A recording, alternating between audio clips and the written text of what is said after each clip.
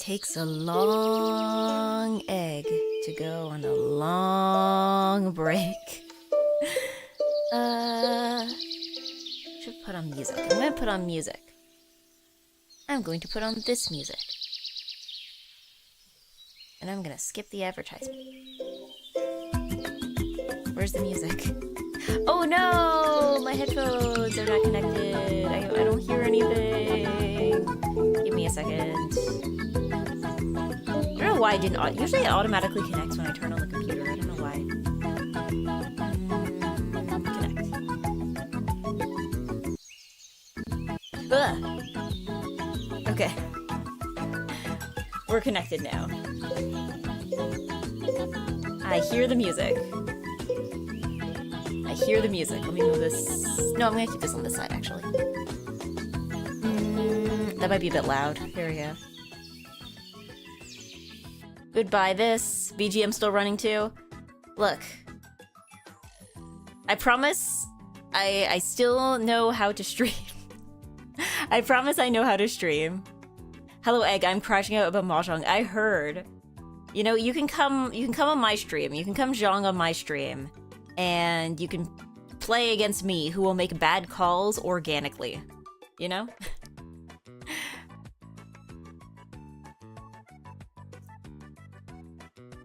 Okay, Scuff is just part of the VTuber brand. But it shouldn't be. But it shouldn't be. But yes, hello and good morning. Well, good afternoon. Happy New Year to Machine Ghetto. And to Panis. And to Punk Asian. And to Penbu. And to Azur, and to Kuro, and to Boniface, and to Uphill, and to Fake Raid. Sorry, I'm just making sure I didn't get anybody twice. And to Gin and Juice, and to Nano Machiner, and to... I think that's everyone. That's everyone who said hi so far. That's everyone. They put a bot in and they went, well, not my problem. You guys are the organizers. I realized, oh wait, I could have asked for a sub. Oh well. It is what it is. Hello, Alison Starlaris. Hello. So we can have UMI numéro 1. Last year didn't count. I need to stream more. Okay, to be fair, I also like need to just use Twitch again in general. Because like last year I was noticing that like out of my top 5 most watched channels of last year, I think the only one I really watched was Bodega. And I say this like, okay, so like my top 5, I think it was like, one of them was Kengi and one of them was Bodega.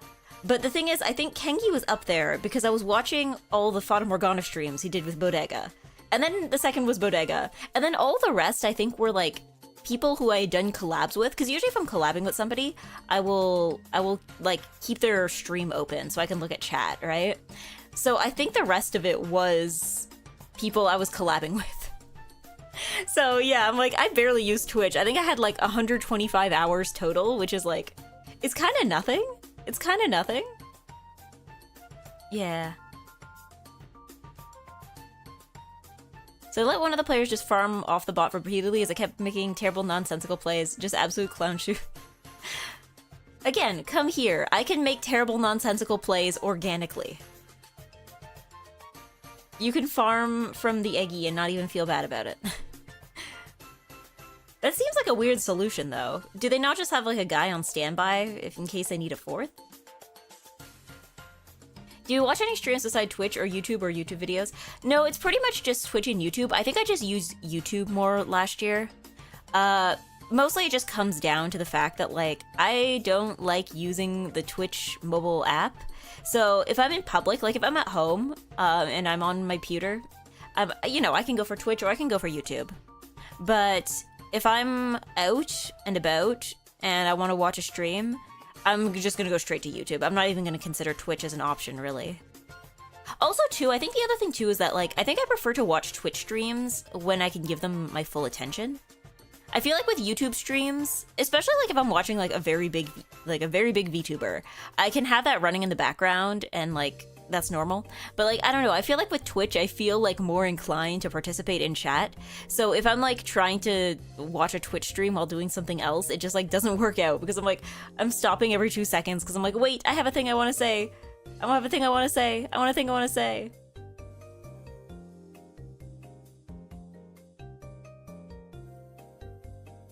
Yeah, they decided to test the bot live and kept the point results as they were. Huh? Wait, so it wasn't just like the default Mahjong Soul bot? Huh? Have a guy ready who doesn't play and just uses auto discard. I mean, to be fair, that would be the ultimate opponent, is a guy who doesn't know how to play Mahjong and is just clicking the shiny buttons, I think. Like, you can't out-strategize someone who doesn't know what they're doing. Yeah, increase your lurking powers. Yeah, I gotta get... I don't know, the draw of saying something is sometimes just too powerful. It's too powerful. But... Yeah. I am back. I am returned from long trip. So, for those who weren't aware, I left on January the 2nd, and I went first to New York. I flew to New York, and I visited Bulbeba for, like, 6 days? Yeah, 6 days. I was with Bulbeba. At Bulbeba apartment. Doing New York things with Beba. And then after that, I went to Magfest, where I saw everybody else for a few days. So yeah. No, I think the bulk of the trip, I think, was spent in New York with Beba. And even, actually, this was a very Beba trip. This was the most Beba I think I've ever Beba'd. Like, I was in Beba house, spending time with Beba for, like, 6 days, and I went to Magfest and proceeded to spend more time with Beba. Hold on, shout out for Beba. Hold on, shout out Bodega Rat, not Bobeba Rat. Bobeba. Yes, my good friend Bobeba. Bobeba. Bubba. Any question from CBP that took you back? For what? For borders? For like landing at the airport? I'm assuming I don't know what CBP is. Is it like Canadian Border Protection? At the border. Okay, yeah, so I flew at the airport. I did notice this year, because I went last year, maybe it's because I was staying with a friend as opposed to just being like, yes, I'm staying in an Airbnb, here's the address for it. I think because maybe I said I was visiting a friend, they had like way more questions. Because yeah, I noticed when I flew in, actually, I noticed that they had like way more questions this year than they did last year. Like, I remember like, suspicious egg. Well, I don't know. Maybe it's because last year I was like, I'm coming for MagFest. Like, this is an event that, you know, you can look up and verify that it's happening. Like, here's the address of my Airbnb. Like, it's, I guess that has less questions versus I'm visiting a friend because they're like, okay, what's their name? Where they live? Like, what do they do? They asked what do they do for a living? And I'm like, I'm like, I think I said artist. I'm like, it's technically correct. It's correct. It's not a lie. You can... She draws things all the time. She is an artist. That is correct. And then they asked us, like, what do you do for a living? And I'm like, oh no. And I'm like, I am unemployed at the moment. I am... and then, what else did they ask? They asked, like, who do you live with? Like, I'm like, I live with my grandma in Canada. I don't have a job right now, but I will soon. Yeah. I'll make sure you come back to Canada. Yeah. Well, I'm like, yeah, it's 10 days. But the thing is that, like, a lot of these questions didn't seem relevant to whether I was, like... I don't know. It was just a lot of questions I don't remember them asking in previous years.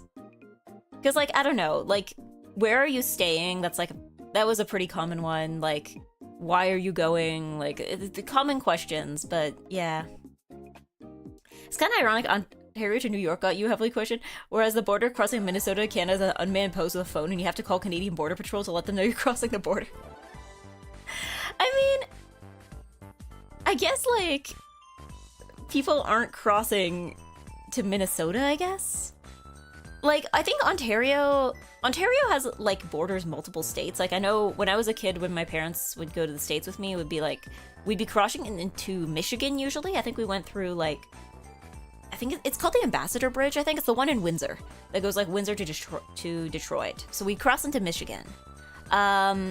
We've also crossed into New York State as well. But yeah, I was flying on an airplane, so I don't know if that makes a difference. Yeah. Yeah, magfest being directly after and you have a return ticket and a job starting is what likely helped you. Yeah. I guess that's true, yeah. They will put everything you answered to your file. They don't like if you, like, diverge from the itinerary you told them. Because, yeah, I think I mentioned, like, again, it's one of those things where it's like, I mean, I came back, so, like, what are they gonna do? What are they gonna do if I did do something different? Yeah. You want to make sure that one, people aren't being smuggled in, two, that you aren't facilitating any illegal activities such as smuggling people in. It's like, I am a single Eggy. I am the one Eggy. I am just one Eggy. One Eggy coming alone.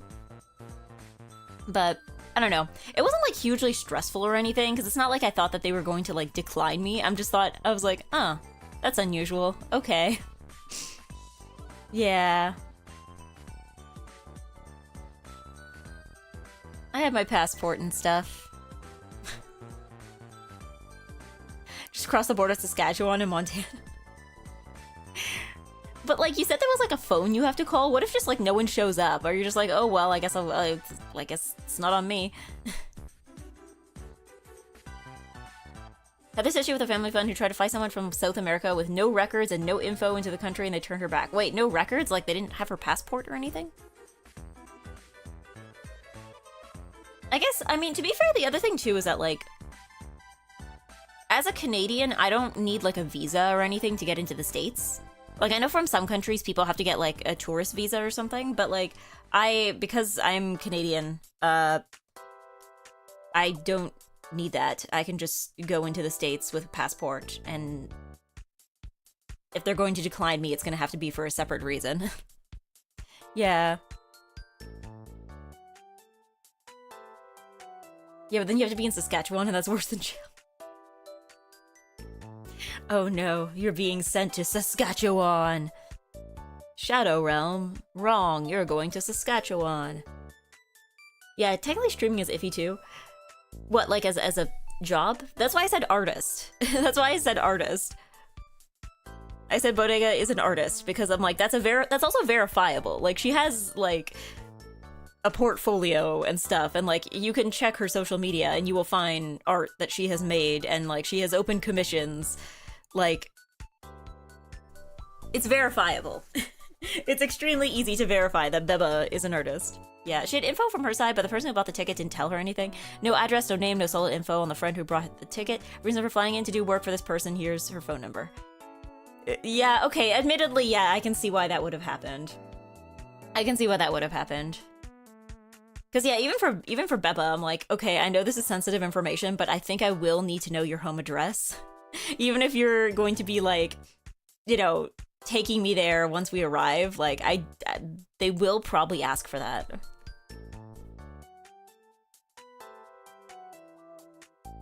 Like, he's nervous at the border. What's your friend do? She's a streamer, border agent, writes OnlyFans. Well, that's why I didn't say VTuber. I said artist. I said artist.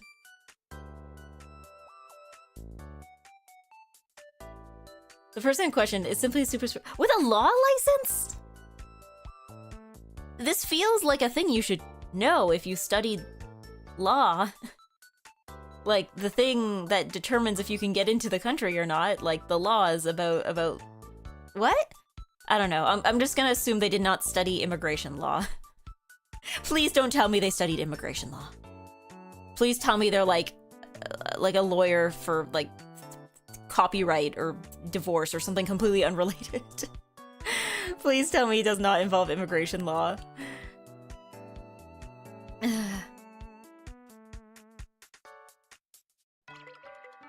But yeah, no, it's like... But yeah, no, so I got to Bobeba. I saw Bobeba. It took me a while to find Bobeba at the airport because it turns out the Newark airport terminal where I landed was like... So I flew into Newark. It turns out that the terminal I was at actually has 2 baggage claims, and neither of them have good Wi-Fi, and neither of them... I didn't have, like, reception on my phone yet. I ended up buying, like, a SIM card later to use in the States, but neither of them had reception. So I was standing in the baggage check, and not baggage check, like, you know, luggage pickup, and I was like... I sure hope that she goes to the correct one, and then she did not, and I had no way of telling her which one I was at. She went to the other baggage check, and she was like, "Where is Eggy? Where's Eggy? Where's Eggy?" But we found each other eventually. We took the train back to where she lives. I don't know, something I realized this trip with Beba is that, like, she has 1 bajillion% more determination than I do. Like, so when she took my suitcase, right, when we were going on the train, she was like, okay, she took my suitcase, and she was just, like, dragging it everywhere with great determination. Like, usually if something is heavy and I have to move it, I just, like, ooh about it a lot. I'm like, ooh, this thing is heavy. Ooh, how am I gonna get this into the train car? Ooh, how am I gonna get this up these stairs? And then, I don't know, Beba's just like, you know what? You gotta climb stairs to get into the train, and we're just gonna have to drag a thing up the stairs, and she just aggressively pulls it with all her might. And, like, I don't think muscle, like, in terms of muscle mass, I don't think she's that much stronger than me. She just has, like, way more determination.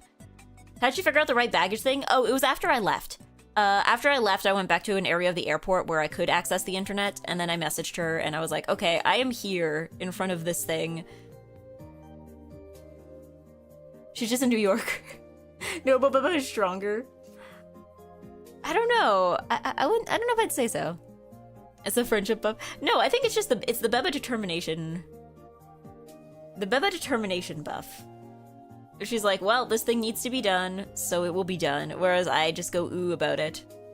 I don't know, though. I remember I was saying to her, I'm like, I feel like Beba has, like, unlimited determination and very little patience, and I'm the other way around. I have, like, unlimited patience and very little determination. I will stand there forever and be like, okay, and never do anything. And she will do the exact opposite. Previous magfest before that one, I heard Beba picked up a lot of girls. Maybe? Or she at least attempted to. Granted, okay, I have to be honest, most VTuber girls are not very tall. Most VTuber girls are not especially tall, so this might not be an especially difficult task. Yeah. Honestly, if I see a pretty girl, I'll get a 200% strength buff, like in the youth group that allows boys to carry 7 chairs in one trip to impress the girls. Yeah. You're like, oh yes, I can lift these heavy boxes. I will lift this furniture. Oh, you're coming back from IKEA? Let me help you with that. Beba's pretty strong, she picked me up. That's true, I mean, but also just unlimited determination. Heavier than your luggage, though? I don't know. I mean, my luggage only weighed... I weighed it before I left, because, like, the airlines will charge you if your luggage weighs more than 50 pounds, right? And I'm relatively sure, I'm, you know, can't speak for everybody, but I'm pretty sure most VTubers weigh more than 50 pounds. Like, I can't say for certain, but I'm, like, relatively sure. You know? Relatively sure. Yeah, no, my luggage was pretty heavy. Well, because I was packing for like 10 days of clothes, and even then I still had to do a load of laundry once I was at MagFest. But, yeah, first night, we had pizza. I had New York pizza, and it was yummy. It was yummy. It was like, the dough was very nice. The place we went to had very good dough. Like, it was like the perfect balance of like, because it was like technically a thin crust, but it wasn't like the thin crust I'm usually used to, where it's literally just like a flatbread. It was like, it was still very doughy. Like, it still had the doughy texture to it, but like, it was still yummy. It was yummy. Before I forget, eSIM is the best thing to happen for phones while traveling. Don't need a best with getting a SIM card. It turns out my phone actually has multiple SIM card slots, So they were just able to use a physical one. Because they tried to do eSIM at the place I went to. They tried to do eSIM and it like wasn't working for some reason. So they're like, okay, we can just do regular SIM. Like you don't even need to take out the old one. So they did that. That was neat. But yeah. 10-day trip, 24 pairs of underwear in case I poop myself 15 times in 10 days. Well, for me, it's more just like, for me, it was actually socks. Because I'm like, okay, what if it's colder one day and I need thicker socks? But then what if like, there's a day where we're just like hanging around the house and I don't need like fancy socks, I just need normal ones. But yeah, so that was, what was it? What was January 2nd? What day of the week was that? That was the Friday that I landed. We had pizza and it was yummy. I'm gonna go through my photos now so I can remember exactly what happened on which day. Oops.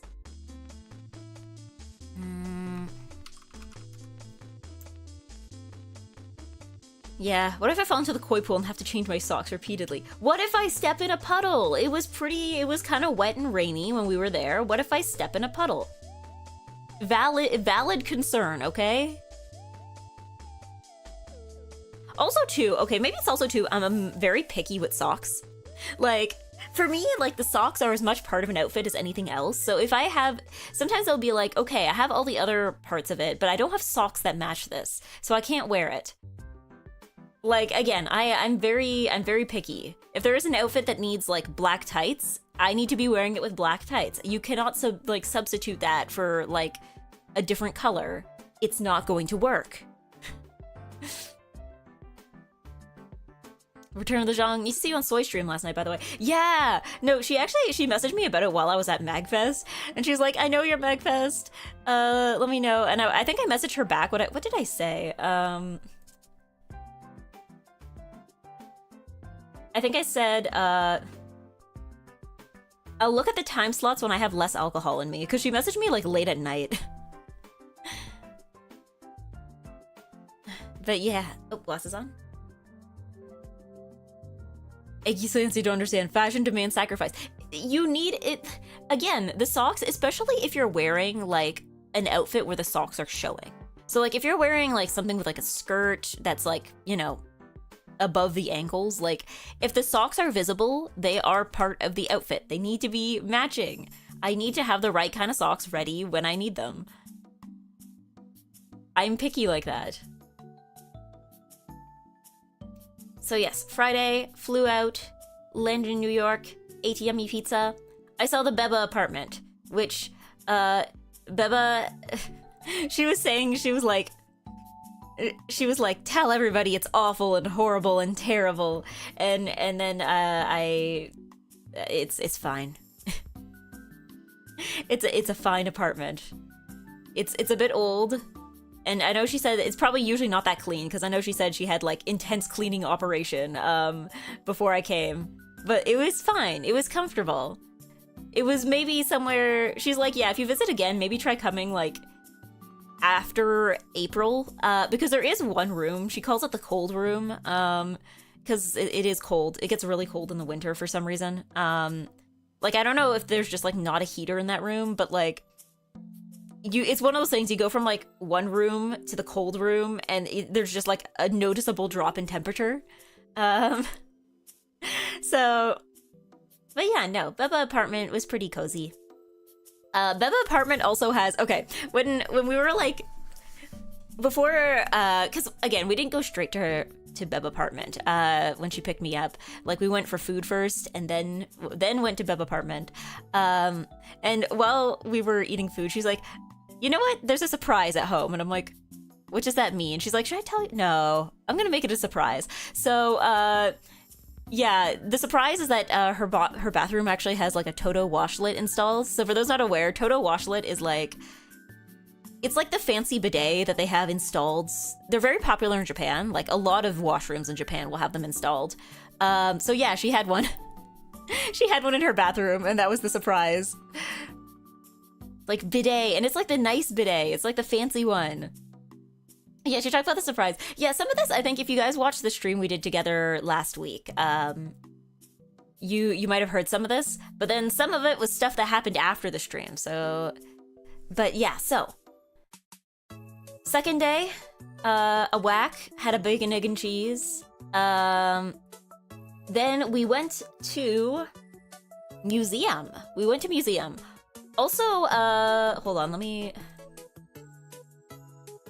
me also put in another picture that I think I need to show everyone, because it's one of those things where it's like, I could write, like, okay, this was a sign that we passed by when we were going, it was on our way to the museum. We were just like going in other stores. Hey, Eggy keeps stalling, I gotta grab lunch. This isn't stalling, this is valuable content, okay? Stalling implies that I don't want to play Mahjong, but I do want to play Mahjong. But yeah. Yeah, surprise, mold. The day our life changing. Yeah, it was, again, it's like one of those things where I'm like, now I'm back and I'm like, man, I miss Toto Washlet. I miss fancy bidet. Is tanghulu just kebab? So tanghulu is, you've probably seen pictures of it online. Tanghulu is a Chinese dessert, I guess, and it's like, it's basically like, it's fruit. It's like a fruit kebab, but it's dipped in like hot melted sugar. And then they take it out and it solidifies, and it's very pretty. Like, it looks like the fruit has this like beautiful layer of glass over it, kind of. Yeah, candy coated fruit. I don't know why tanghulu specifically was not allowed. So this was a makeup store in New York. We're not sure why it's no tanghulu specifically. I need to know what like tanghulu related disaster happened here, because the sign does not say no food and drink. Like, it seems that like any other food and drink is fine. You can walk in with your coffee, with your boba, with like, you know, anything you want, but unless it's tanghulu. Unless it's tanghulu. I'm guessing kids and sticky candy. I mean, yeah, but like, tanghulu isn't especially messy, I don't think. Like, maybe there was like sugar falling on the floor, but like, the thing is by the time, with tanghulu, by the time you eat it, like, the sugar has hardened, you know? Assuming people slipped on it? How would you, maybe people were like leaving the sticks behind? But like, I don't know why it's no crumbs and ants, maybe. But that could happen with any other food, right? It's not no food and drink. You know, it's not like, oh, don't eat your very flaky croissant in here. It's like, no tanghulu. No tanghulu specifically. Eat anything else in our store, please. Not tanghulu. The roach demands tanghulu. Sorry, the ants got trained on tanghulu, now that's the only thing they will eat. Like, am I in a group that was bad at it? I'm not sure, like... I mean, I guess it is possible to be bad at eating tanghulu, because I know I am. But...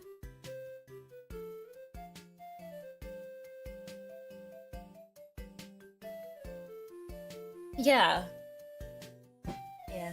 I got a bidet for like $35 off Amazon. Install was pretty simple, and despite my oh no on first use, it's been quite nice since then. Yeah. I don't know, so the Airbnb we stayed at, like after I left New York, also had bidets, but they were like, I tried them and they were like much worse. Like, they had fewer settings, and also just like the way the water would spray just felt less, like, it felt less precise. Like, it didn't feel like, the washlet feels like it's like a very like precise spray of water, whereas like the bidet that they had there felt like it was just like having like a bucket of water thrown at you, which I didn't care for. But yeah. So yeah, no tanghulu. No tanghulu.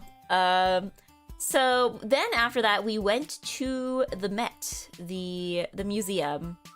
We went there for a while, actually.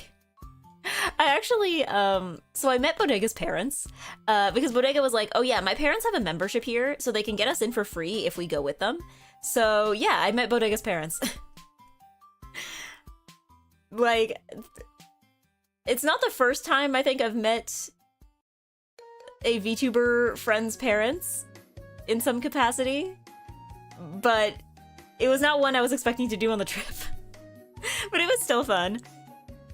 I don't know, I have to say, Bodega looks a lot like her mom, I think, is something I realized. Because I remember at one point, I was like, like we were walking around. I remember seeing like Bodega's mom from behind, and I'm like, I feel like if the two of them had like more similar haircuts, they would look almost identical from the back. Like, again, like I think Bodega very much is the same shape as her mom. I think if they didn't have such different hairstyles, I think.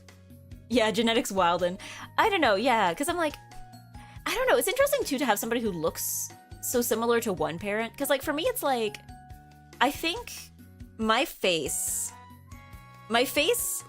looks like, okay, I feel like my body takes from my mom's side of the family and my face takes from my dad, and then my sister, like Eggy sister, is the other way around. I feel like her body is more from my dad's side of the family and her face is more from my mom's. So I don't think either of us looks more like one parent versus the other, whereas like with Bobeba it's very clear, it's like, yes, her mom's genetics were the ones winning. Yeah, two Bobebas? Bobeba old and Bobeba young. I look almost identical to my dad, especially in the face, just different hair color. Yeah, I know for some people they are like that, where it's just like, you're just like, yeah, I'm dad too. Like, pictures of him in his young adult years, it's like you swapped color and called it done. Yeah, I know again, it is interesting how like the genetics of that kind of thing like will just kind of be all over the place for that. But yeah, so we went to the Met. I have a lot of pictures from that, and I don't know which ones to put here. I think we didn't see the whole museum, because I don't think anyone can see the whole museum in one visit, unless they have infinite energy. So we were like trying to prioritize. There was some exhibits that weren't there. Like I know there was a painting that Bodega wanted me to see that wasn't there. There was I think there was like a costume exhibit that was not there at the time. Also, I think the Asian arts area was also closed because I think they were doing maintenance on it. But I did get to see the musical instruments one, and we passed through the like Rococo era paintings, which I also really liked. We went through Arms and Armory. We saw the Egyptian temple and like that whole area. I have a picture that I can't show, but there is a picture that me and Bodega took. Because we're like, let's get outfit shots in the bathroom, and there was just like a mop that was around because I guess they were cleaning and the janitor had just like left that there for a moment. So I have a picture where like I am standing here and Bodega's just like posing with the mop, and I'm like, okay. She's like, yeah, it has to be in the shot. Which are her parents with the blue hair come from? Whose genetics is this? But yep, and then after that, we went to... Bodega was like, I need to take you to Shrimp City, because it was this one hot pot place that you could go to, and for a relatively low price, get unlimited shrimp. So she's like, I'm taking you to Shrimp City. And then she ate 10 shrimp. And I had 1 shrimp, but it's okay, because I had other things as well.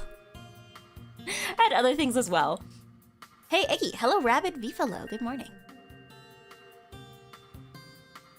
You know, something I realized, actually, maybe I'll get to this later. When I was streaming with Bobeba, when we did our stream together, so I always thought Beba, because she's very good at, like, greeting everybody when they come into chat, right? And at first I thought, oh, she's just really locked in. She's just so locked in that she notices when somebody new comes in. No. Turns out she has, like, an extension for this. She has an OBS extension that tells you when somebody has sent their first chat message of the day, and that's how she gets everybody. And I'm like, whoa. She's literally cheating. I mean, she said that she used to just literally just lock in, and that's how it happened. But now she has technology to help her with this. I'm like, oh man, I need to find that extension out. Maybe I'll ask her about it later. 7TV can highlight first messages too. Yeah. Because like, I mean, Twitch will tell you when it's a first-time chatter, right? Like when it's somebody who's chatting in your chat for the first time ever. But like, if it's the first time today, it usually won't tell you. Or like the first time since you've gone live, you know? But yeah, so that was New York day 2. Was lots of museum, lots of paintings. I don't know, there was more things in the museum. Like, it was interesting, like, to look at some of these things. Like, I guess it's one of those things where you look at things from the past and you appreciate how, like, there are certain things that have not actually really changed. Like, there was this one thing in the musical instruments display that was, so it's a statue that was made in Japan, and it's of two oni, like, you know, demon type guys holding a gong. And the card, like the photo card for it, says that this was made, so hold on, let me read it. This ferocious sculpture was made primarily as a display piece and possibly to appeal to the European export market. And it's like, me and Bodega, we just looked at, we're like, oh my god, this is like the early 19th century version of like a mall katana. Or like those like really like Japanese looking decorations that aren't like especially accurate, but it's fine because like Westerners like it. We just found like the early 19th century edition of that. There was also this. Hold on, I can probably show this. This neat thing. I like it. This is so this instrument was a Portuguese instrument. I don't remember what it's called, but it was a precursor to the ukulele. It was played by Portuguese sailors, and they have one that looks like a fish. This wasn't what it was usually shaped like, but it's a fish. They're like, this one is, they mentioned that this one's unusual, but it makes me smile. I like the Portuguese sailor fish ukulele.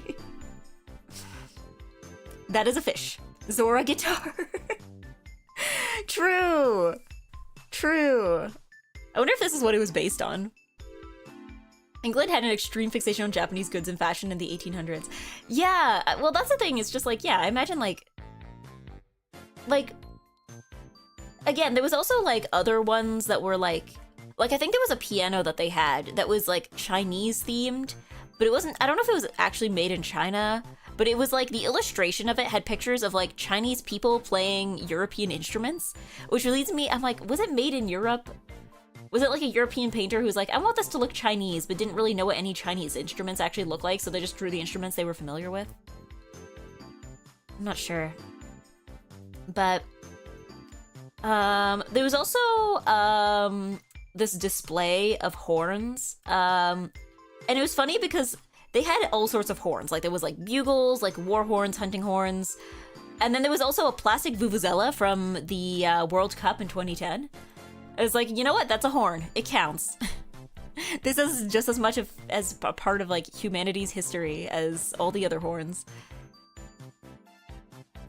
Yeah. Wait, Chinese piano or just Chinese string instrument? No, it was like a Western style. I don't remember if it was a piano or a harpsichord. It was definitely a Western instrument. They just decorated it in a very Chinese way. Or at the very least attempted to. Yeah, line drawing centuries ago. Just a dude's face on a cat. Yeah! Or, okay, hold on. I have some, there's some pictures from like the Rococo section. Bodega is also, I realize, really into paintings of fruit. Like every time we walk by a painting with fruit in it, she's like, oh, she would like stop for fruit. Oh, okay, hold on. I have this photo card, or this card that explains what was going on. So this was the card for, how do I pronounce this? Is it Aegina visited by Jupiter? So the artist was named Greuze. So Greuze insisted on submitting a painting to the French Royal Academy that would gain him entry as a history painter, resulting in numerous false starts, including this ambitious but unfinished canvas. It evokes the goddess Danae, but may represent Aegina, daughter of the river god Asopus, who was visited by Jupiter and carried off by him in the form of an eagle. In 1767, Greuze wrote to the art critic Denis Diderot that he should very much like to paint a woman totally nude without offending modesty, perhaps in reference to this work. A few years later, Greuze finally submitted a different subject, Septimus Severus and Caracalla, 1769, Musée du Louvre, Paris, which, despite its aspirations, failed to earn him the status of history painter. I don't know, that one just kind of made me laugh. It's like, because this painting, mind you, is still in a museum. It's like, he failed, and then he failed again, but like, both of his paintings are in museums nowadays, so it's fine. I also find it interesting that this one's considered unfinished, because I'm like, maybe I'm just like not artistically inclined enough to know what it looks like, but I'm like, I don't know, man. This looks pretty finished to me. But maybe I'm just like, maybe this looked unfinished for like the style that they were going with at the time. I'm like, I don't know, man. This one looks pretty finished. Maybe he went back and finished it later. I don't know. It just made me laugh that this, like, you got this big painting in a museum and you're like, oh, it must be important. And then just like, no, this was the thing that failed to get him where he wanted to go. And then also he tried again and also failed again. Like, I don't know why. That just kind of made me laugh.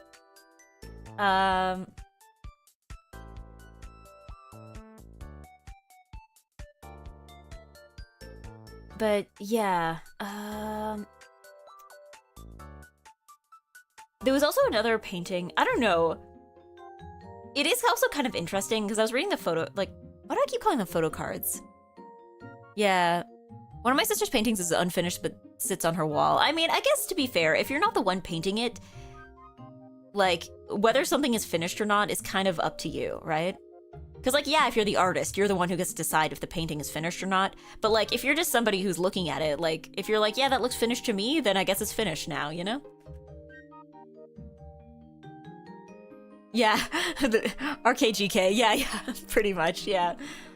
But no, it was interesting with the Rococo paintings, because a lot of the cards that were explaining them did point out, like, this was very posed. This was very, like, this is not a representation of reality. Like, there's the painting of this. Let me look at this. Let me put this up. So, there was this painting, which is a painting of... hold on, I have the card. Adelaide Laby-Guillard.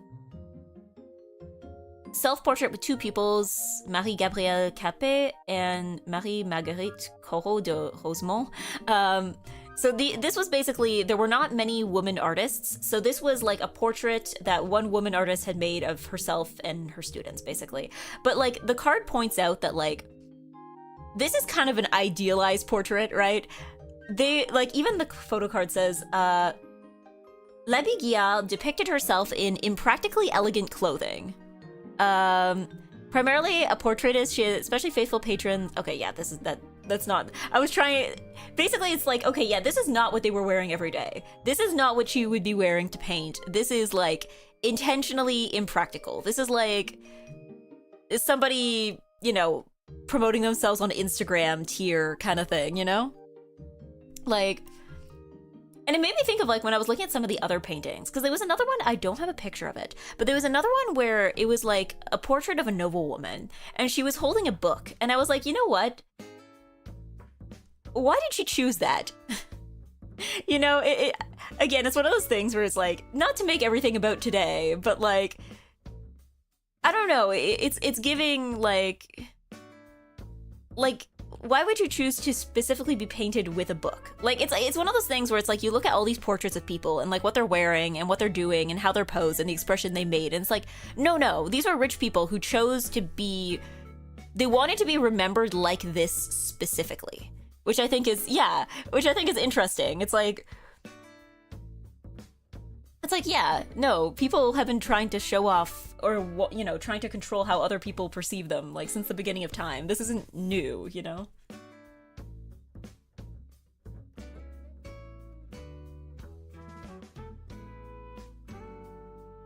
But also, just that whole area is kind of eggy core. It's a lot of paintings with very detailed lace in it.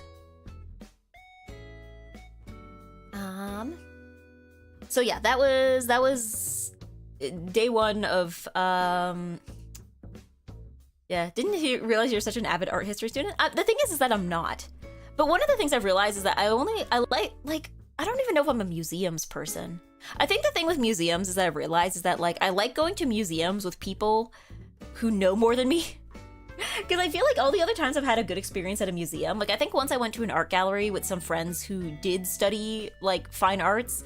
Because, like, I don't know, I feel like if I go to a museum by myself, I feel like I don't know enough to really understand what, like, you know, to understand what I'm looking at. But like if you go with someone else who knows what they're looking at, like I remember going to a museum with friends and they're like, oh yeah, this is this guy, this is why he's important, this is why this specific piece is in a museum, this is why they organize the exhibit this way, these are the techniques he was using, like, because like again, especially for like more abstract stuff, like I might look at it and be like, yep, that sure is like a painting. But like if you go with someone who like knows about painting and they're like, oh yeah, this is like a super advanced technique, it's not easy to make stuff that looks like this, then I don't know, you need it. Sometimes it's like you need someone who knows a lot to like get a better appreciation.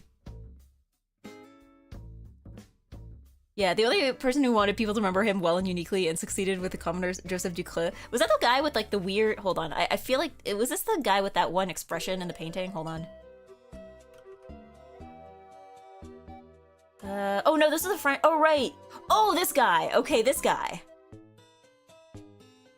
Oh, okay, no, I know what you're talking about now. Okay. Yeah. Did Bodega tell you, if I remember correctly, she studied a lot of this before? Yes, she did. But also, like, her parents are also, like, they have a membership to the museum. So, like, they also had, you know, a lot of things to say about the things that are there, because they've, I mean, a lot of them they've looked at before, but, like, it is a thing they take interest in. I don't know, it was a weird experience being with someone who has, like, I don't know how to say this without it sounding like an insult towards my own parents, but like, I would not call my parents cultured people, if that makes sense. Like, I mean, it's not like obviously like they both engage with music, like, you know, my dad has played instruments for years, like my mom has started learning instruments, but like I would not say that they are somebody who like would be able to go to a museum and, you know, have a lot to say about what's there, I guess. Like, it was an interesting experience going to a museum with someone whose parents, like, I don't know, I guess have more to say about things. But yeah, after enjoying an art museum, I took an art history class. I was immensely disappointed when it ended with and briefly glanced over modernish painting. It was mostly about historic sculpture pottery. I mean, to be fair, there's a lot more history than there is modern, like just in terms of time. Yeah. Different culture and museum availability, I guess, that's true. Like, but no, my dad grew up in a city that had a ton of museums. I don't know, maybe if you live somewhere, you kind of take it for granted. But yeah, then the next day, Bodega took me to the Container Store. I can't believe that's actually what it's called. It's the Container Store. I thought when she mentioned the Container Store before, I thought she was talking about a container, like just a store that sells containers and that people just, you know, casually call it the Container Store, but it's actually called something else and nobody calls it that. No, it's literally called the Container Store. We didn't buy anything at the Container Store. It sells exactly what you think it sells. It's containers. But it is kind of funny that she took me to the Container Store. I think she might have posted about that. But yeah, no, Monday, or was it Monday? January 4th. No, I think this was Sunday. This was Sunday. We did a lot more, like, exploration. I think the night before, when we were at Hot Pot, when she took me to Shrimp City, I mentioned that it had been a while, because Eggy City doesn't have any places that really serve good soba noodles, or if they exist, I haven't found them yet. So I told her, I'm like, is there a good place in New York that does soba noodles? And she's like, okay, I'll look. So she looked it up and she found a place. It's called Sobaya. And it was very tasty. It was like the closest thing I had to like actual good soba I've had since not being in Japan.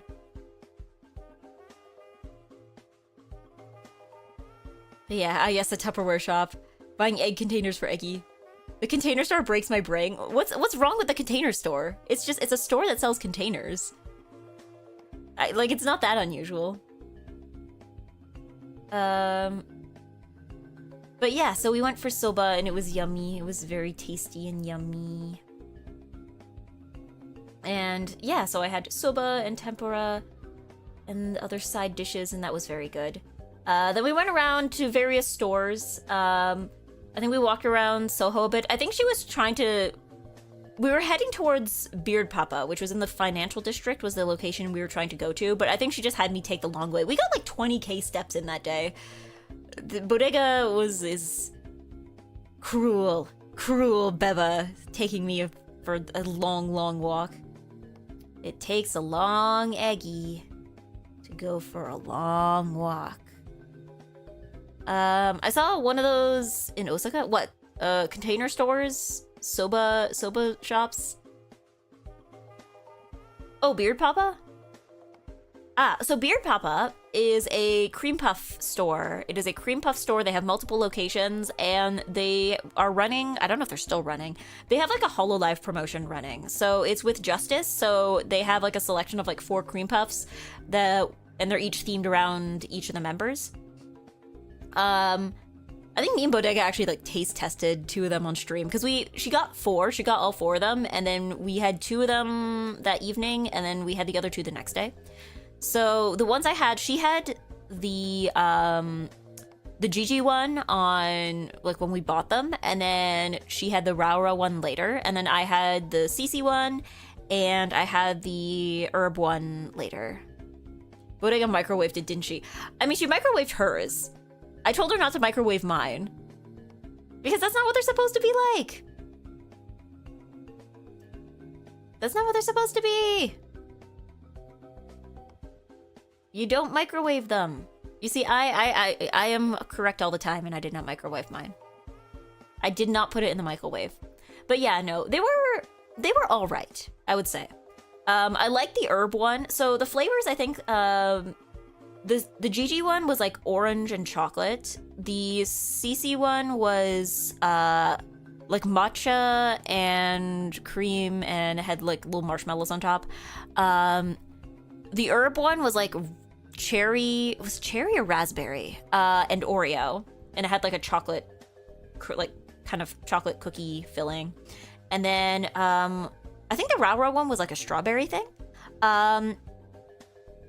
I liked them fine. I wouldn't say that they were like breaking any new ground. Like, I think I definitely like the herb one more than the CC one. I think the chocolate just like it did something for it, which is weird because usually I'm not like ride or die for chocolate stuff. But yeah, Bodega's complaint with the EGGY one was that it was just like it didn't taste orangey enough. I didn't get to try the EGGY one, but yeah. Yeah, not eating both Auto Fisters seems wrong. Yeah, we had the Auto Fisters.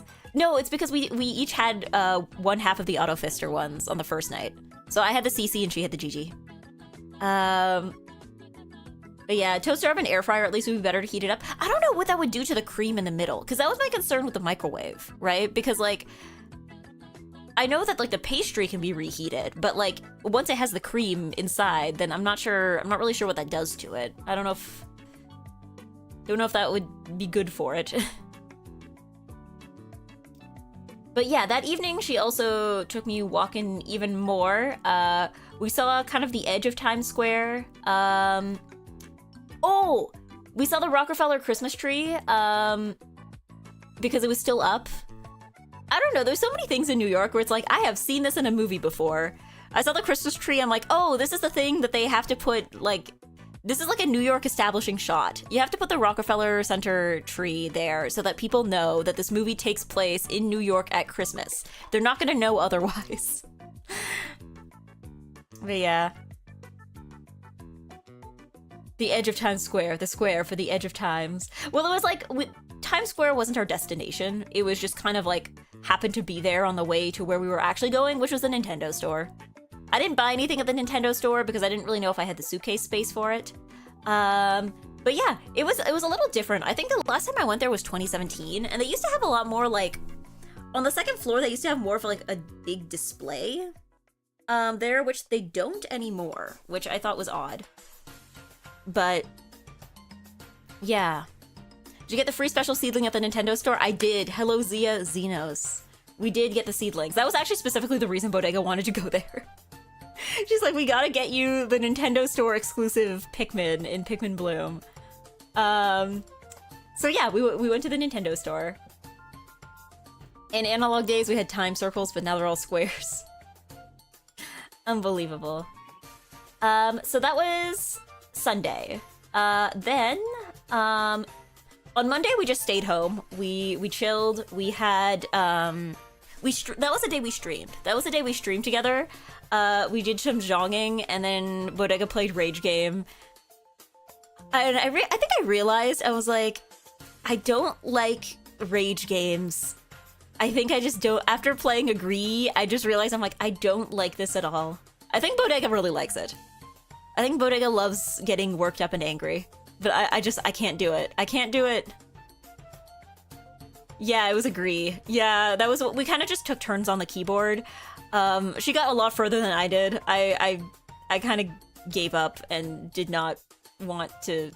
I don't know. I don't like being angry. It just does not feel good for me. Like, I don't know. I guess it's just like if I get angry at a game, I feel like it like follows me for the rest of the day.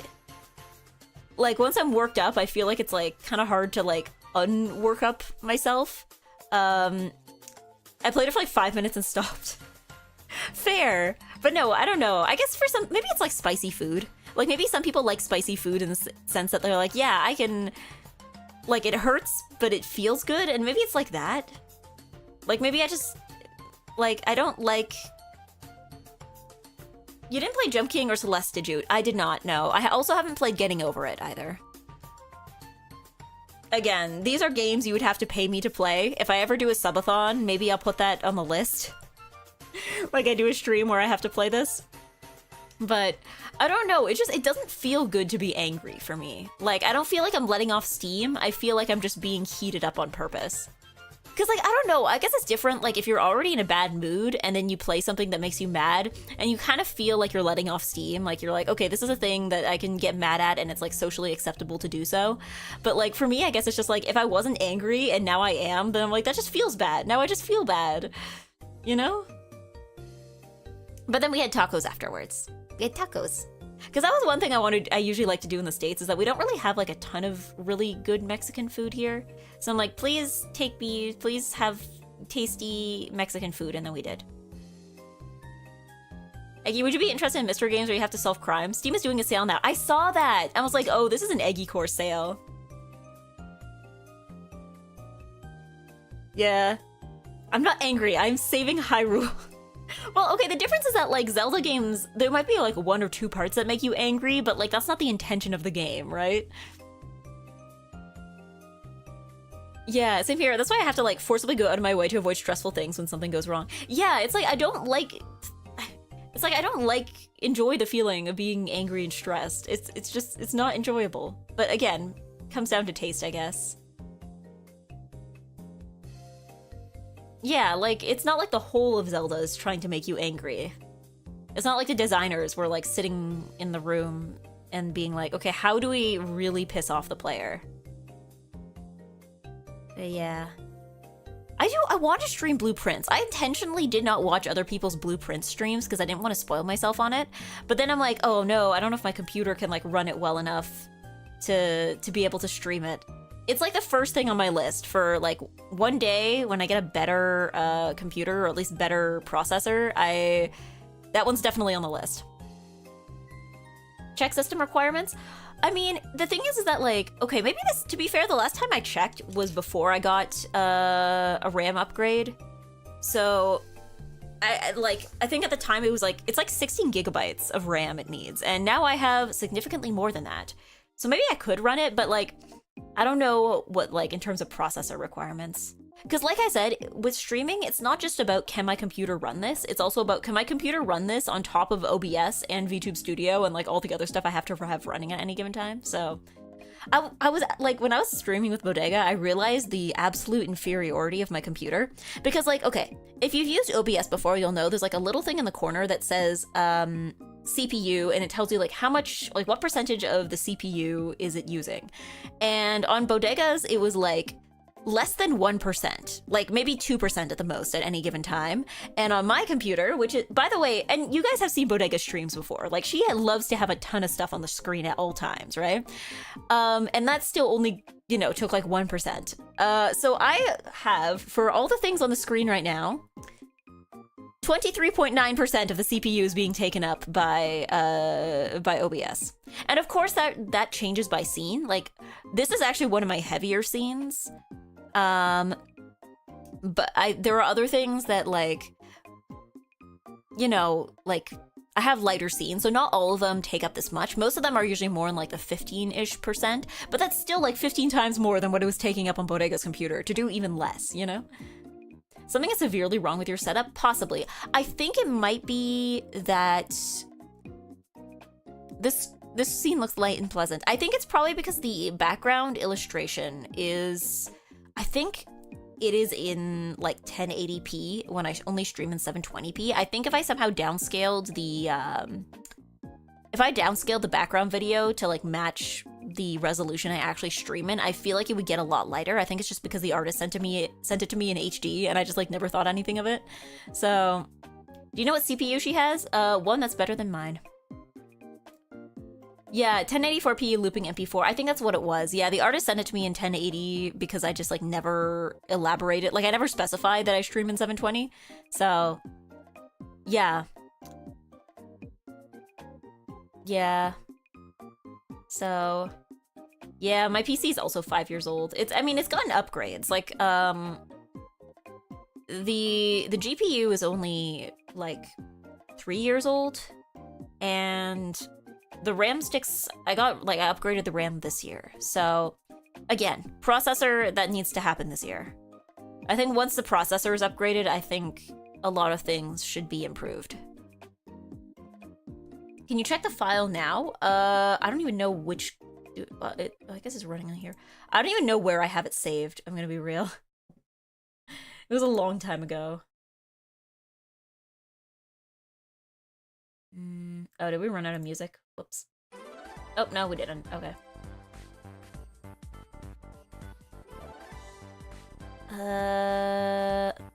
Gives you the path on the OBS source. Oh, okay. Let me see. Greenhouse properties?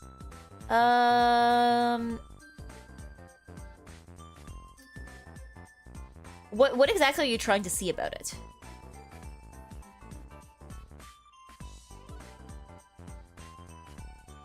Welcome back. Hello, X-Ponric. Hello. Yeah, what are you trying to see about it? Size? Oh, okay. No, it's just because, like, okay, so I'm horrifically disorganized with my files. So it's in downloads, which means it's gonna take like 9,000 years to find. Let's see. Oh, maybe not, maybe not. Let's see.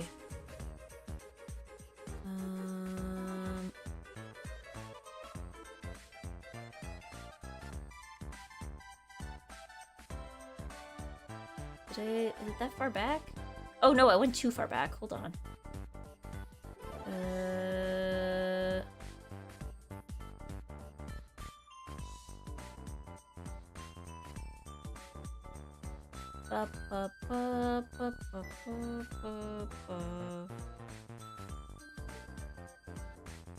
Okay, so this was like early last year.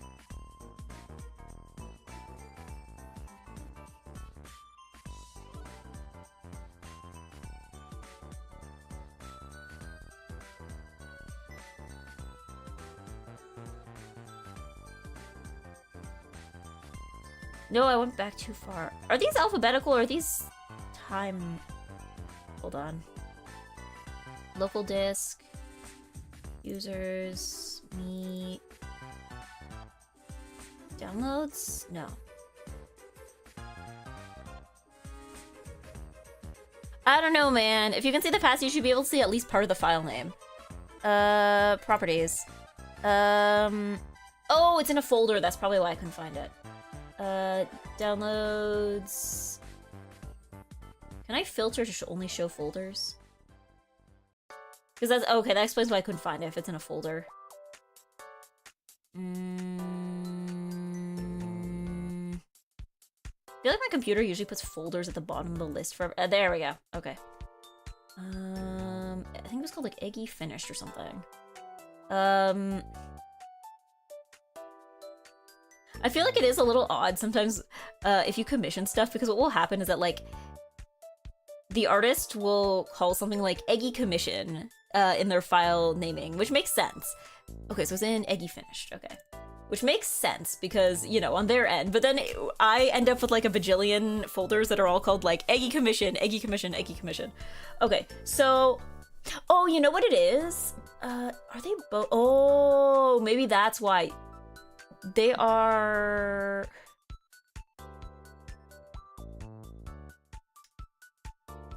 Okay, so technically the background is actually 2 layers. Or is it one? Did I? No, I put it as 1 layer. Technically I have it as 2 layers because there is a transparent version that doesn't move, but that I can change the background. So this one is EGGY anniversary. What is the size of the file? Let me see. I will tell you once I open this up. Okay. The size of the file is 28.6 MB.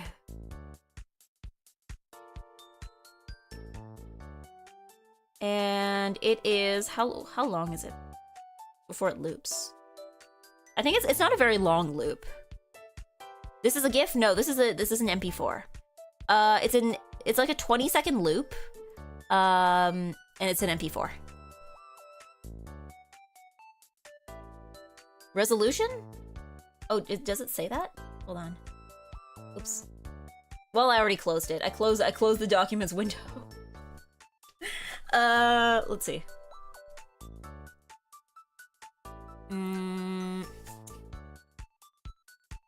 Will it say the resolution? Details? Resolution. It is 2560 by 1440. I don't know what resolution that chalks up to, but that might be why it's so heavy. I'm egging out, my brain's scrambled. Ah, hello, Lagarman. Hello. Yeah, that could be it. Yeah, that's probably it. Again, I will fix this some other time, because right now I still have to talk about what happened the next day after tacos. Because the next day, we had a weeb day. We had an absolute weeb day.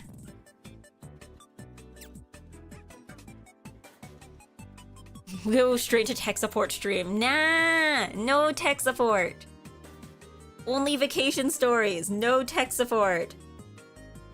If my computer breaks, that's somebody else's problem. But yeah, because we had Weeb Day. We had Weeb Day. So, there was a Korean spa that Bodega had wanted to go to for a while, but it was one of those places that she's like, I don't know if I should go by myself. So we went to the Korean spa. So the Korean spa, I think they called it like, what's the Korean word for it? It's like jimjibang? Jimjibang? Jimjibang? It's like, okay, so it's a sauna. The Korean spa is like, it has baths and it has saunas. So there's like the baths where it kind of like an onsen, where it's like you shower yourself and then you get in the bath and soak for a bit, and you have to be naked to do that. And then the saunas you do with clothes on though. Like they give you like a t-shirt and shorts to change into, and then you go into the saunas. And the saunas, I feel like the saunas are more intense because I feel like I've gone to a Nordic spa recently, like last year. And I feel like the saunas at the Korean one were like way more intense. Like, they're very efficient. You walk in and it's like, bam, sweating. Like there was one that I think was like, the sign said it was like 200 degrees inside. Like it was hot enough that like you wouldn't go in for more than like 5 minutes or so. They had somebody like going in every so often to make sure that no one was like passing out. And they recommended you go in with like a damp cloth over your face so that like you don't get immediately hit with like inhaling like heat. But yeah, it's insanely efficient though. Like you go in and it's just like boom, you're sweating. You've been in here for like 30 seconds and you're already like dripping with sweat. But yeah, that was fun. I liked it. It was also been the first time in a long time that I had done like anything like onsen-ish, because there's just like not places that do that.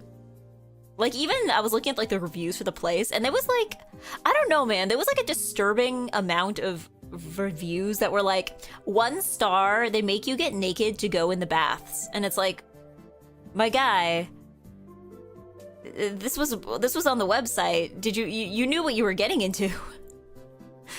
Is it just more humid? It was pretty humid in there. Not all of them. Again, they had like ones with varying degrees of humidity, so some of them were more dry, some of them were more humid. That one I think definitely was more humid though. Tourists, I guess. It's just like one of those things where they tell you before you go in, those signs. It's like, no clothes in the bath area. No, like, user error. I guess you can't account for that. Like, they have it on their website where they're like, yes, this is an authentic Korean spa, so you will need to be naked to get into the baths. And yet there's still people who are like, normally saunas you'd be pretty much naked too. I think it's because, so the baths were like separated by gender, but the saunas were co-ed. So I think, but in the saunas you were going in the t-shirt and shorts, right? Whereas like the baths you were naked, so that's probably why.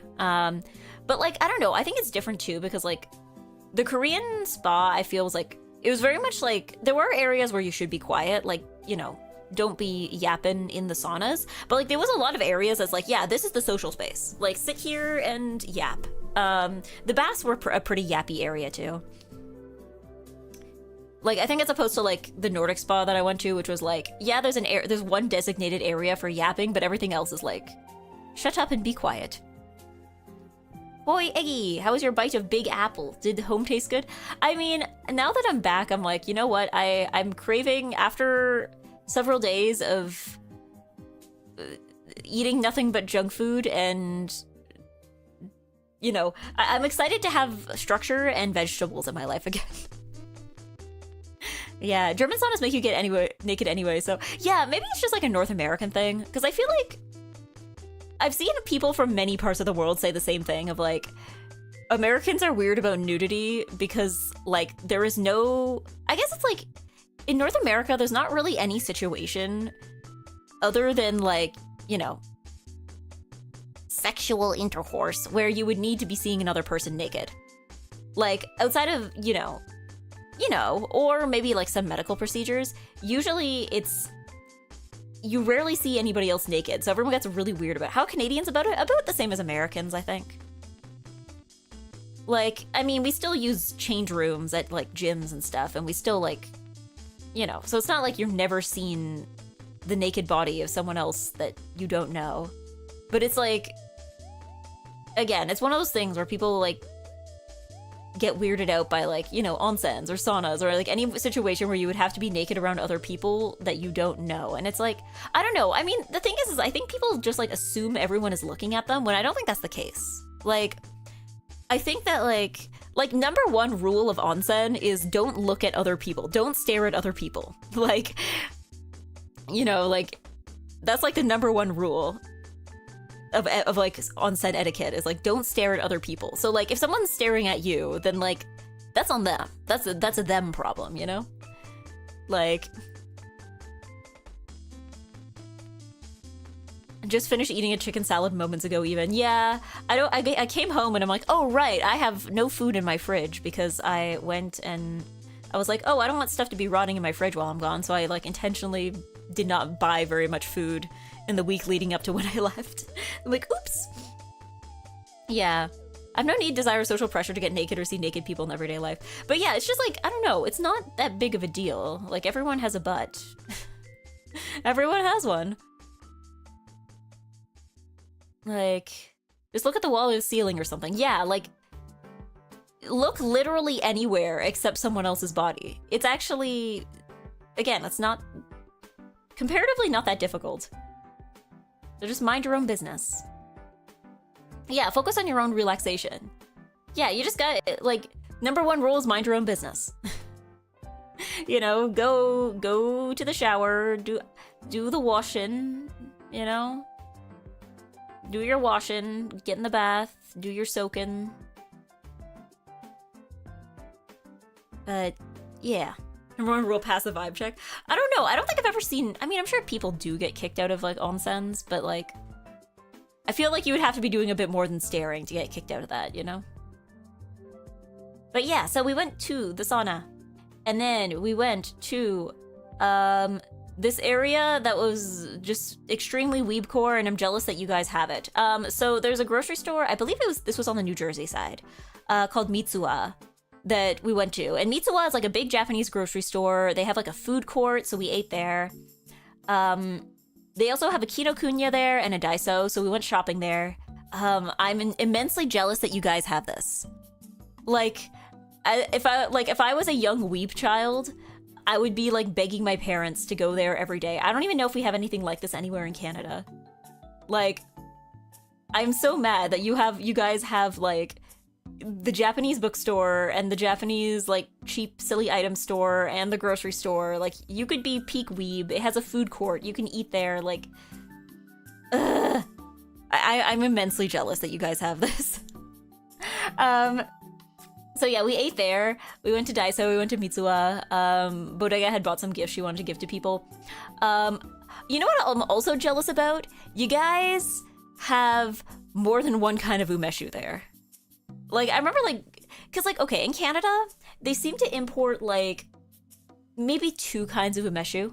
You have choya, like one kind of choya, and you have one kind of gekkeikan, and those are your 2 options. Like, you have the expensive one and the cheap one, and those are your only 2 options for umeshu. I'm sure there's somebody else that imports the rest, like other kinds, but I imagine it would be like horrifically expensive. But no, I go into Mitsuwa and there's like 5 different kinds of umeshu, and I'm like, come on guys! But I did buy, they had these like little like tiny like single serving little jars of umeshu, so I did buy some, and it's well below the alcohol limit that they would start taxing you on, so I did bring them home. So I'll have them later. That's close enough to a Mitsuwa, but I rarely go. You don't know what you're missing out on. I'm jealous immensely. So that was the January 6th, Tuesday, January 6th. On January 7th, I had another bacon, egg, and cheese. I think we didn't originally plan to go anywhere that day, but then we walked outside in the morning because Bodega's like, oh, we're gonna go get a bacon, egg, and cheese. And it was like a really nice day out. And so Bodega was like, nope, we're going places now. So we went places we did. We went to a big sculpture that Bodega calls the shawarma. Let me show you the shawarma. This is the shawarma. Whoops. Why is that so big? Why is this one big? And the other ones were normal. This is the shawarma. It's big. It's the shawarma. That's the vessel. The vessel? Is that what it's actually called? I don't know, but I was calling it the shawarma. The Yuri Suicide Tower. What is it actually called? I'm seeing like 4 different names.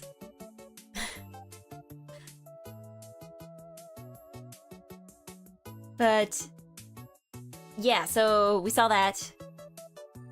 It's shawarma. It's called shawarma.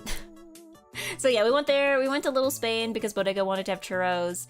We walked on the High Line, which is a thing I actually didn't even know existed. So we walked, I don't think we walked the whole thing, but we walked like a solid chunk of it.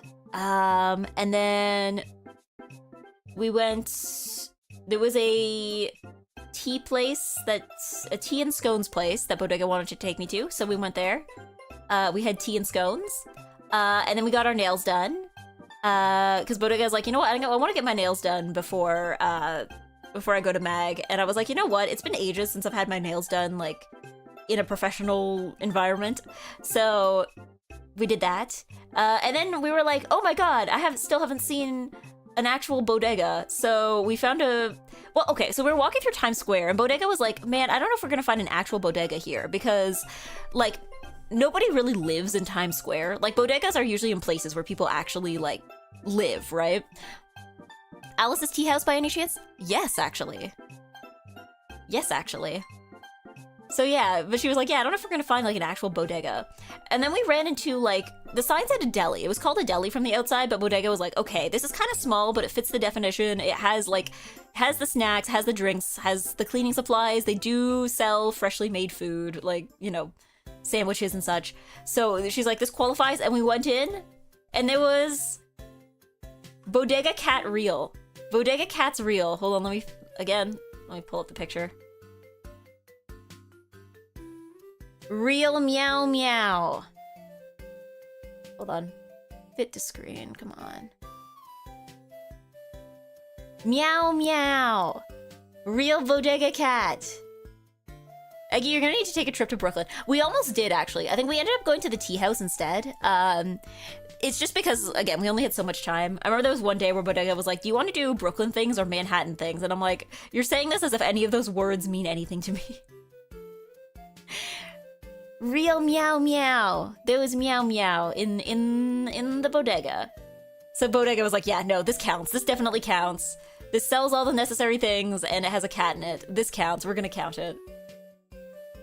Did you go air? I did go air. Did they let you pet them? Yes. I didn't get to pet them because I was too busy taking pictures. Bodega did get to pet the cat, though. Because again, the cat was just kind of minding his own business.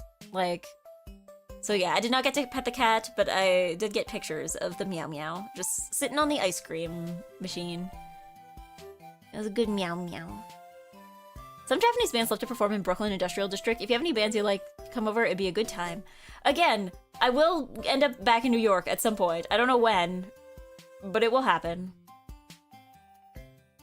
So the day after that was the last full day in New York, because the next day after that, we got up very early because we were heading to MagFest. Bodega woke me up. Okay. Bodega woke me up and then immediately put a cup of coffee in my hand, which I proceeded to spill some of, because I was like half awake. So that's what happened. So she was carpooling with someone else, so I went with them as well. We went to Wawa. It certainly was a gas station convenience store. I didn't order any of the food at Wawa because we had already eaten breakfast, so like I wasn't especially hungry. But at Wawa, I did have, it was supposed to be like a green tea lemonade, but it was like so sweet that like it kind of tasted like neither of those things. It was very sweet. But that was the only thing I got at Wawa. My local bodega is called the 7-Eleven. I don't know, in Canada, what do we have at gas stations? Like Circle K or something? That's a New Yorker prank, it's okay. I don't think she was even doing it intentionally. So yeah, then it was first day of MagFest. I saw a lot of people there. Obviously it was me and Beba.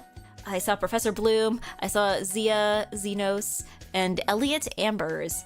And I saw, Nana was there. I saw many people that I saw last year. A lot of the Zhang crew. Who else was there? Who was there that wasn't there last year? Callie Calico was there this year. Nana was there. Sorry? Sorry? Peony, Toma, Callie. Yes, they were, it was my first time meeting the three of them. But yes, they were all there. Again, I was like trying to go through the server because I was like, who can I mention is there? Like, is there anybody who specifically does not want to be mentioned? There was also people that apparently I met without knowing. Like, Sklimbo, of Socks. How do you say his name again? Male VTuber of Socks Agency.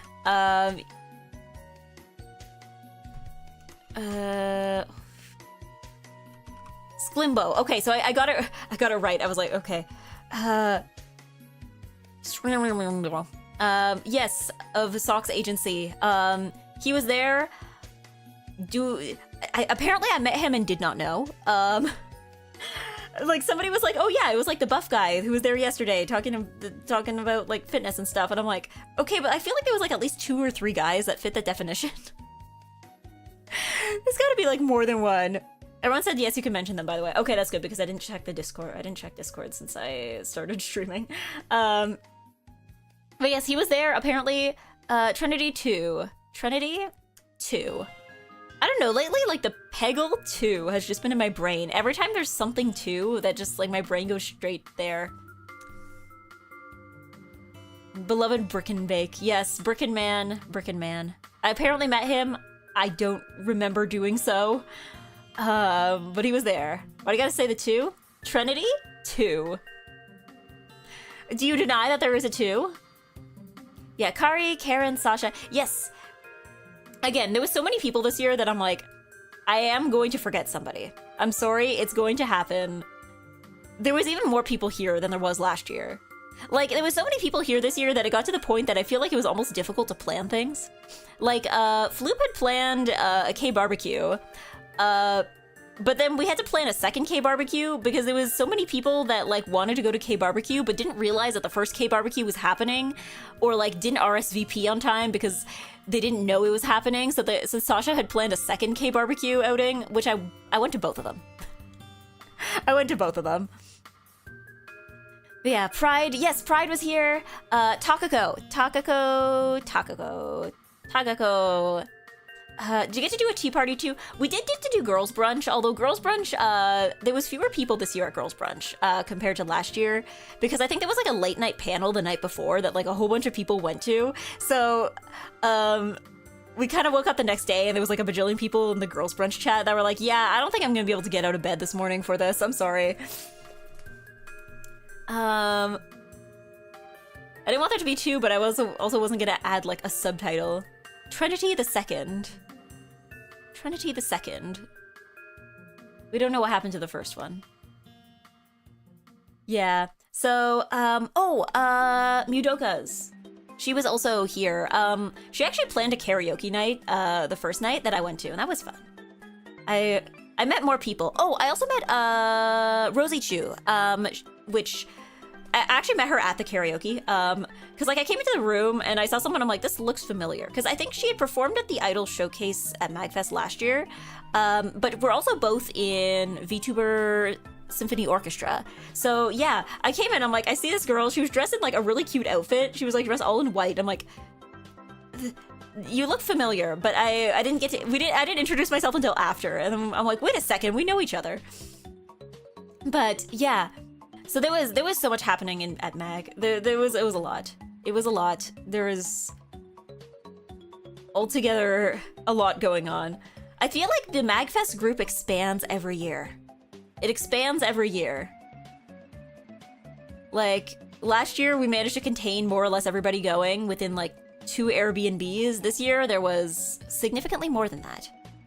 But oh god, the Airbnb we stayed in this year was like, it was way bigger than the one we stayed in last year. But it was like one of those things where like, it was a big house for no apparent reason. Like the master bedroom was like there are people who live in apartments that have like less square footage than the master bedroom had. Like it was absurdly large for no apparent reason. It had a gym downstairs, which I didn't end up being able to use, but what else did it have? There was a mahjong table, but that was just like a normal table that people set up mahjong on. That wasn't unusual. It had a lot of TVs. There was a TV in my room, but I didn't even notice until we were like leaving the next day.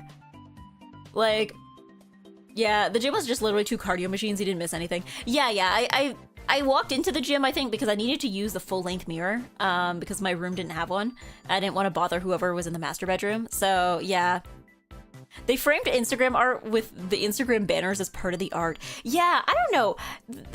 It was kind of weird. Like, I know a lot of people were saying on one day, they were like, yeah, I couldn't figure out how to get, like, hot water in the downstairs bathroom, like, for the shower. It turns out it's because, like, you know how, like, when you have, like, a shower that, like, it's like a knob that you turn hot or cold, right? They installed the part that tells you what temperature it is. They installed it backwards. So if you turn it to cold, it gets hot. And if you turn it to hot, it gets cold. It's like very peculiar. Yeah, all the rooms had TVs, I think. At the very least, mine did. There was also a big projector in the living room and also another TV near the kitchen. Oh, thank you, Nano, for gifting to Trinity 2. Sorry, it's the Peggle 2. It's the Peggle 2 brainworm that just has me going with everything 2. Yeah, mine also had a TV. We have freed Trinity from ads. Thank you, Nano. We have freed Trinity. The TV in the stairwell was... Yeah! There was another one there! I never saw it turned on, and I have no idea what it's for. Like, Yeah, there was a TV in the stairwell. It was like on the wall next to where you went downstairs. Absolutely absurd. I don't know why. I can only describe this place, with all due respect, as house slop. Like, it's like, it doesn't look bad. It's just that when you look closer, you're like, oh my god, why was this done this way? It was very house slop. Like, okay, also too, because when I first showed up, people hadn't decided who was going in what room yet. So I'm like, is there a place where I can change? And someone's like, oh yeah, just use like the master bedroom. So I went, I changed, I like did my makeup, I brushed my teeth, and like the sinks in the the bathroom for the master bedroom. First of all, so the bathroom itself has like the bathtub and the shower and the toilet. That's off in like, you know, its own space. With, you know, it closes, you know, that's where that goes. But both of the sinks are in the main bedroom space. So like these sinks are right above like hardwood floor. And the sinks weren't deep enough. Exactly. I tried to brush my teeth and I was like, okay, this isn't my room, so I should try not to make too much of a mess. There is no way you can pour water into that sink without it splashing everywhere. It's like, the alien sink. Oh yeah, the Gleep Glorp sink. Do I have a picture of that one sink? This was like the sink on the first floor. I think I have a picture of it somewhere. Let me find. Oh, I don't have a picture. I have a video, but it might have reflection, so I don't want to show it. The sink. There was a sink upstairs. I can only describe it as Gleep Glorp. Like the thing that the water pours out of looks like a UFO. There was somebody who came over that wasn't staying with us that just like came over for an evening and was like stuck in the bathroom for like several minutes because they could not figure out how to turn on the water on the sink. And I can't even blame them. It is a weird looking sink. Eggy drink water, you're right. But yeah, it was just this Gleep Glorp looking sink. Yeah. And the Roman bath. Yeah, the master bedroom had a Roman bath. I don't think anybody used it. Presumably because I can only imagine it would have taken like 9,000 years to fill up, but it existed. But again, it was just like very weird layout, very weird decisions. Also, there was only 2 full-length mirrors in the entire house. There was one in the master bedroom and there was one in the gym, which I don't know, man. Every house needs more full-length mirrors. I should be able to look at my outfit without having to like go into a different part of the house to do it. It was like a 6-foot deep bath. How do you even get in? I know, there was like... I mean, I guess you get in the same way that you get into any other bath. My question is, how do you get out? Because like, then you're all like slippery and stuff. How do you get out? But yeah, housing construction is my passion. Yeah, also there was like, I think there was a shower that like caused a leak into the ceiling in the basement, so there was a shower we couldn't use for a couple days until like, you know, somebody called like the person who was renting it to us and was like, okay, I've called repair guys, and the repair guys came and fixed it. But I don't know, it seemed like a thing they do often. They seem to know what they were doing. I can only imagine it's like, not this thing again. I don't know. It also made me laugh because I remember, on the Airbnb listing, because the house has a really, really long driveway. And in the Airbnb listing, they list the fact that the driveway has like lights next to it at night as like an accessibility feature. And I'm like, come on, guys. Come on, guys. Like, the area's pitch black. You better light it up. That's not an accessibility feature. That's like, I don't know. I feel like calling that an accessibility feature is like if you're like, all the rooms have doors and you list that as like a privacy feature. Like, come on, guys. Like, the lights barely lit up the driveway. So yeah, they don't really light up the driveway. They just kind of tell you where the driveway is, I guess. Like, I don't know. To me, I'm like, I feel like accessibility feature would be like, you know, like there's a wheelchair ramp somewhere or something. Like, not there are lights in places where you should have lights. Yeah, for all you humans that don't have innate dark visions, we have a light. Yeah, it's like, oh, maybe, I don't know, maybe the landlord is like a bat or like some kind of nocturnal animal. Also, hello, Pride. I know you've been here for a while. I failed to say hi at the beginning. I'm not locked in enough. But yes, Pride was here, and she was around, and she made us, well, she didn't make us food, because I think she made food on the night, she made food on the night that I was not there, because I came one night after everybody else did, but I had the leftovers, and they were very tasty. Yeah, Dracula landlord. Yeah, I mean, maybe some of the decisions would make sense if it's like, this is an immortal vampire. Got to eat Pride's taco ring, I'm so happy. Yeah, it was tasty, it was very tasty. Like, even like, the leftovers were yummy. Although, I guess this taco ring is the kind of thing that probably keeps pretty well, right? Like, it's not something that's like, you know, you gotta eat it fresh or it just kind of sucks.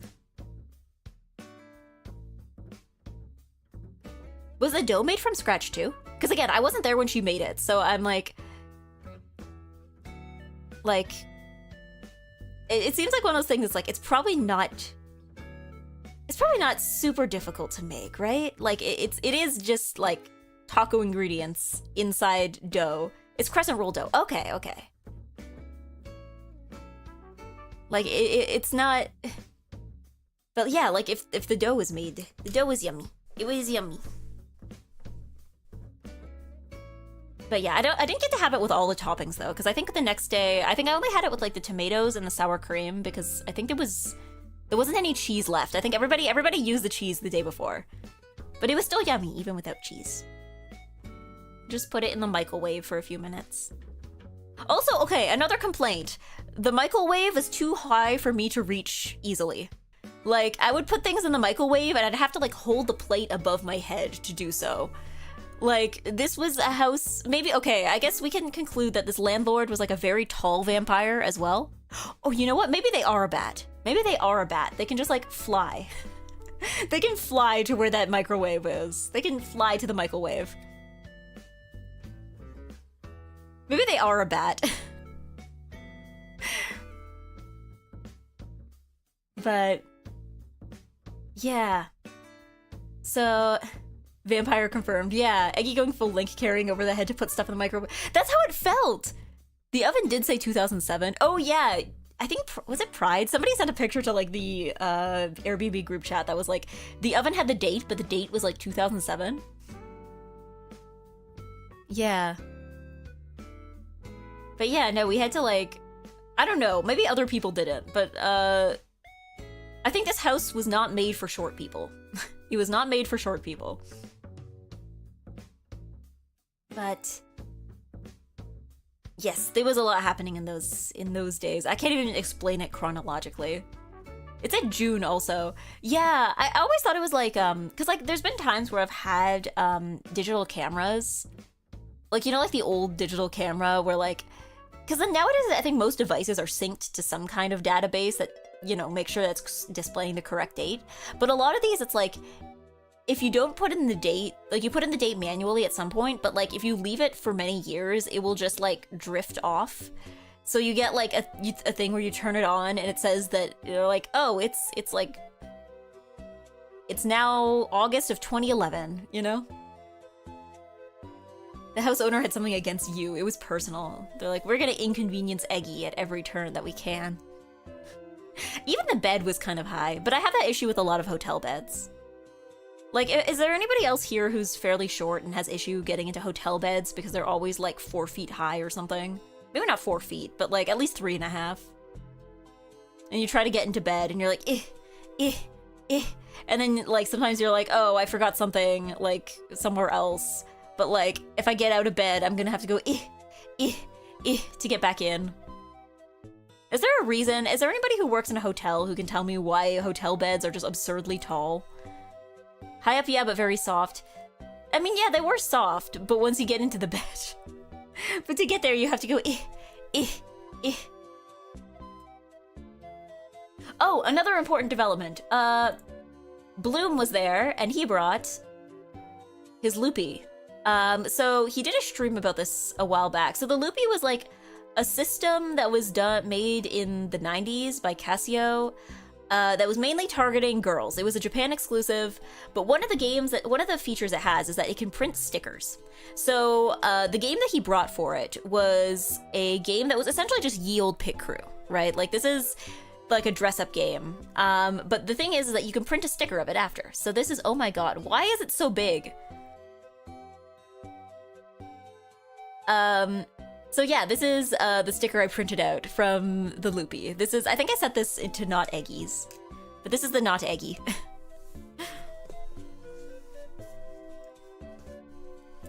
Ye old Eggy. Yeah, this is ye old Eggy. Eggy 90s version. But yeah.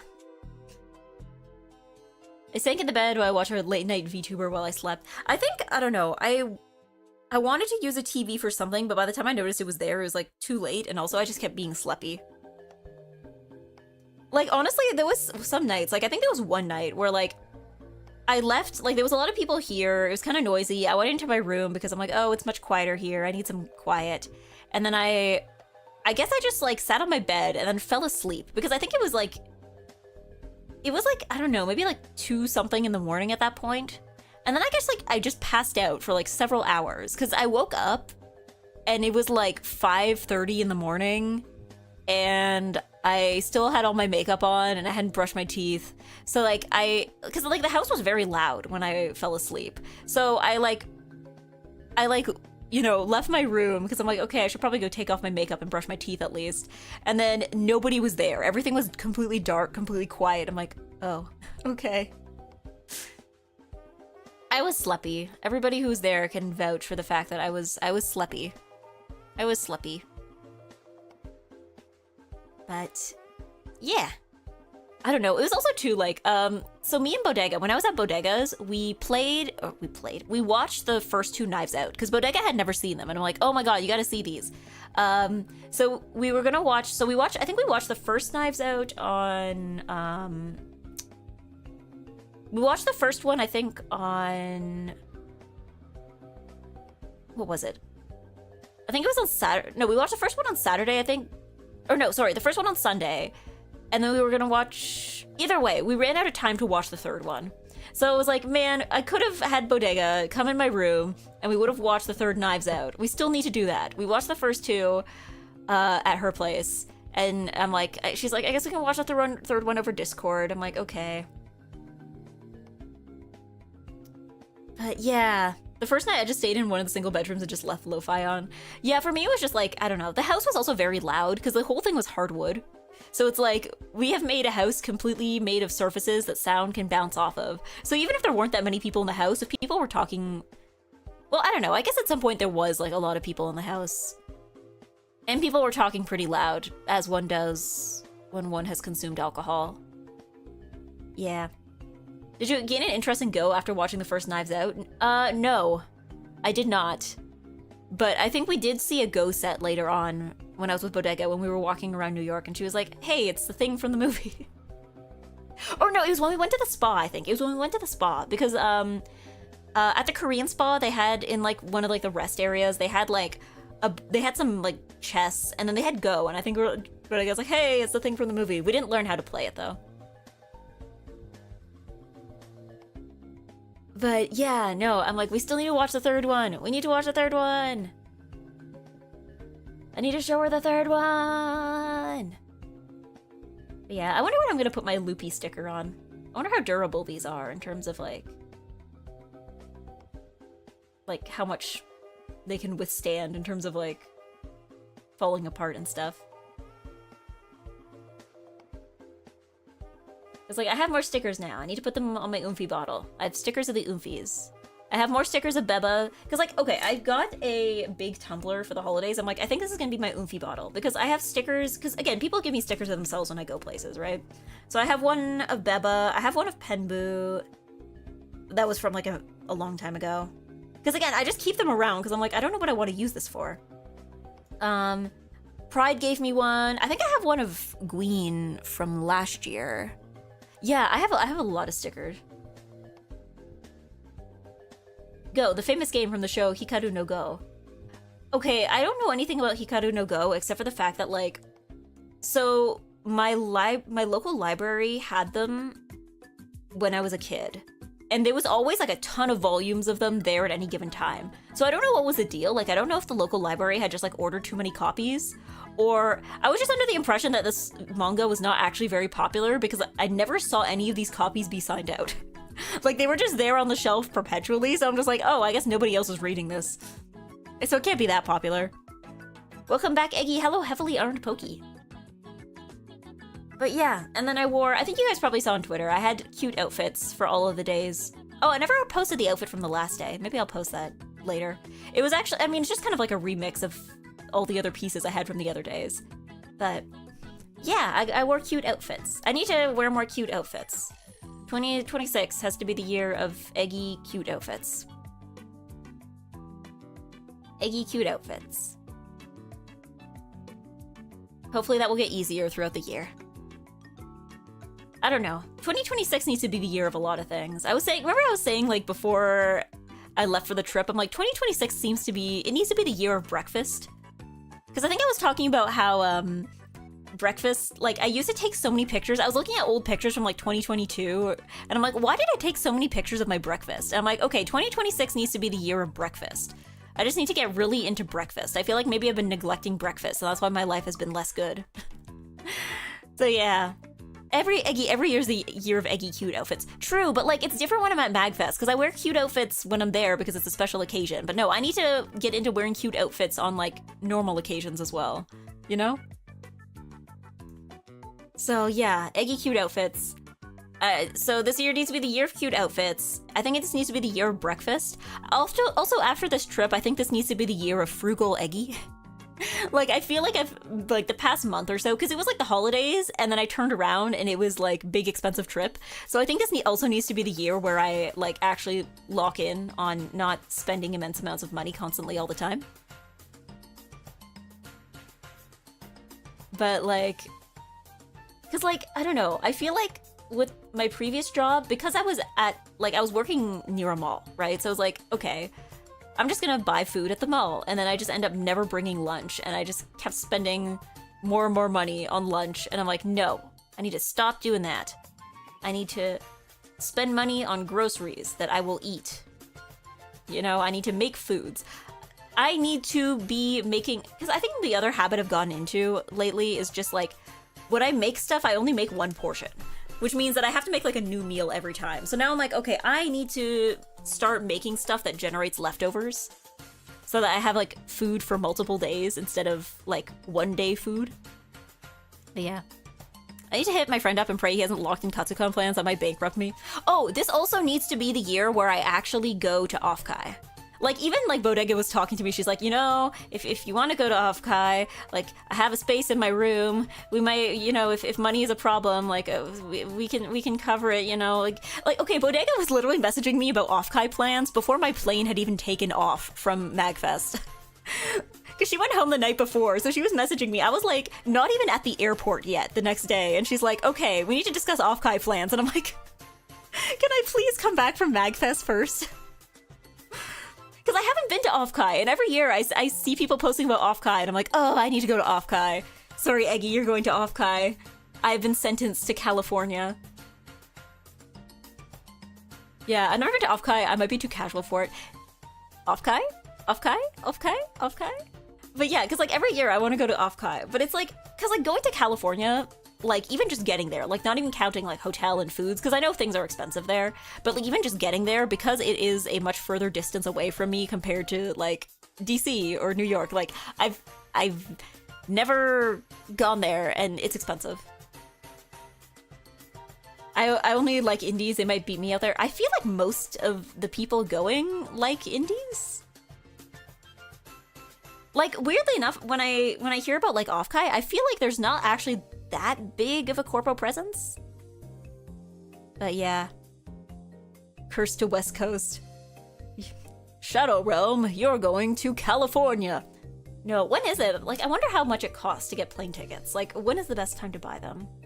Like, let's try Eggy City to... Where is it held again? It's San Jose, right? Eggy City to San Jose flights. And when is it held? Hold on. Offkai 2026. July 24th to 26th. Okay, so it's a little later this year?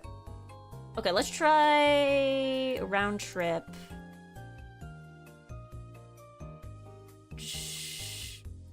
Wait, this was July? July. Round trip, July... Okay, let's say I get there, like, the day before. So 24th is a Friday. So let's say I get there on the Thursday. And then I come back on the Monday. Since I'm assuming that's the time. Okay, so if I buy far enough in advance, it's not that expensive. Oh, these are all connecting. Let me show flights. Show me the flights. They're all connecting flights, which makes me nervous because I haven't had to do that in a while. Prices are currently typical. Okay. When is a good time? Okay, so it looks like the best time was 51 days ago. Okay. Or 44 days ago. I'm sure they'll go down again. Because yeah, they're all, the cheapest one it's giving me is 519. But I would be landing in the evening. But they're mostly in the realm for round trip of like 600 something Canadian. You could crash at bodegas and fly with her? Yeah, but like I'd still have to get a plane ticket to New York is the thing, right? Yeah. San Jose McEnery Convention Center in San Jose. Okay. The feeble Canadian who tries to travel but remembers the currency is trash and everything's expensive, then the cycle repeats. Cause yeah, bodega's like... Cause yeah, it's like, okay. Cause it would be 628... These are in Canadian. Oh, and I'd probably have to pay a bit more if I want to bring checked luggage, which I usually do.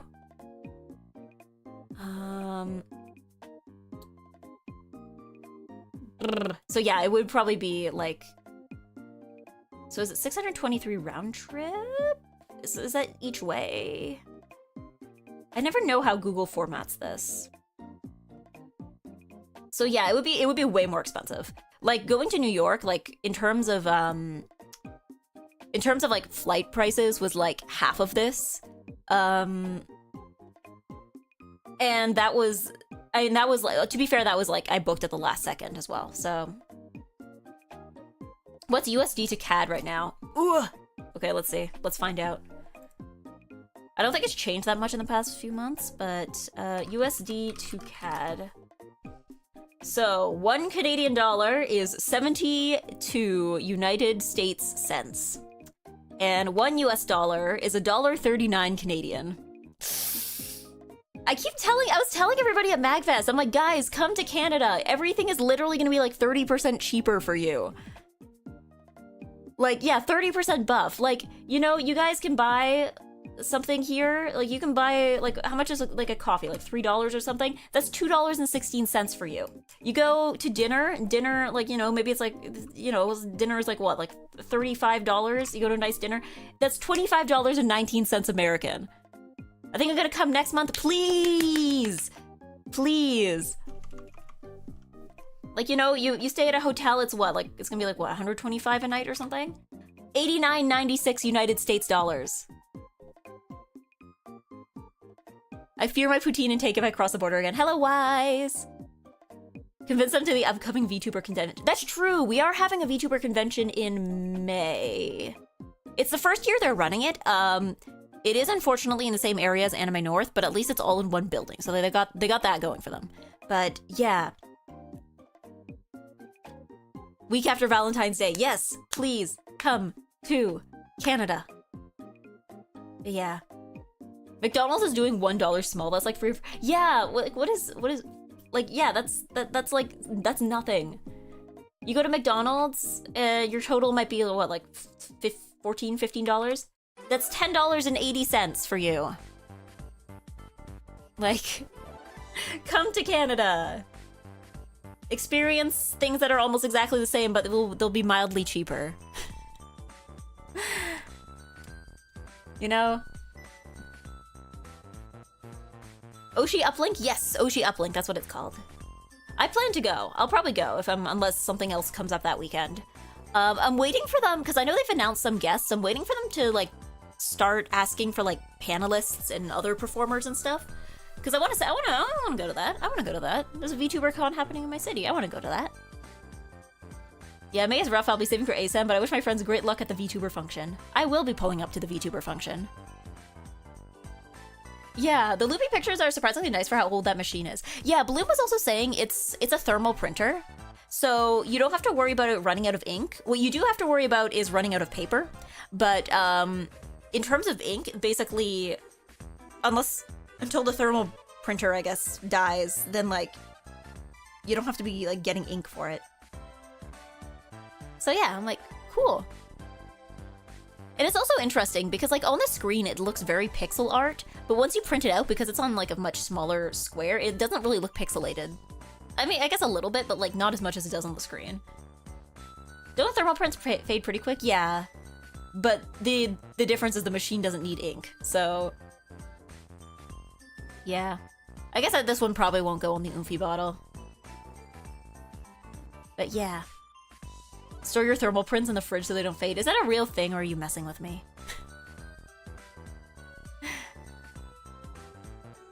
I think you're messing with me. But yeah, I think if I want to do more conventions, though, I'm gonna have to be frugal eggy. I'm gonna have to be beans and rice eggy. I'm gonna have to be leftovers eggy. I'm gonna have to be grocery store eggy. I'm gonna have to be... Can't be eating out all the time eggy. Ice soup eggy? Okay, not to that extent. Not to that extent. But like... Maybe not like... You know, buying coffee every day eggy, you know? I cannot be latte everyday eggy. Froggy. Frugal eggy. Thank you for the best egg of my life. Oh my god, Zia has me on like a new brain rot just dropped. Thank you, Zia. Can you link the video that you were trying to send to me? So Zia was saying once, she was like, there was this one video she was trying to send to me of a, it was like a clip of a stream where people, they were like playing like a Roblox game. Hold on, let me find the link. It's a TikTok link. Go ahead. If that's the only place it exists, that's fine. I'm not gonna put it up on screen here, but it's basically just like, the gist of it is two people are playing like a Roblox game where you have to move an egg from one place to another, and they're just singing a little song about it where it's like, thank you for being the best egg of my life. So Zia had once, when she was looking for this video on TikTok, had, here we go. I'm gonna have to look for this in the computer. So she was looking for it on TikTok, and she was basically what she ended up finding, like when she put it into the search bar, was that it was like this. Where'd that picture get saved? Computer. Here we go. So what do we got in the TikTok other search for? The suggested searches. We got, thank you for the happiest egg of my life. Okay, so these first three were relevant because these were things that they did say in the video. Thank you for the happiest egg of my life. Thank you for being the best egg in my life. Thank you for putting me in the machine. Okay, so all three of those were things that were in that video. It's in your DMs, you can do it. Oh, true, hold on.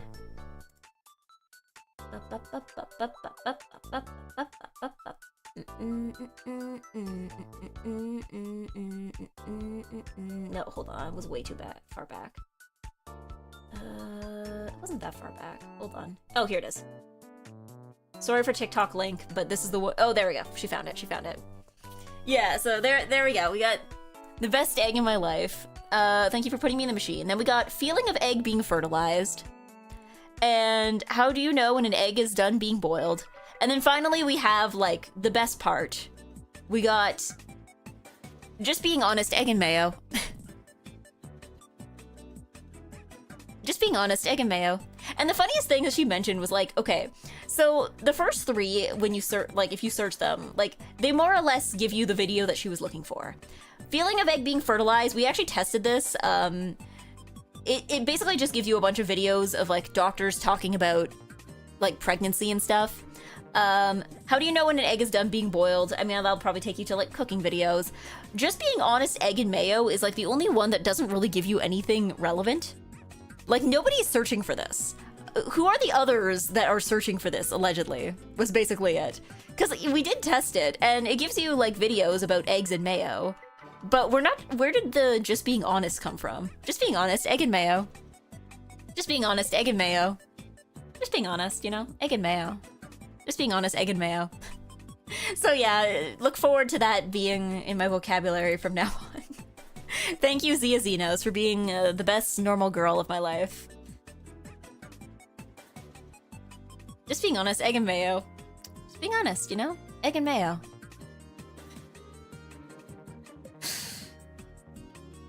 Thank you for being the best normal girl of my life.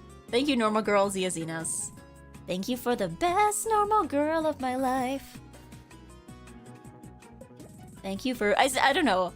Also, we showed this picture to Toma one night, and Toma got like really hung up on the feeling of egg being fertilized being in the search results. She was like, kids use this app! But,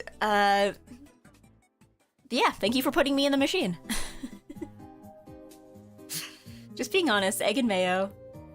Yeah, Toma hated it. Yeah, I don't know why it was like that specific one she got like really hung up on. Like, completely missed thank you for putting me in the machine. Like, that's straight to where her brain went.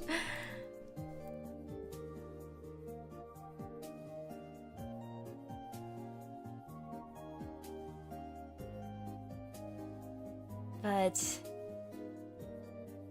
yeah. It was a lot of fun. I think we can probably start zhonging now. We can still keep talking, but I'm gonna zhong now if anyone wants to zhong. Let me open up zhong. Where's zhong? Mahjong Soul. Oh yeah, I also got to zhong in real life. And then I got a big hand after drinking an adequate amount of alcohol, and then, I don't know, gave out an evil cackle. I don't know.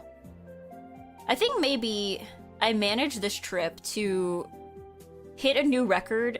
I think that might have, I think it was like Sunday night. I think that might have been like the most alcohol that I've ever successfully drank at once. Cause like, I have unsuccessfully had that amount of alcohol, but that was the first time I had it successfully. Just completely successfully. I guess maybe now that like, not everything that everybody brought was like super sweet. Here we go. Unsuccessfully that you missed? Well, no, okay, so the first time I ever threw up from drinking was when I was in Japan. And I had 1.5 chuhai. And it wasn't even on an empty stomach or anything, but I guess maybe just because it was like really sweet. I ended up throwing up. So I would say that was a lot of alcohol, but also like that was unsuccessful. I would not count that as successful. But this time I think I had a bigger variety of alcohol instead of 1.5 chuhai. And not all of it was as sweet as chuhai. So, yeah, I undrank it. Yeah, exactly, so to speak. I guess I spaced it out more. Yeah, I think I had more water and I had more snacks in between. Was it the licorice stuff? I did not have the licorice stuff. I did get malorted this time. I didn't get malorted that night. I got malorted on an earlier evening, but, you know, it's a yearly tradition, you know? The malording is painful, but, you know, it's gotta be done. You just gotta get malorted. You know, we need to get more people. I have other friends I want to invite to MAG because, you know, there are people in our friend group who have yet to be malorted. You know? And it's not that they don't drink alcohol, it's just that they didn't get malorted. They haven't been in a situation to get malorted yet. Eggy, I miss. Hi, Beba! Hi, Beba! If anyone is in party presence of bloom. If you're within you're getting malorted. You're getting malorted. What did Pride say? Forgot to have some malort. She escaped the malording. Didn't get malorted and I was there. Yeah, but did you drink other alcohol though? Cause like, I don't know, I don't drink is like, that's like a valid excuse to get out of being malorted. Like, yeah. And I had no alcohol, not much of a drinker. Okay, yeah, I guess I don't really drink is like, that's a good excuse to get out of being malorted. But like, you know, if you're sitting there with like, you know, a can of beer, you're getting malorted. It's just happening. You're gonna get malorted. There's no escaping the malording. Oh, I gotta show you guys. Okay, there was one thing. I saw this when I was walking around. I ran into somebody who had this. Let me find the picture. Which day was it from? It was early on. Somebody had... Oh, it's gonna load in huge. Give me a second. Oh, it didn't load in huge. I wonder why. Somebody had like a Malort Furby. I saw somebody in a hotel lobby that had a Malort Furby, and I took a picture because I'm like, oh, we gotta show Bloom. We gotta show Bloom. Apparently, they also had a Malort meetup. He didn't go to it because it, like, by the time he found out about it, it had already happened. But apparently, MagFest does actually have like a yearly Malort meetup where everybody like meets up at a certain time and place and takes a shot of Malort. But yeah, so somebody had that. They had the Malort Furby for that occasion. So yeah, I hope Bloom comes next year, and I hope he can make it to the Malort meetup. Like, there's no better person to go to a Malort meetup, right? You didn't know about the Malort meetup. Unbelievable. I mean, that's a failure on their part, if anything. Like, Malort's biggest fan, the biggest Malort defender, and they didn't get him. They didn't take him to the. They didn't take him to the Malort meetup. Unbelievable. Okay, anyway, Mahjong. I think I was playing Mahjong last time, so I don't think I have to change anything. Mahjong. Mahjong. East only. Mahjong. 21139. Let me pin that. Mods, pin it. I'm mods, okay. And I'll have to put that in YouTube. 21139. YouTube 21139.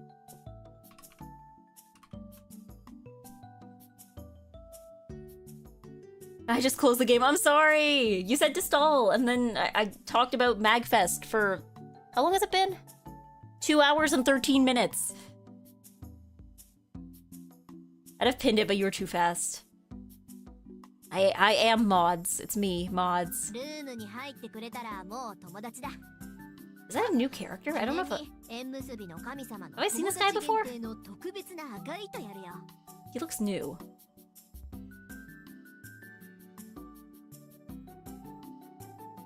Eggy revealed that you don't actually have a superpower for greeting every person. Yeah, I told him about your extension. Again, I thought you were just, like I said, I thought she was just really locked in. The Pope is from Chicago. Have him bless some Malort. The holy Malort. Nano, hit ready. Nano. Nano. Oh, he had a new skin on sale. Oh, okay, he's not new. Oh, okay, it's just like a new skin for an existing character. Okay. Because I was like, yeah, the illustration didn't look familiar.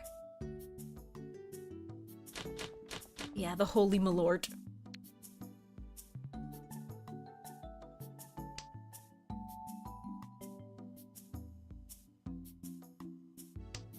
Get Malorted.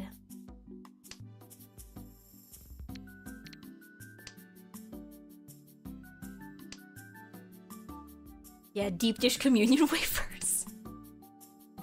I don't know, you know, I still haven't had deep dish pizza before. Or maybe I have and it wasn't notable enough to remember. But now that I've had New York pizza, I guess I'm gonna have to have deep dish pizza at some point. There's gotta be a place in Eggy City that does it. Have you had lasagna? Yes. I know someone's gonna be like, actually that's just a casserole. I'm aware, I'm aware.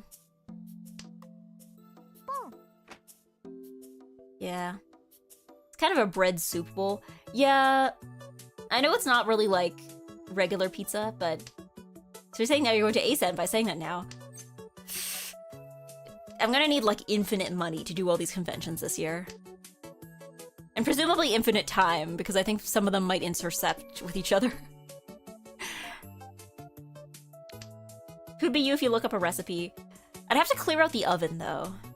My grandma uses the oven to store all the pots and pans, because she doesn't really use the oven outside of special occasions.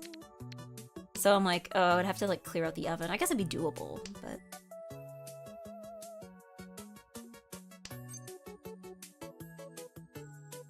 no. I hate it once it's deep dish and then it's all bread. It's like, oh, the dish is actually very shallow, it's just very thick. Cause like, I don't know, I've had pizza before that was like, I don't know, I wouldn't say it was deep dish, but it was like... shallow dish, I guess. It was like the crust very much felt like it was in a bowl shape rather than like a crust shape.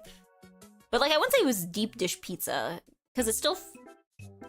Like, it didn't feel especially deep. Like, it was definitely a dish pizza. I won't say it was a deep dish pizza. I don't know. I had it in Ohio, if it means anything.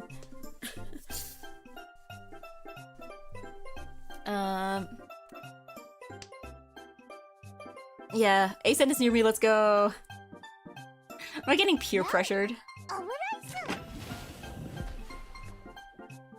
Is this gonna have to be the year of EGGY subathon? Of like, the trying to afford every convention subathon. Why in God's name did you go to that Forsaken place of Ohio? For personal reasons I was in Ohio. I was also a child, so I don't know. You're gonna have to figure out why I happened to be like 8 years old at the time. It's mostly bread that's closer to a pan pizza, Detroit style. Maybe it was supposed to be more like that. Because, like, to me, it was definitely different than any other pizza I had had up to that point. But, yeah.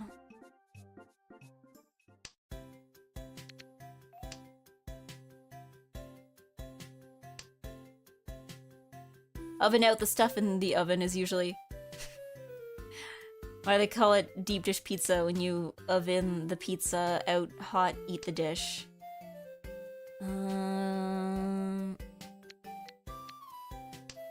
Oh.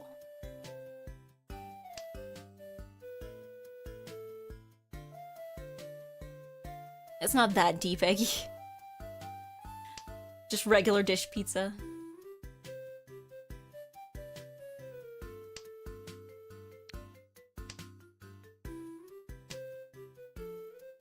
Yeah, hey, hi, it's friggin' Tile Tuesday.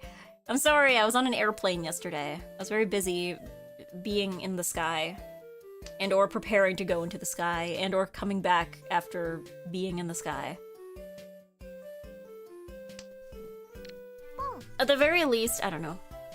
I was hoping, I feel like I've managed to like tire myself out enough that like it makes me want to live like a normal healthy lifestyle again. Like after the holidays, I'm like, okay. I've been all over the place. I've been, like, eating a lot of junk food, eating a lot of sweets. I've been sleeping late. I've been, you know, eating anything at all hours. I'm now ready to have, you know, order and stuff in my life. So it should be a little easier going forward, I think. I just had to do groceries today. What should I make this week?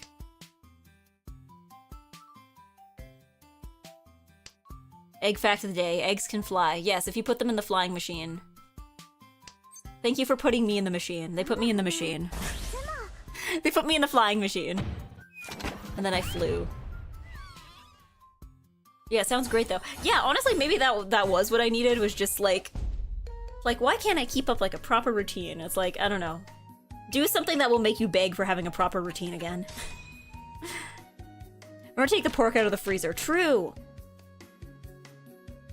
No, I think, what do I need to do?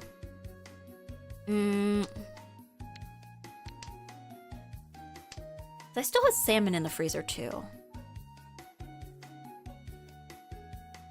I think I need to remember, I want to buy those, I've been looking at recipes. I'm looking at recipes. Oh, what did I want to learn to make? Oh, I wanted to learn to make, mapo tofu. Because mapo tofu, it is not, like, it has tofu, but it also has meat in it. So I kind of wanted to learn to make that. I remember I said last year, I'm like, I should learn to make that, and then I didn't.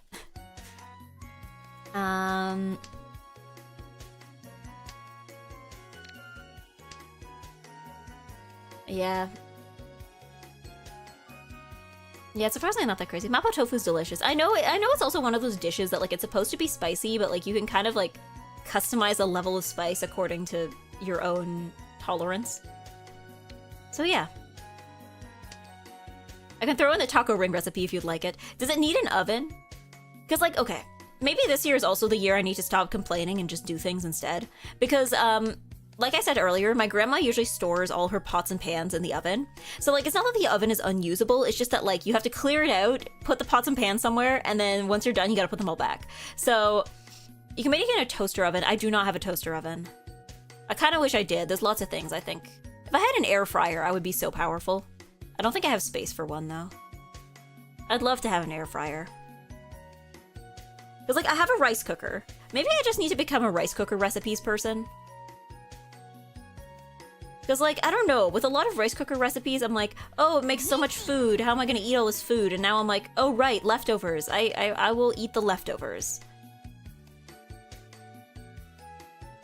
Yeah, air fryer's a game changer. I know. I want to get one as soon as I can.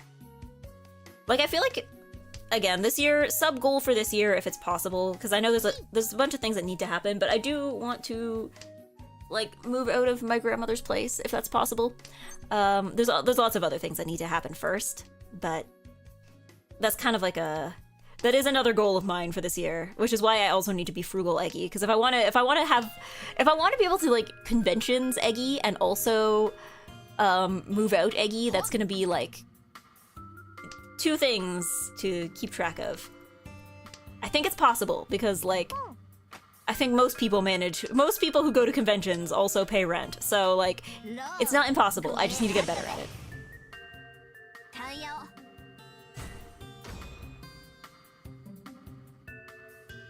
But yeah, as soon as I have my own kitchen space, I want to have an air fryer. Multi-convention versus move out. Well, it depends on multi, because, like, I don't know. If I do 1 convention in the winter and 1 in the summer, I feel like that's reasonable, right? Like, that's a reasonable amount of conventions to go to every year, right? And I'm gonna be working. Starting next week, I will be working. I'm excited. This job also, okay, because I know when I was working previously, I did not... What? Man. When I was working previously, I know I said I would keep up a schedule, but the thing is that they did not give me a consistent schedule. I was working 40 hours a week, but it was, like, different every week.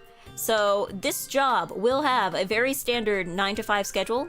I might need a little while to figure out how commute's gonna work. Because, like, it's not as far as the previous job, but I imagine it's still gonna need, like, a good hour. But it's not horrible. It's not a horrible commute. But yeah, once I figure that out, I will need to... The schedule will be normal. The new time slot will be the evening. Will probably be around, you know... Because, like, I don't know, if it's 9 to 5 and I get back, like, 6:30, I still need to eat. I don't know, maybe sometime around, like... 7, 8-ish.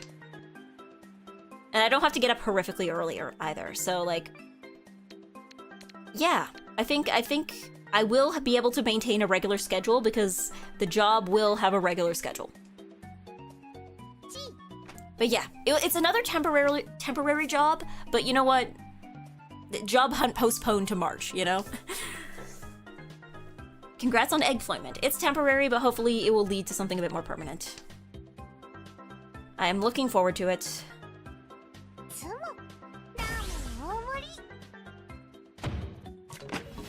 But yeah. I have to see what will happen after March. It's hard to say where things will go, because, like, this is a job that I kind of just... I wouldn't say it was, like, coincidence, but it was just like, oh, I happen to be qualified for this, and they have an opening, and I guess I'll apply. So, it's hard to say where to go after this, but we'll see. I like to say, I'm like, I hope the job market will be better in March, but we all know that's not gonna happen. The job market is not gonna be much better in March than it is now. Yeah. Sunday stays morning stream day. So here's what I think, because the EGGY lock-in plan, EGGY lock-in plan 2026. What I'm trying to do is stream at least twice a week. Go to the gym twice a week. So, okay, what I'm thinking, stream days, Monday, Wednesday. Gym days, Tuesday, Thursday. Haven't decided what I'm doing Friday yet. Like, I don't know if I want to make that a rest day. Because Saturday will always be off. Saturday is always going to be like Eggy socializing day. Then Sunday, I don't know, maybe I could do a daytime stream on Sunday. I could, maybe. So yeah, maybe Friday could be like either socializing or another workout day if I'm feeling it. So yeah, that seems to be Eggy lock-in plan 2026. I hope I can maintain it. I will do my best to maintain it. But I think having a regular schedule will help. I think having, like, you know, roughly the same start and end times every day will help a lot. But yeah, I'll have to see. Oh, wait, no, I can't stream Thursday. Because I'm gonna take Japanese classes again. So no, sorry, Friday will be the second stream. Well, no, I guess Monday, Wednesday, and then, oh, you know what? Okay, Monday, Wednesday, Thursday, Japanese classes. Tuesday, Friday, Eggy workout. Yeah, I think that's doable. That's doable. Because Japanese classes is 1 night a week, and also there's not a ton of homework. So, like... And then I can probably maintain finances. Because if I'm going home every night, I don't have to be like, oh, I am gonna eat out again. Like, I can probably get away with, like... Maybe on Thursday. Because I'll be out for a long time. Maybe I can have one inexpensive meal. That could be doable. That could be doable. But yeah, Eggy lock-in plan. We'll see how it goes. We'll see how it goes. And then also somewhere in there I need to get a job. Get another job. For after March. But we'll cross that bridge when we get there. Because, like, I don't know. I feel like crossing before has not proven great results, so... Yeah. But yeah, gotta take the work you can get until you get the work you want. I don't know, I guess it's more just like... The job I'm having is kind of the work I want. I guess it's just like I'm not entirely clear on what it is the work I want, I guess. I'm still working on that part. Because, like, I don't know, it's one of those things where I'm like... There are things I want, but, like, a lot of the things I want are things that either I can get because of a job. So it's like things like, oh, I want to move out. I want better computer part. But, like, those are things that you do once you have a job. So it's like, okay, so to do that, I need to find a job. But, like, in order to find a job, you have to want a job. And you have to want a specific job, which is where I'm struggling here. Because, like, you can't just go onto, like... I guess it's one of those things where it's like, I've been searching for so long, I'm not really sure what I'm looking for anymore. It's like, I know what I want. I know, or it's like, I know what I don't want, but, like, that's not enough, right? It's like, yeah, I don't really want retail. I don't want anything that was too much like the previous thing that I did.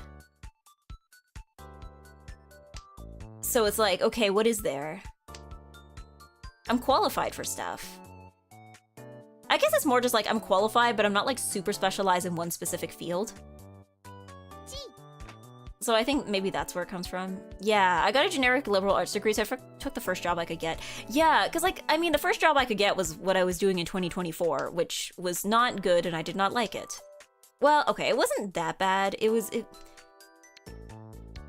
Again, for those who are not there, I had, like, a commute that was, like, 2 hours each way. And it was for a job that I was not, like, especially invested in. Because, like, I don't know, if you had your dream job but it had a 2-hour commute, you could probably, like... you know, make it work, right?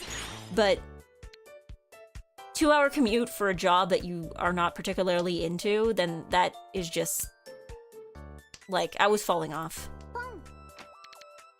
Towards the end of it, I remember, like... yeah, that's what happened to me in the last few weeks of work. So, I was falling off, she fell off, immediately fall off. Yeah, so, like, I remember towards the end of my time there, because you know how they do, like, the end of the year performance reviews? And I remember at one point, my managers were like, yeah, so we caught you, like, falling asleep at your desk, which normally would be a fireable offense, but, like, we know your circumstances, so we didn't say anything. And I was like, yeah. Like, I was even like, I was doing the thing towards the end of it where I was like taking sick days because I would just like get out of bed and being like, no, no, I just cannot do this. I cannot do this. So yeah, that was how it felt. It felt like being double wronged. Are you winning, Eggy? Did you not see what just happened? But yes, thank you everyone for playing. That was the smallest double run I've ever seen, though. I mean, small hands, it doesn't matter how big or how small the hand is if it makes you win, right? It's not about having the most points, it's about having more points than the other players.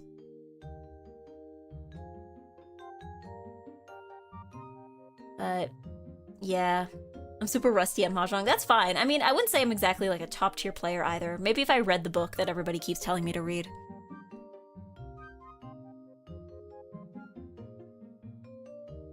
I can hop on for a game? Yeah. Again, these are friendlies. The room code is pinned. Everyone is welcome to play. You're all welcome to play.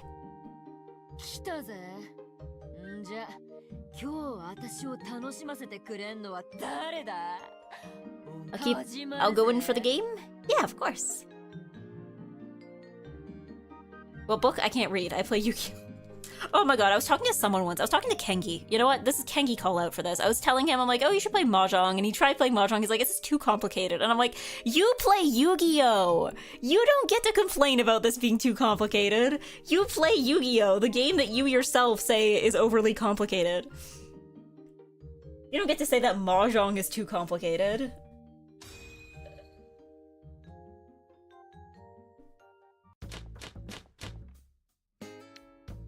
Nonsense. To be fair, Yu-Gi-Oh! Is more like puzzle solving. I don't know. So the thing that I was told about Yu-Gi-Oh! Is that because like, at least with Mahjong, with Riichi Mahjong, the rules stay the same, more or less. Right? And I think that the thing is, what I was told with Yu-Gi-Oh! Is that like, originally the rules were like not terribly complicated, but then they just keep adding more and more stuff over time, to the point that it's now like unrecognizable from what it was before. So yeah, the rules for Yu-Gi-Oh! Beyond the general framework are on the card. Yeah, but like, I don't know what a graveyard is, and at this point I'm too scared to ask.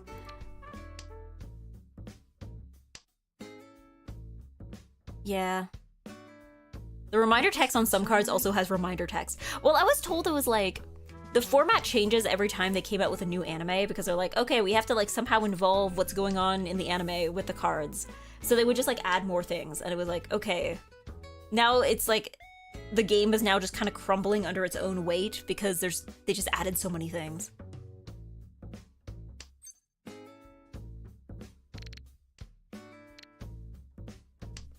Yeah, explain Yu-Gi-Oh! In Mahjong terms. Yeah, there hasn't been a new anime in a while. I was told, yeah. Because everyone's afraid of what will happen if if they come up with another anime. Well, the text too big to fit into small cards, so tiny text. I imagine it's probably even worse, because I know, like, in Japanese, you can fit a lot more information into fewer characters, right?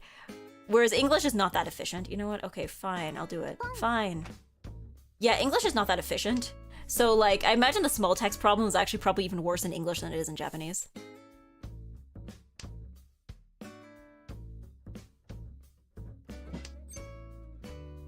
I was also told that, like, due to certain translation errors, there are cards that work differently in English versus in Japanese because, like, they worded something different in English. Something with, like, with and as, like, some like, miswording on the part of the English translation team causes a card to work differently in English. So, the two, like, the Japanese cards and the English cards are just, like, incompatible in some ways or something.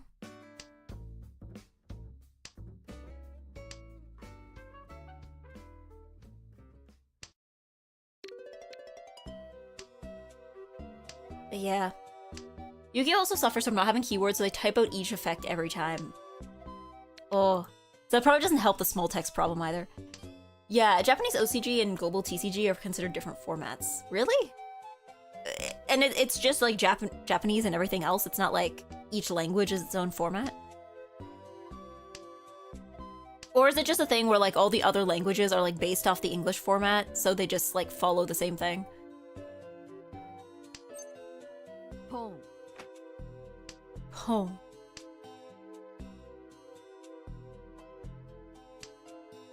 OCG is all of Asia. Oh, okay, so OCG is like... They put like Chinese in there as well? Lichi, Ton, Dabuton, Dora-san. Haneman. Okay, Mr. Big Hands. Okay, Mr. Big Hands.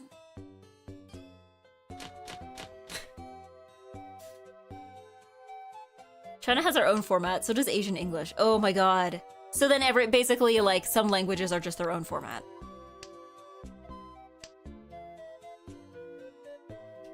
We gotta kill Azur, yeah. We gotta kick him out. We gotta put him in his place. We cannot let this stand.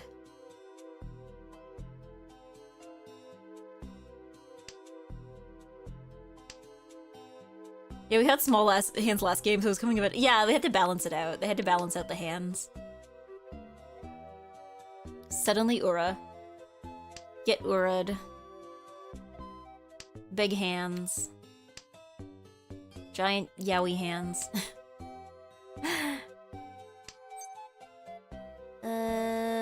I will not do that. I'm not gonna press the big button. Because I'm a big girl. Who doesn't fall for tricks like that. I'm gonna have... Oh, I do have beef jerky left. Pong. Need to have snacks. 残してもしょうがないから。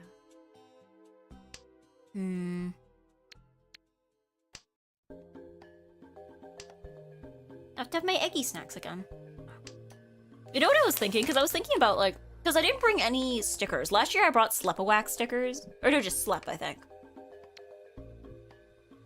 This year I didn't bring anything, because I didn't prepare anything ahead of time. But I was thinking, I'm like, I feel like next year I should bring, like... I should get some, like... I should get, like, 30 Sleps, 30 a whack, and, like, 30 of each kind of a whack printed. And then maybe, like, 1 or 2 of, like, the special occasion a wax, so that becomes, like, a Slepawack gacha. Maybe I'll do that. If I go to EGGY, maybe I'll do that. It's like you could get a Slep, get a good whack, get a bad whack. Or you get, like, the 1 in 100 chance of getting the, like, a New Year's a whack or something.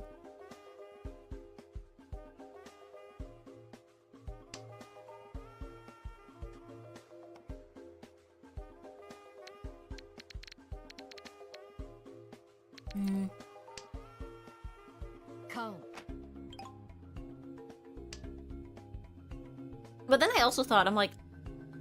Because Bodega gives out candies, so I'm like... Maybe I should do something Eggy Core.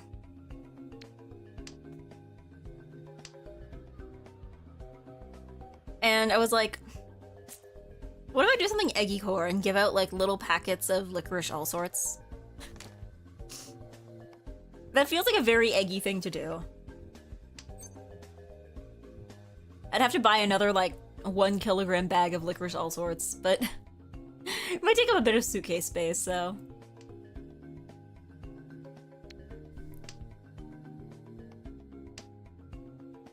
I like in the morning we were about to leave up, and imagine I wake Eggy up and I see a tired a whack. I think I did post a tired a whack that day. I don't know, it wasn't that bad of an a whack. I think I had a worse a whack this morning.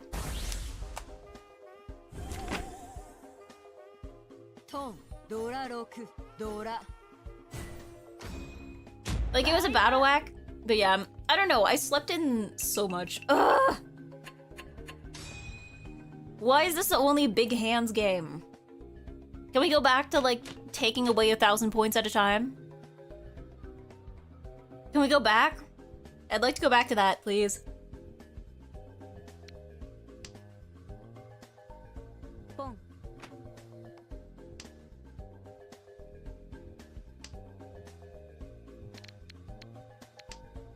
But yeah, maybe Maybe licorice all sorts. Hand out licorice all sorts. Nobody will eat them because nobody likes them. But maybe, I don't know. Maybe if I'm nice and good enough, people will change their minds.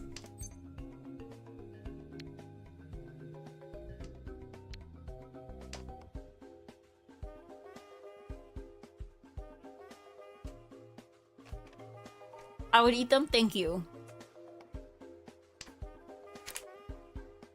It wouldn't be that many licorice all sorts. It would just be like a small little packet.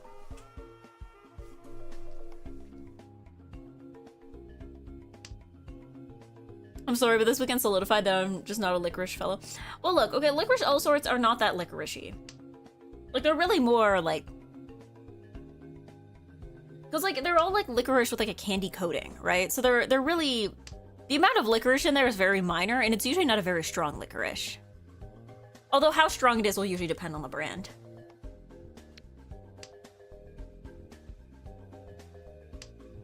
Thing that Eggy will give out when you spot her at a convention. Licorice all sorts, boiled egg. Do I have to offer you... I know Bodega was like, you should get like those like chocolate eggs. You know, like the little mini ones that they have at Easter, or like the cream eggs. Just be like, just offer people an egg in these trying times. I was like, eh. It can't even do Kinder eggs because you guys don't allow them in the States. Do you? Are they still illegal in the States? Are Kinder eggs still banned?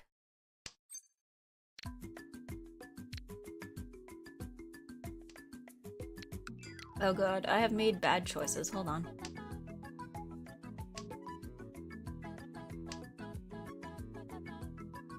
I didn't think there has to be like an adaptation for licorice to taste good and I missed the bus. Oh, is it like one of those things where it's like, if you haven't eaten licorice before you're like 8 years old, then like you're just never going to like it?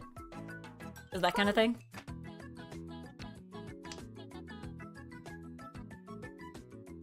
I think I'm making more bad decisions. Hold on.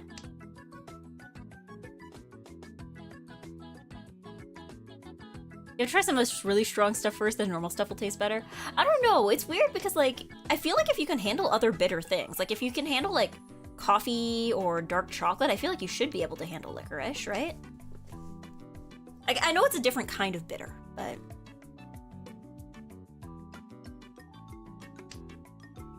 It was, yeah, cheap egg-shaped hot chocolates that's like Hershey's Kisses. The problem is I just don't like them that much. That's the thing, I'm just like... Maybe, oh, you know what I could give out? You know those, like, egg gummies? Like the fried egg looking ones? Maybe, I don't know. I feel like I'm gonna need to have, like, a hand cam stream. If I go to Off-Kai and I give those out, there's gonna be, like, a hand cam stream of, like, preparing, like... preparing little gifts for people. Because, like, I don't know, Bodega just buys, like, candy in bulk and just, like, walks around with a bag of it. But... it's all like, I don't know, like she has like the old lady strawberry hard candies and she has like, you know, the kinds that you get at like Asian supermarkets. Giving out peeps at Off-Kai, 1 peep per person. Yeah.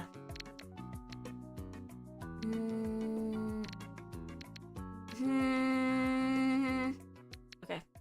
Bad decisions. More bad decisions times. Is it specifically the Kinder Surprise eggs that are banned? Yeah, I know, because they had, like, non-food stuff inside, right? I've heard of them actually being, like, confiscated at the border, too. Like, I didn't think that was, like, a thing that could happen, but, like, I don't know why. Why are you guys... It's such a weird thing to go ham about. Like, maybe you could... I don't know.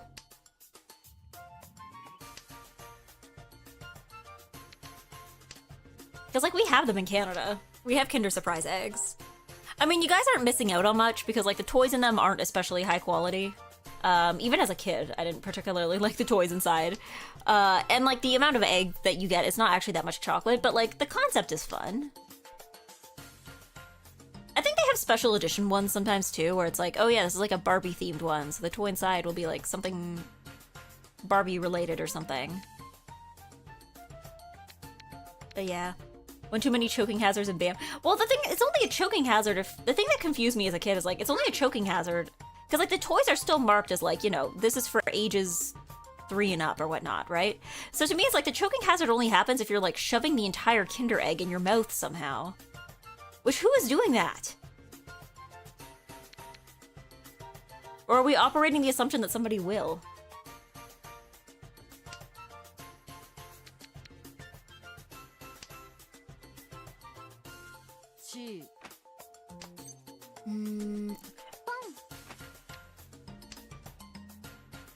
Yeah, kids are pretty dumb. I mean, yeah, but their mouths are only so big. Somebody will is a very reasonable assumption. Like, because, I don't know, it's like one of those things where it's like they got things all over the wrapper that's like, don't eat this whole. There is a toy inside. Like, this, they also market it. It's not like there is a toy inside is like the surprise. It's like, do not eat this whole. There is a thing inside. Please break it open. Please take the thing out, then eat it. Like...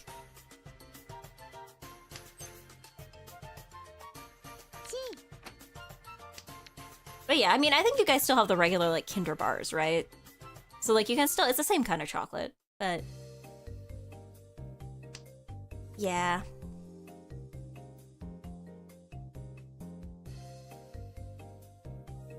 Yeah, I feel like there's worse things in the Kinder Egg, but I'm not a USA regulator. Yeah.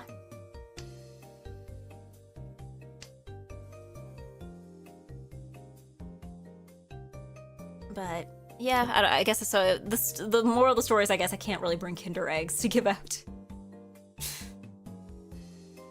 Also, like, I don't know, they're kind of expensive. Because you're basically buying the toy inside, right? So it's not something you can really buy in bulk without spending a ton of money. Like, they're not that expensive.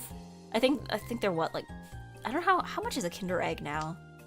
Like, $6, $7 or something?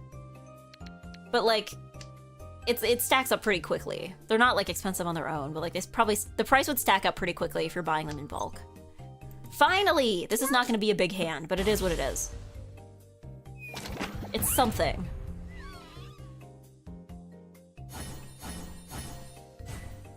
Okay, maybe that was a little more, that was more than I thought it was going to be. It's a comparatively small hand, but I'm not in last anymore, so. $6? I don't know. Can somebody look up the price at like your local retailer for a Kinder Egg? It's been a year since I bought a Kinder Egg, so I don't remember how much. I don't remember how much.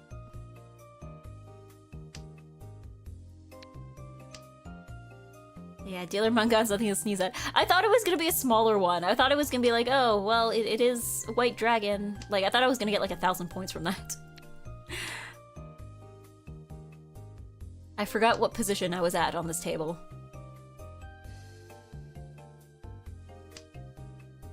Target says 239 unless there's different versions.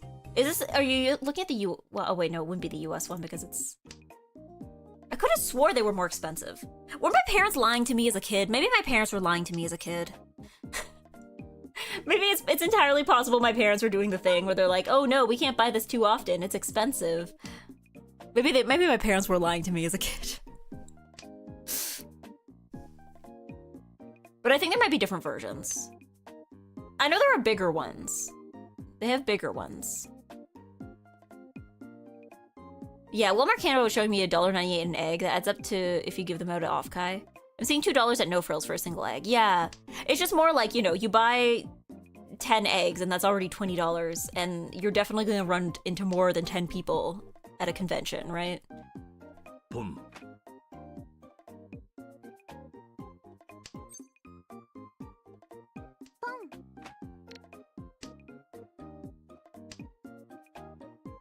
Yeah, you give out to like 100 fans. That's $200, and you gotta figure out how to transport 100 of these things without them breaking. Like, I don't remember, Kinder Eggs are not especially durable.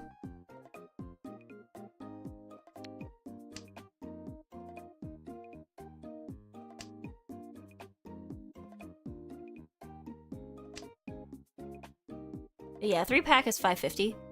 Yeah, that... But yeah. Yeah, you gotta have like a suitcase dedicated to the Kinder Egg. Yeah, yeah. Like, even if it was a convention in Canada, like, I feel like to buy enough to give to everybody, I feel would be a lot. No, I feel like at that point the licorice all sorts and like gummy eggs, because you can buy those in bulk for like relatively cheap and like, I don't know, buy a bunch of little baggies. I don't know, I could hand cam stream that.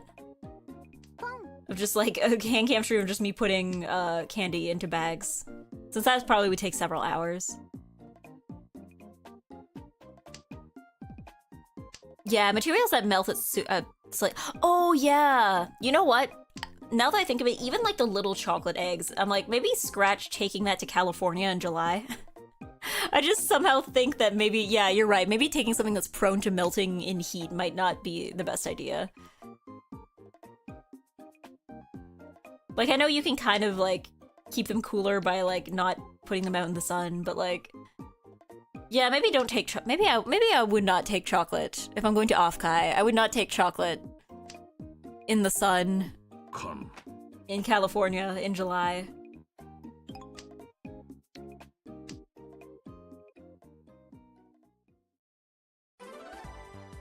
Yeah, 24-pack at Costco is $31.99. Yeah, but that would still come if I wanted to get like 100. That would still come to like well over $100. No. Okay, well, at least he's taking from all of us equally.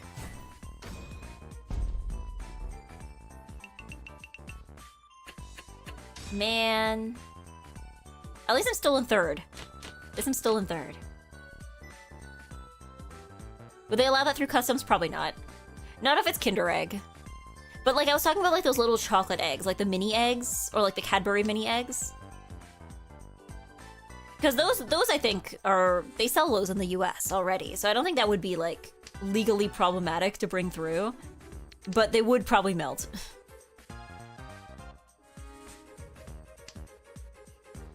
Equally, relatively equally, like as in they're not taking all the points from me directly.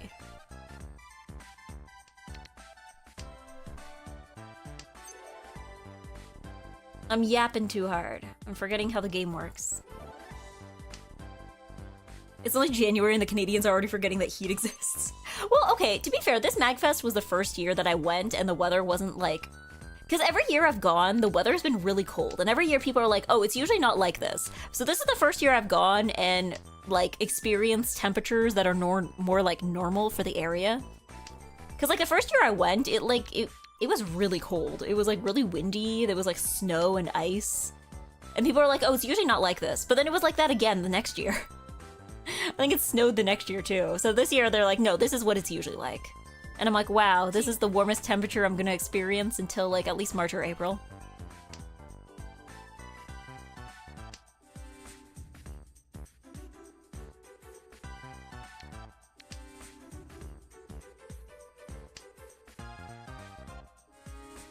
Yeah. Wish this year had more con shenanigans, but all the major degen activities got called due to degen activity doers losing out by louder. Yeah. Again, I think next year, if I go to MagFest next year, I'm probably gonna make sure to buy my tickets further ahead of time. Because, like, MagFest has a system for transferring badges. So, like, most conventions that I've gone to, they don't really have a system like this. So, like, if you buy a badge, there probably is a way, but, like, it's not hugely obvious. I think there are conventions I've been to where, like, you can't transfer. So it's like, if you buy it and, like, you can't go that weekend, it's like, well, sucks, I guess. But yeah, no, MagFest has like a distinct system for transferring badges. So like you can like resell your badge for the same price that you bought it for, but you can resell it like if someone else, like if you can't go. So I'm like, maybe I should just do that. Like just buy it, and then if I can't go, I'll just like resell it to somebody else. Yeah, we did get 5 to 10 degrees Celsius weather last week, surprising. I know, and then I came back and I was looking at the weather and I'm like, come on, guys. I come back and the weather immediately, like, the temperature just plummets. And I'm like, come on! Gee. Am I the bad weather? No.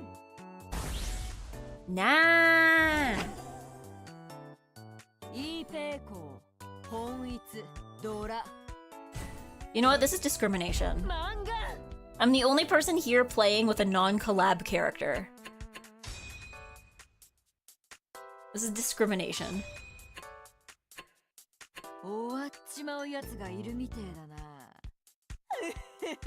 How did you get in anyway? Magic.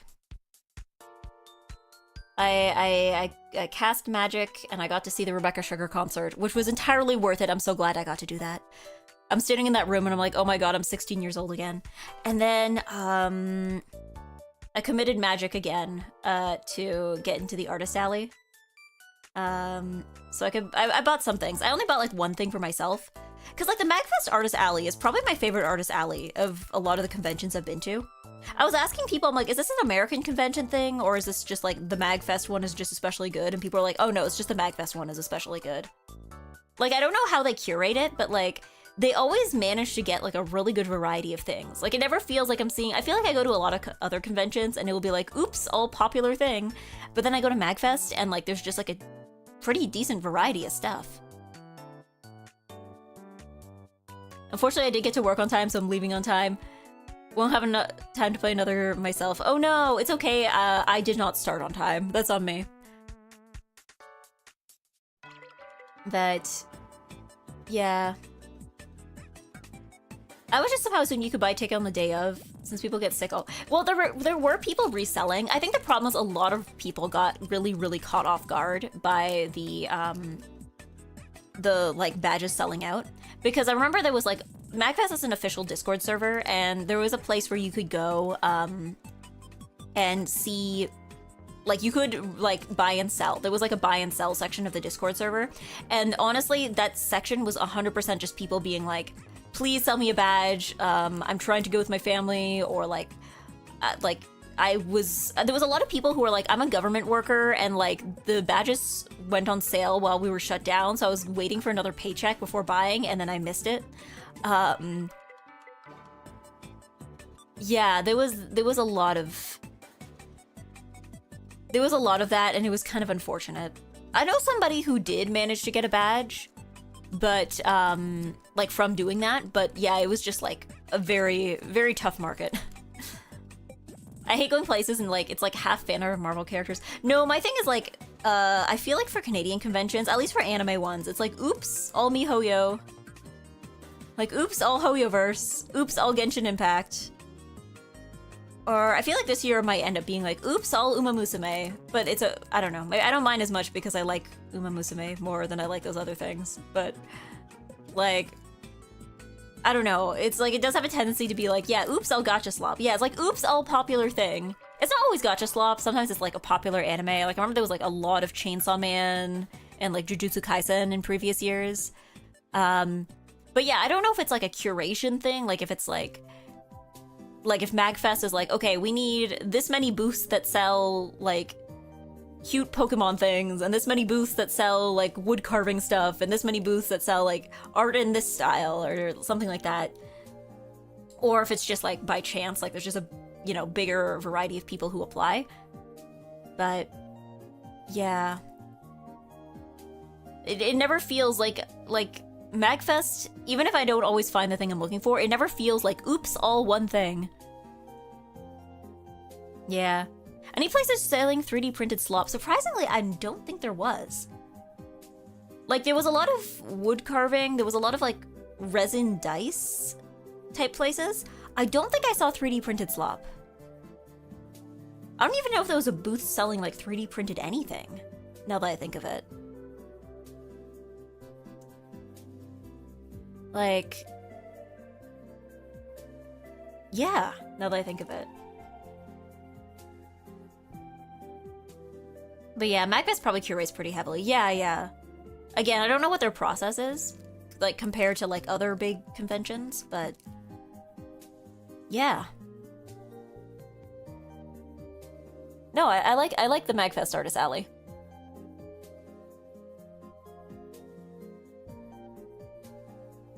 But yeah, because like, what did I buy when I was there? I had like a big bag. Most of what I bought there was like gifts for other people, though.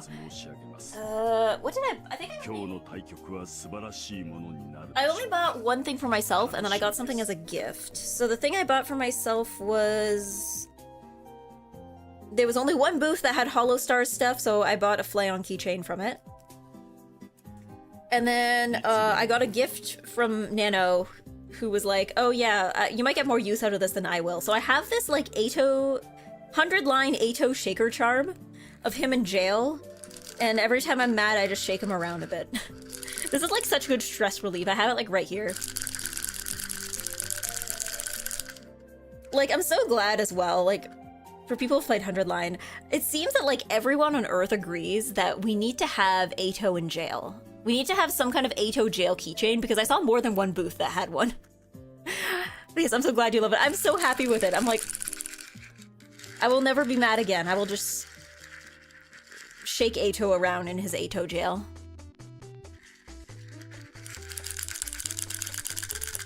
It's double-sided too. So like, the jail has two different sides, and then also Ato has two different sides. Well, I'm trying to balance them out again. There we go.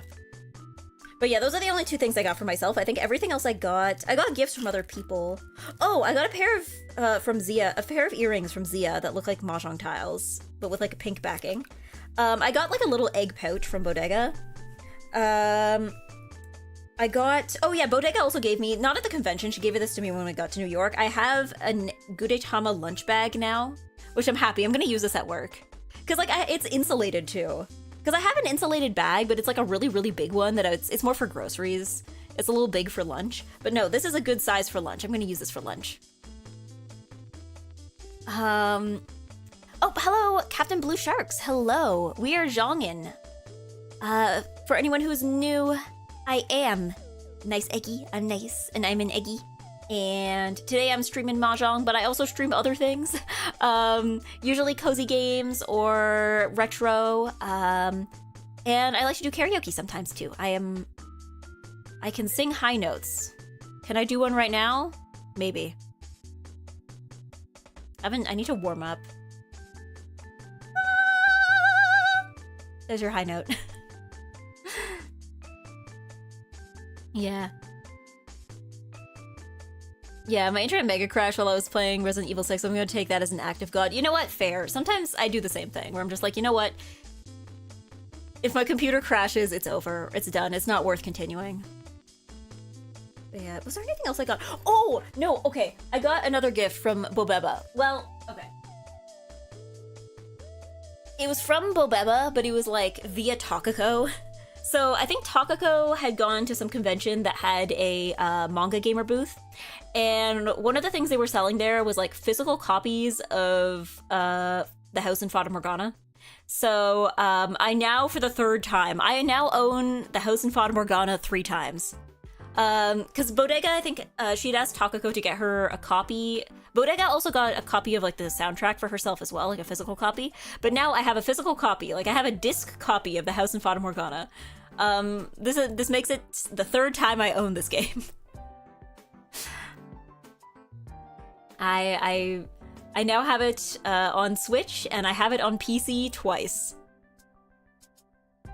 Allison, please hit ready. If this is the character you wish to use. Please press ready, uwu, take your corporate wabi and go for the redeem.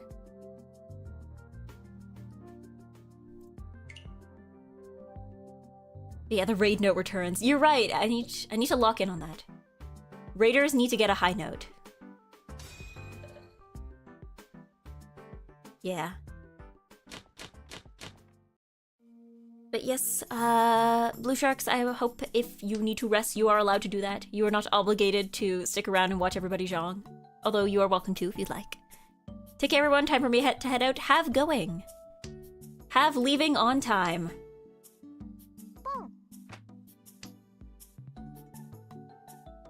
But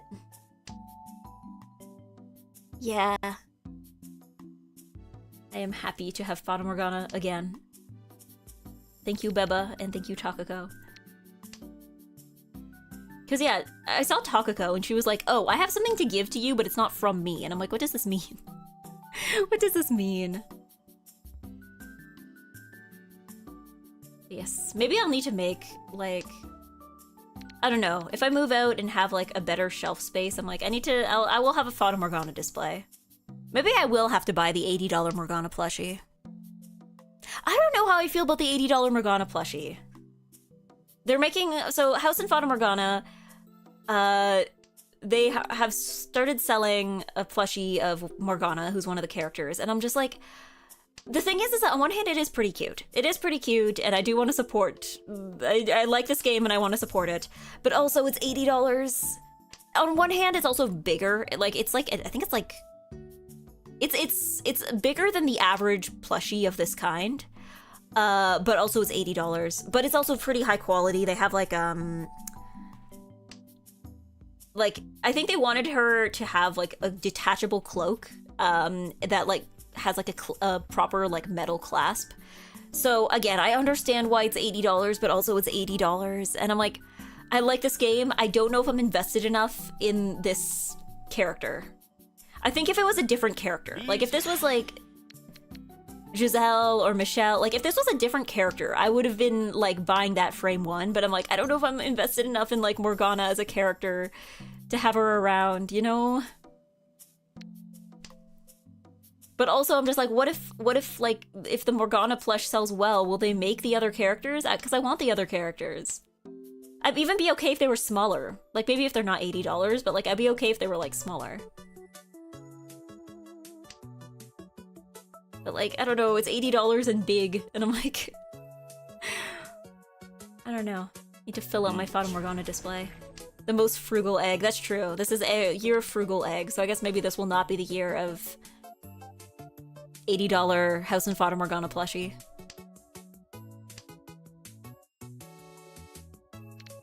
Why did Trinity, you have the Hello Kitty one? I remember there was like a Sanrio event. I never got the Ricci sticks from it though.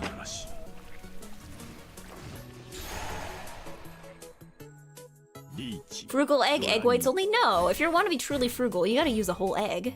What are you gonna do? Waste the egg? Just waste the yolk? Of course not.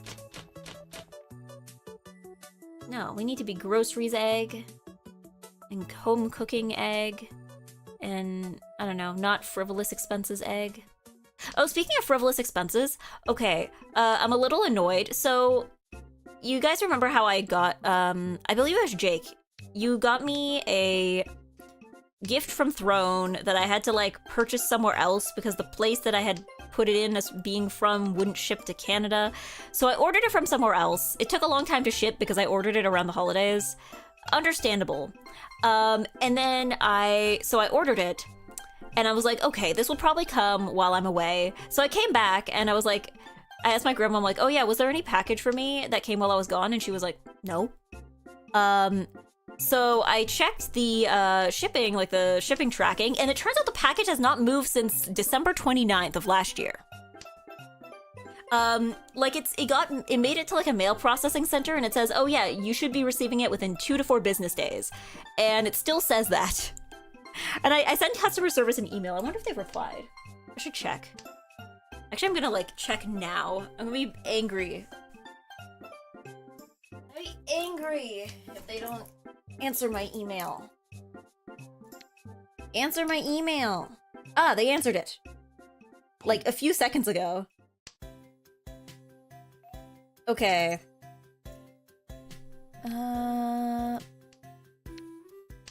Thank you for your email. We're sorry to hear that you have yet to receive your order number. We're happy to look into this for you. We've gotten in touch with our carriers to directly request more information for your package.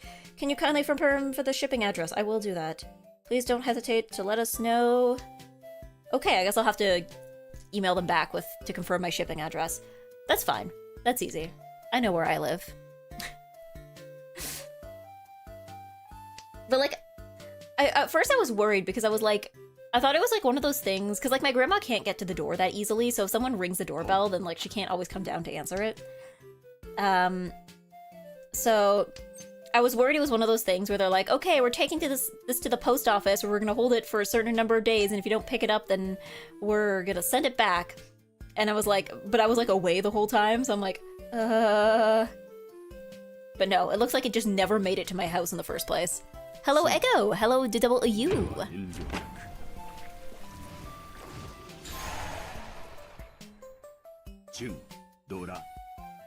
So yeah, it'll get to me eventually. But I will know if I want to order more stuff from Flower Nose to not put it... If I want to... I don't know, I feel like Throne...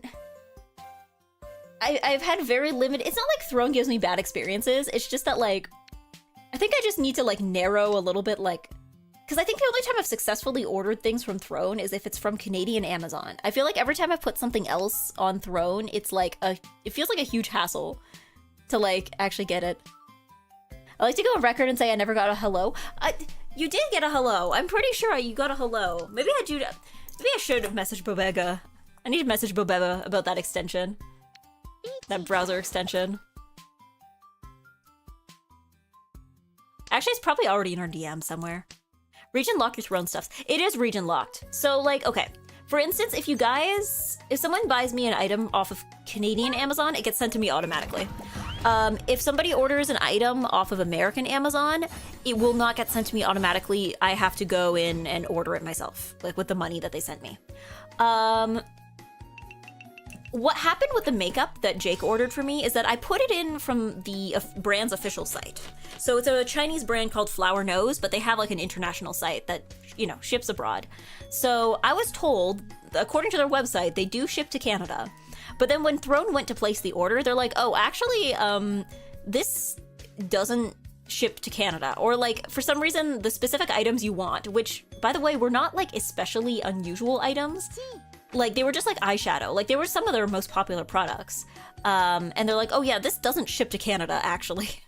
For some reason. So there is another store in Canada that carries it, so I ordered from their website, and then it got stuck in the mail, I guess.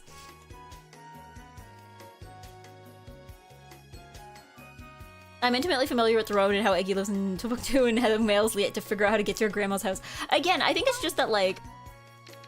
I think it's just the shipping situation for Throne is, like, more complicated when you don't live in the same country that the store you're ordering from is based in, I think. I wish Long McQuaid were on Throne.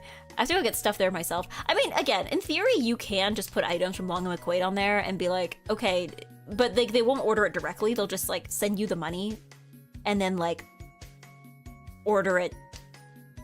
Like, you gotta order it yourself. But to do that, you have to put in the price automatically.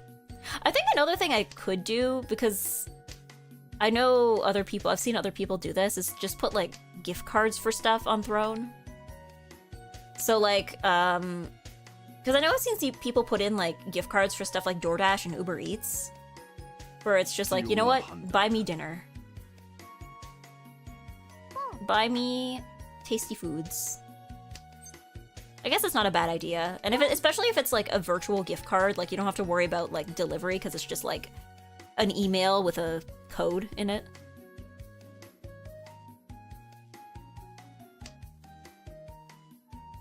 Yeah. I just feel bad because it's always Jake. I think Jake, actually, no. The Tamagoyaki pan did make it to me, though.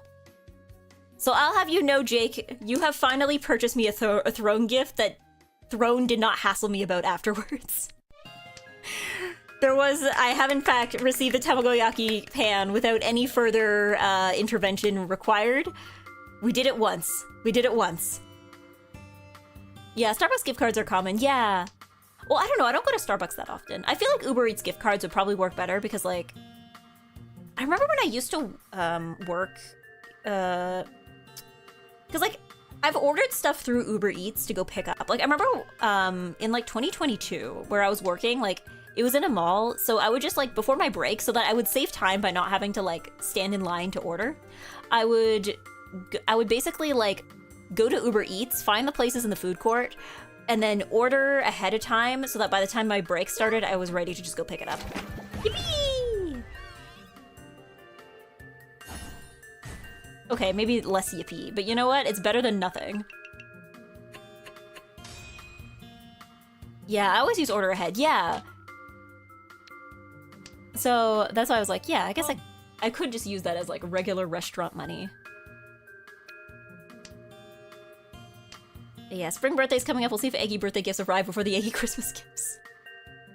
I mean, I know for sure that, like, the package is within city limits because they said they took it to, like, a mail sorting place in my area. So I know for sure the package is somewhere within the city. So it shouldn't take 6 months to get here. And honestly, if it does, they should give me a refund. They should give me all this stuff for free if it takes that long to get here.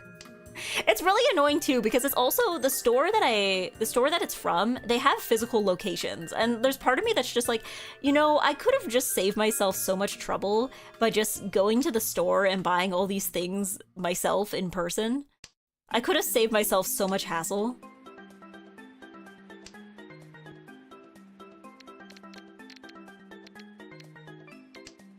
Yeah, this isn't horseshoes. You don't get points for close enough.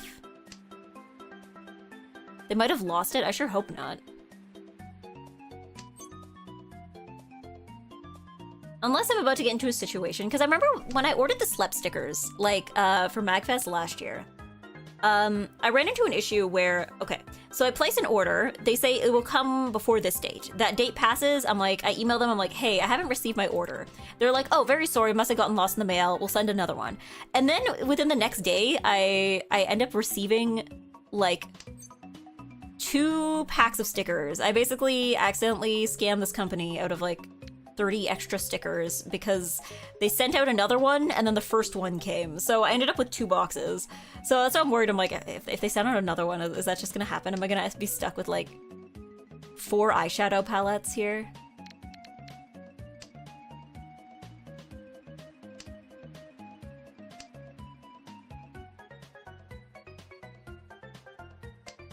But yes, thank you for the generosity though. I promise I will be receiving it eventually. I don't know. I still have to, I don't know. With Throne, there have been times where I've considered closing my Throne because something about receiving physical presents makes me feel like to me it's like, okay, like receiving like donations is one thing, right? Like when it's money, because it's like, okay, it is meaningful, but it also is in my brain's processing this as like numbers on a screen, right? But like, I don't know, when it's a physical present, then I'm just like, oh no, you didn't have to do that! You didn't have to do that! Like, cause like, again, it's like, when it's subscriptions or donations, it's different, but somehow like physical items, when I'm like holding this in my hand, because like, I don't know, when someone subscribes, it's not like they're just like handing me a $5 bill, right? Like, it is just numbers on a screen for the most part. But like, it's like, oh no, somebody spent money and now I have a physical object in my hand. I'm like, oh god, they didn't have to do this. They didn't have to do this. Yeah. Especially because every food app has point stuff. True! Yeah, you can like build up points with that. Eggy acting like I'm not a full-grown man with self-autonomy and ability to choose the sun gives him money I work for. I know! It's just like... It's like on one hand I'm like, you know, people are responsible for their own spending. But then on the other hand, I'm like, I get a present and I'm like, am I evil? Am I the worst person in the world?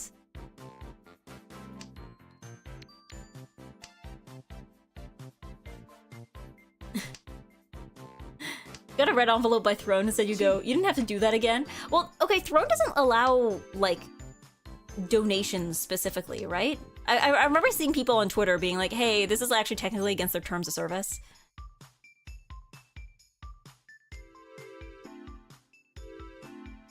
Bunny number go up, progress towards Twitch payout. No!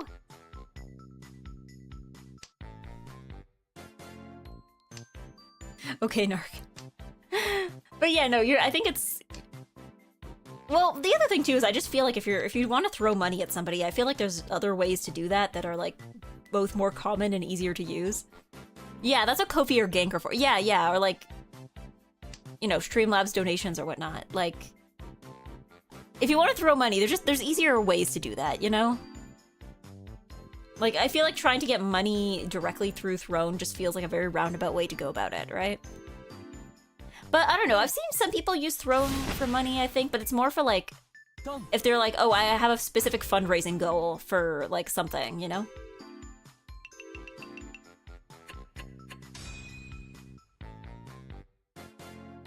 Yes. Good job, Trinity. Thank you everyone else for playing.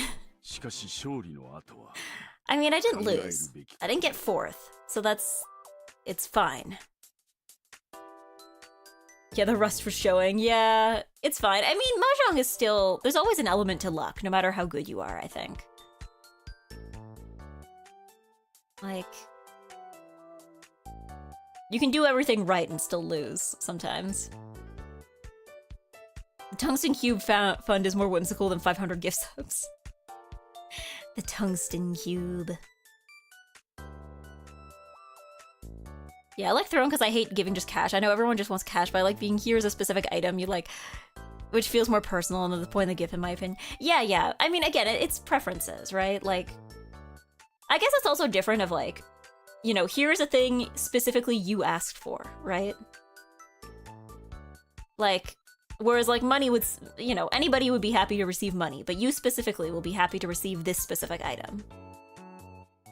Hold on. I'm just going to go eat some licorice all sorts, which I'm still working through that bag, and it was also a Throne gift.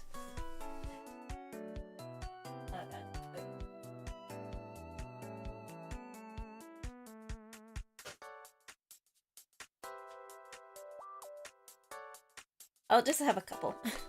I'm almost to the bottom of the bag. Only it's taken like a year to happen. Yeah. The idea of Throne is neat, but the Throne tax is so high. Yeah. I don't know how much like the fees are. I'm trying to remember because I don't think I've ever bought something, or wait, no, I think I have bought something on Throne. And I remember it was more expensive than I was expecting, but I think that wasn't because it was like any additional fees or anything. I think it was because I'm a Canadian and I was buying something for someone in the US that was, and it was all in like USD.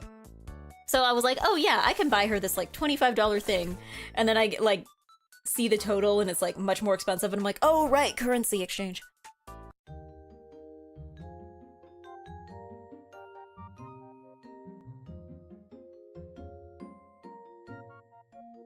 %-ish for Throne. Oh, okay, yeah. Yeah. They do handle the objects. I mean, I think they order it automatically, so I imagine that probably goes to paying for, like, shipping and stuff, right?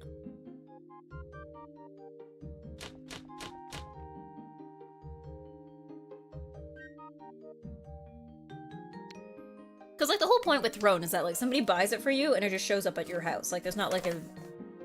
There can be, like, an intermediary step, but, like, usually the idea... The concept is that there is as few intermediary steps as possible, right?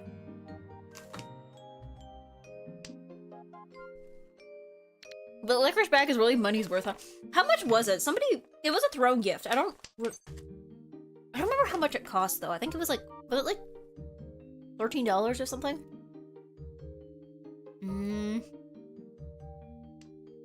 But it is 1 kilogram, or 2.2 pounds of licorice all sorts.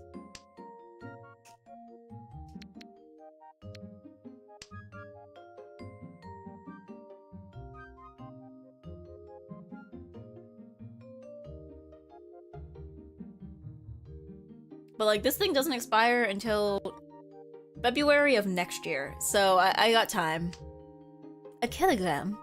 What weighs more? A kilogram of licorice all sorts, or a kilogram of feathers? That's right, the licorice all sorts, because licorice all sorts are heavier than feathers. But they're both a kilogram.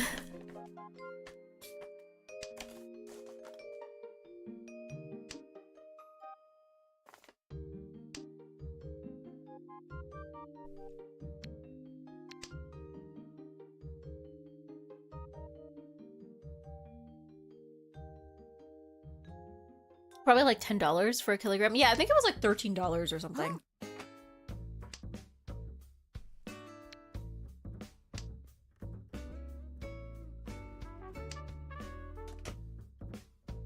Because yeah, like I said, I could just buy another one of these and like divide it into little baggies. Maybe I can pull out the food scale to make sure like the baggies are like equal.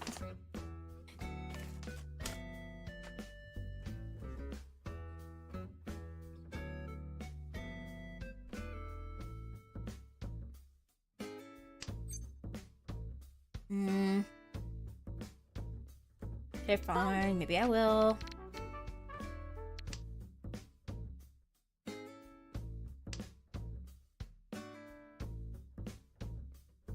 What's this worth more? A kilogram of licorice or a kilogram of steel and feathers?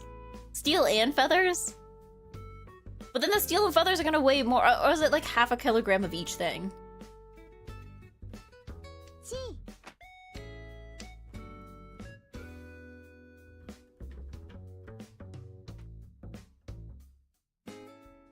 Meanwhile, the licorice heals the soul. But they're both a kilogram.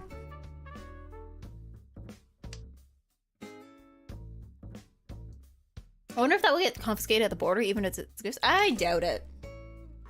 I don't see why it would be, right? Because it's like, it's not produce. Like, it's candy is like the opposite of produce. So I think the only things that get stopped at the border are like, obviously like alcohol, obviously if you have other substances that are illegal to bring into the US. I think like alcohol and tobacco and meat, like if you have like fresh meat and like fresh animal products or fresh produce, those will get you stopped. Or at least they'll be taken away. I really doubt that candy would be an issue. Also, I'd probably put this in my suitcase, so it's not like I'd have to like... Because if I'm flying, like... I don't think they like... They don't search your stuff the same way that they do if you're like driving over the border.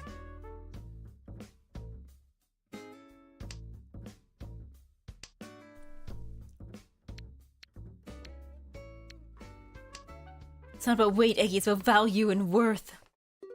The worthwhileness of having a kilogram.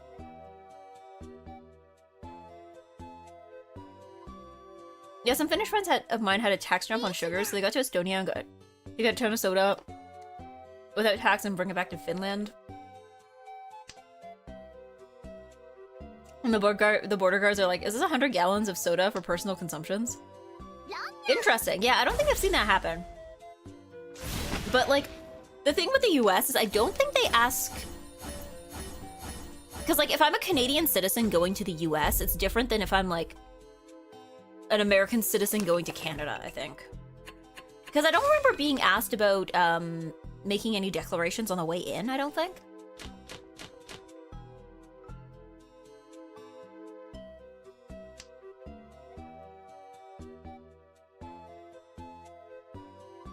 Like, I think the only things I was asked about were, yeah, I think you only have to make a declaration if it's alcohol or tobacco.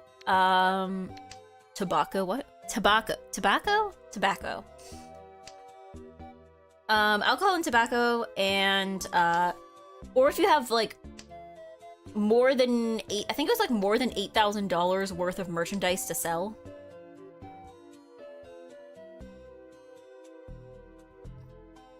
So...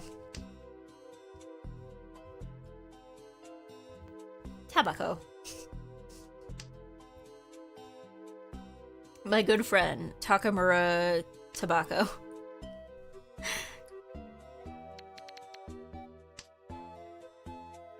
Yeah. You do need to declare what you have, but big goods will be allowed. Yeah, like, I think food is allowed unless you plan to sell it, which I don't, so...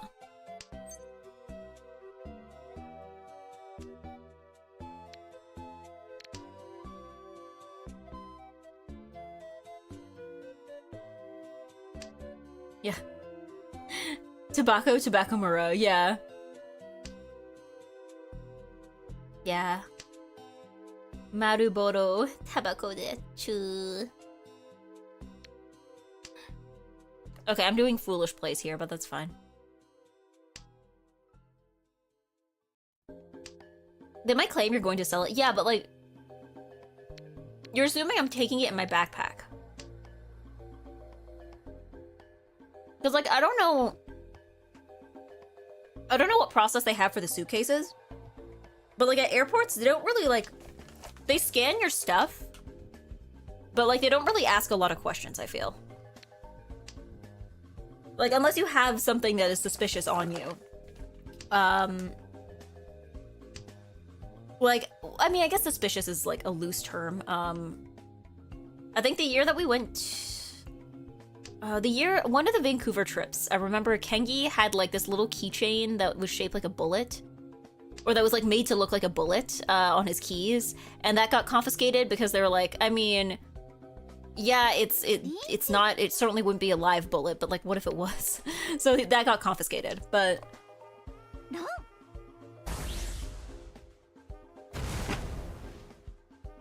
Yeah, Mahjong tiles do look like explosive, allegedly, according to Reddit. Yeah, I heard about that. Of like, yeah, apparently like a large briefcase with a bunch of tiny plastic things inside is also what some explosive look like, apparently. I heard about that.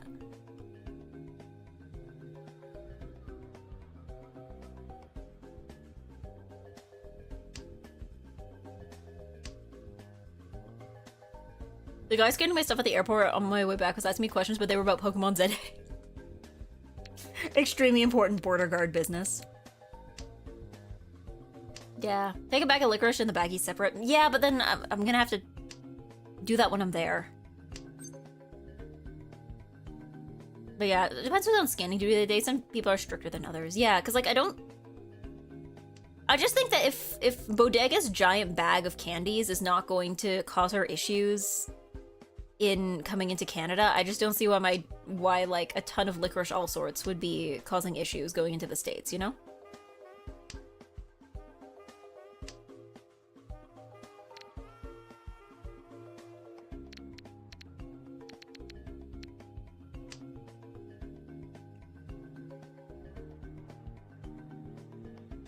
I'm so terrified of driving my car across the border. Every couple weeks I find a loose bullet in my car that like fell in my range bag. Oh, and are they like unused? Where the border guards are like, well, you could still shoot somebody with this, probably. I mean, I guess the worst that happens is that they get taken away, right?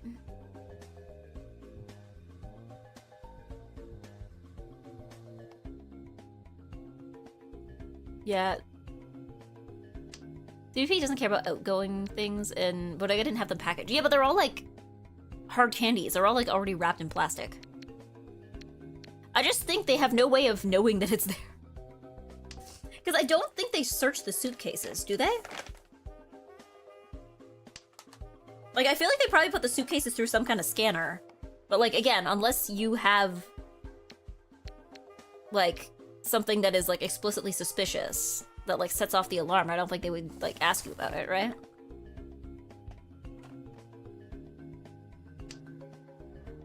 Mm-hmm. Doesn't it go through an X-ray? Yeah. But like, again, I've never...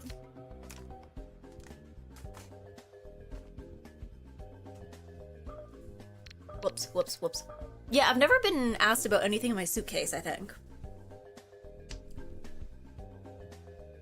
Like, Japan won't let you even bring in beef jerky. Yeah. Well, I remember, like, I don't know, what counts as, like, fresh products? Because I remember when I was leaving Japan, I had brought some snacks with me. And some of them were, like, dango, like the, you know, dango that you get from the grocery store. And I remember asking them, I'm like, hey, does this count as a rice product? And everyone was just looking at me like, no, are you stupid? But I'm also just like, I don't know. I mean, it contains rice, right? But, like, also I guess because they were, like, not, like, they were somewhat perishable, right? Like, it wasn't like it was, like... Because there are things that are, like, rice snacks that are, like, so processed that you're like, okay, that wouldn't cause any issues. But I'm like...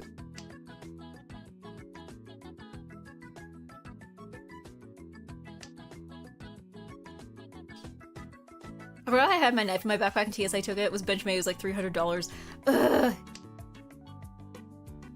Yeah. I don't know if I've ever had anything confiscated. Yeah, I myself have never had anything confiscated when flying or at the border, I don't think. I know when I was a kid, my parents would always, like, when we go on road trips that would take us to the States, like, my parents would always, because they would pack a lot of vegetables just to, like, snack on during trips, right? Like, carrot sticks and stuff. And I remember we would be, like, approaching the border, and we'd all be, like, trying to eat as many vegetables as humanly possible within, like, half an hour while we were, like, waiting to, you know, get to the border. Because my parents are like, yeah, they're gonna confiscate the rest of it, so we need to eat all of this now. So we're just, like, shoving cucumber slices into our face. Yeah, Yeah, I don't know if I told the story, but I got pulled up out of the line when I was a kid for saying, hurry up, this bomb is heavy, and got strip searched. How old were you?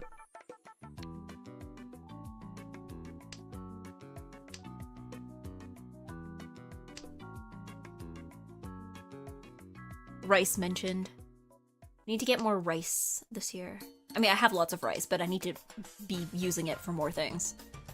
Bum, bum, bum. Bum, bum, bum.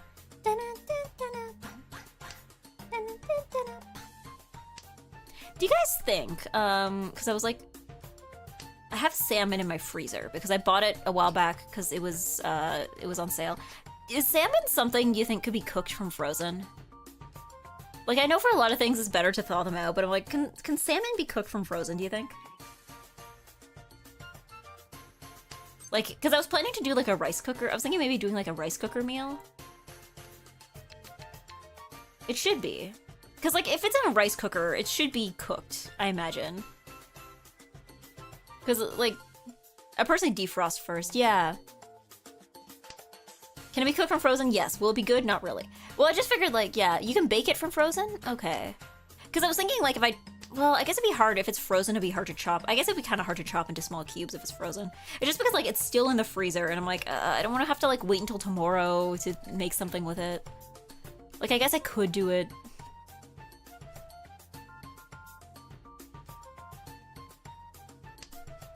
I cook salmon from frozen sometimes, but I just shove it in my air fryer. Yeah.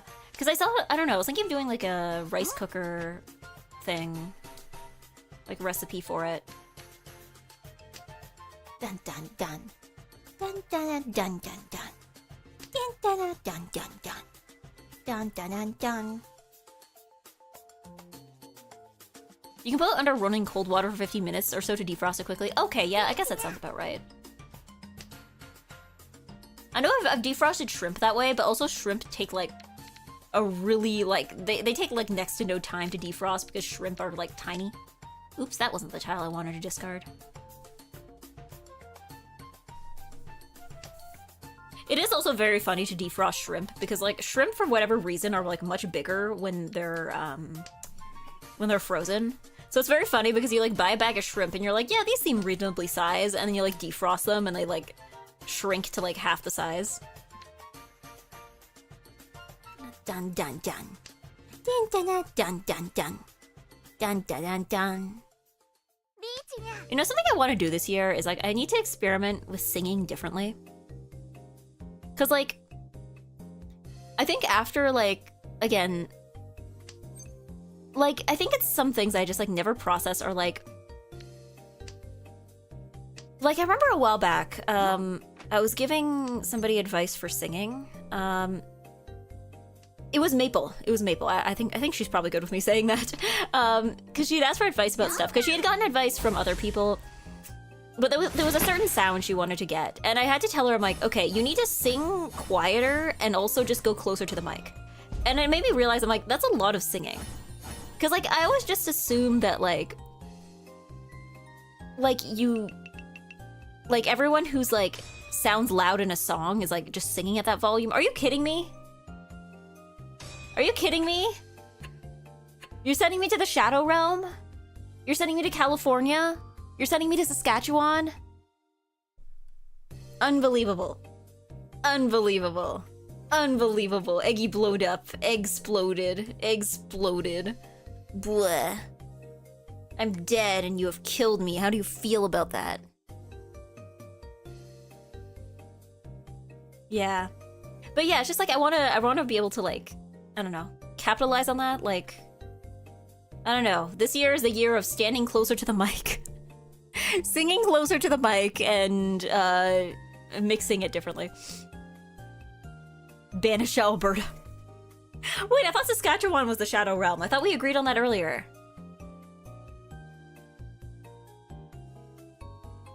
Hold on, I am watering. Yeah, unbelievable. Terrible start to the year. Finish Alberta, let's be honest. Saskatchewan or Manitoba can be the Shadow Realm. That's true. Like I said before, I think I don't know if I know people from Manitoba. I think when I was working during the holidays, I met one customer who was like, oh yeah, I used to live in Winnipeg. And I'm like, okay, so I know people from Manitoba are real and they exist. They're real and they exist. 90% of Canada is the Shadow Realm. I mean, to be fair, like 90% of Canada is like relatively uninhabited. Because it's all like Arctic tundra.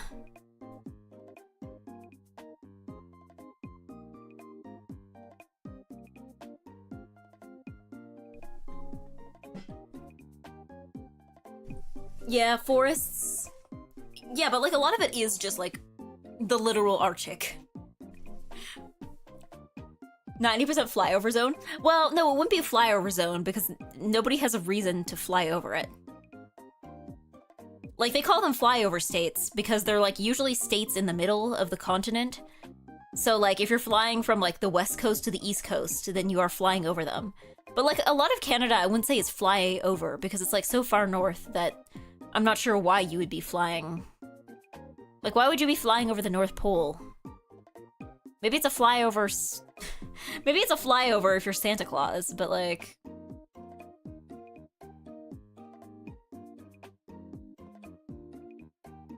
But yeah, the territories is the frozen wasteland. Saskatchewan and Manitoba can be the Shadow Realm, and the provinces east of Quebec is Fishland. True, it is Fishland. The Maritimes are Fishland. I don't know. One of these. I've never been to the Maritimes, actually. I'm like, one of these days I will go to Halifax and eat yummy seafood. But not yet. I don't know. One day. Why? Like, why haven't I? Why Halifax? Or why? Halifax is dumb from what I've heard. I mean. My sister went there on a field trip, and I think my parents have been there before. I also have another friend who went there as part of like a longer road trip. I mean, I guess maybe tourism-wise, it's not a place that you go for like too long, but I've heard they have yummy lobster. Are you mixing it up with Hamilton? Because that's like a completely different city and a completely different part of the country.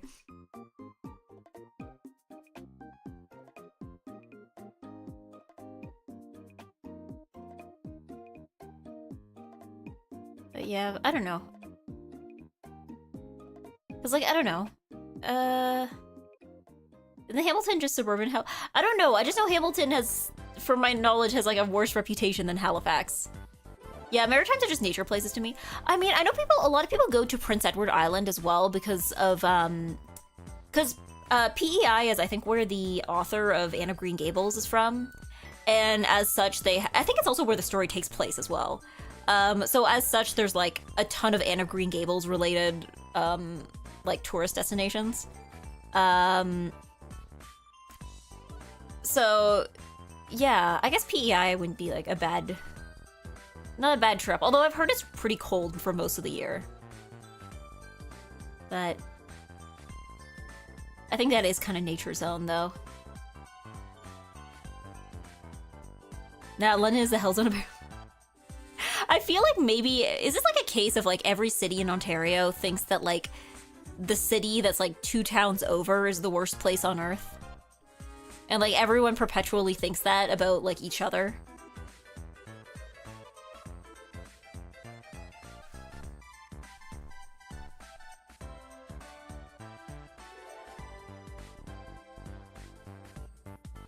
But yeah, I haven't actually been to the Maritimes.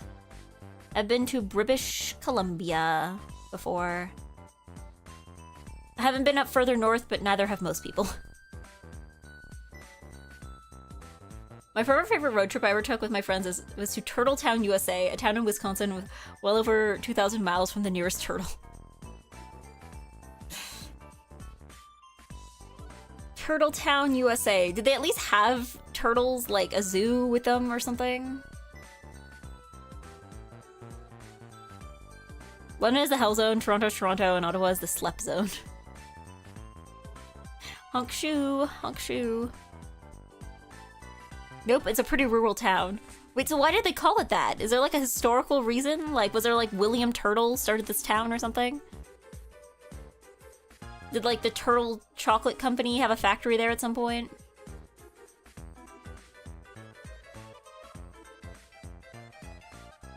I don't know, because, like, it has an old cars museum.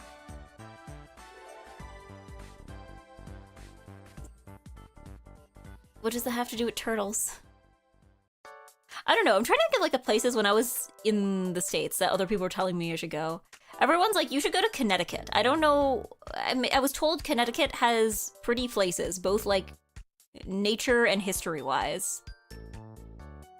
I was told I should go to Connecticut. For some reason, people of the United States recommend Connecticut.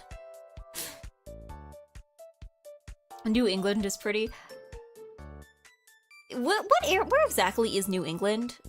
I know that it's like an area. Is Maine part of New England? I know it's like kind of the northeast side of the states, but it's not like New York northeast. It's like the other part of the northeast. It's like the small states, like in terms of population or in terms of like Maine, Massachusetts, New Hampshire, Connecticut. Ah, okay. That's New England. Because, yeah, I'll see people talk about New England, and I'm like, yep, I know it's on, like, the east side of the country, but, like, which ones count as New England, I would not be able to tell you. I know New England is apparently where Knives Out takes place. Vermont and Rhode Island. Ah, okay. The small-sized states between New York and Maine. Okay, those 6 states. Because, yeah, I know people say the first Knives Out takes place in, New England, so I'm like, I feel like I would go there and be like, wow, really getting some Knives Out vibes from this.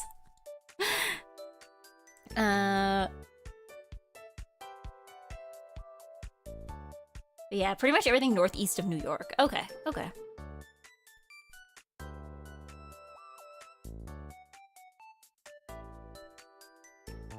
So yeah, I know New York is East Coast. And DC is East Coast. And Florida is East Coast. And I know there's other states in between those. Could I tell you what they are off the top of my head? No. Delaware seems like a weird state map zone-wise. I don't know. I did go to Delaware for the first time. Sort of. Because we passed through it from New York to DC. We did pass through it on the way there. For like, I don't know, maybe like half an hour. That was the first time I've been in Delaware. Because the rest of the journey was going through I think it was New Jersey, Delaware, and Maryland. So I had been to New Jersey before technically. Well, because I had gone with Beba, but like, I think when I went to New York in 2017, the place where we stayed, the hotel we were at was technically in New Jersey. So yeah, but like, could I tell you what the area looked like? No, because every time we drove in, it was at night. So I'm like, okay. Like, I don't know what this place actually looked like, but yeah. Delaware is like 1/3 of an island as a state. Wait, so is there like a mainland and then there's like the rest of Delaware, or what does Delaware look like? Aside from like the tiny sliver that we drove through. Delaware, US state. Ah, I see what you mean. It's like 3/4 of an island. Yeah, because I remember we had to go on like a really big bridge. We went on like a big bridge to get between Jersey and Delaware. Yeah, I'm looking at this map now and I'm like, no, I feel like I can see the road, like the path we would have taken. Because I think, yeah, we went through New Jersey. And then we went to Delaware for like not very long. And then we were in Maryland. And I think we went through Baltimore. Yeah. Okay, I'm seeing this now. Wait, Philadelphia is in New Jersey? Has Philadelphia... No, that's a stupid question. I was like, has Philadelphia always been in New Jersey? I did not know Philadelphia was in New Jersey. No, wait, hold on. No, where is Philadelphia? What state am I looking at? This is New York. And that's New Jersey. Michigan is also weird because it's like eating part of Wisconsin. Wait, Philadelphia's in Pennsylvania. Wait. Because we didn't pass through Pennsylvania. But like Philadelphia is like right in that path that we took. Maybe we did... Do we just, like, skirt around Pennsylvania? Maybe we skirted around Pennsylvania. Philadelphia, like the cream cheese. Yeah, I guess maybe we skirted around Pennsylvania. That must have been it. Wait. Boston is way further north than I thought. Why did I think Boston was further south? Where did I think Massachusetts was? Was I mixing up Massachusetts with, like... I think I might have been mixing up Massachusetts with Maryland, and I assumed that Massachusetts was, like, way further south than it actually is. Where did I think Massachusetts was? Sorry, I'm looking at the map. I'm like, okay, so Boston is way closer to New York than I thought. I don't know where I thought Boston was, but it... And Connecticut is also closer to... Where did I think Connecticut was? Was I mixing up Connecticut with, like, North and South Carolina? I didn't think Connecticut was this far north. Where did I think Connecticut was? They'll love Bloom here about this blatant misunderstanding of New England. Well, I don't know. I know that I... Where did I think it was? A lot of places have names reused, so it's possible there's a Philadelphia and New Jersey. I know there's also a lot of places that have, like reused places within the US and Canada. I know there's, like, a city in California called Ontario, which just threw me for a loop a couple times. Because I remember once there was, like, something called, like, Anime Expo Ontario or something, and I was like, oh, cool, they're doing one in Canada. I guess it'll be in Toronto or something, and I'm like, oh, no, it's actually Ontario, California. And I'm like, what? And that's how I learned that there's a city called Ontario in California. Iggy learns American geography. Look, okay, I know the states that I've been to, and that's it. And apparently I don't even know the states that I've been to. Where have I been to? I have been to... Honestly, I don't think I've been to any of the West Coast states before. Because I have been to Michigan, I've been to Ohio, I have been to New York State. I guess I've been to New Jersey now. I've technically been to Delaware, but, like, didn't get out, so I don't know how much that counts. I've been to Maryland. I've been to Washington, D.C., which is not a state, actually. There was one year I think the Airbnb we stayed in was in Alexandria. Is Alexandria in Maryland? Hold on.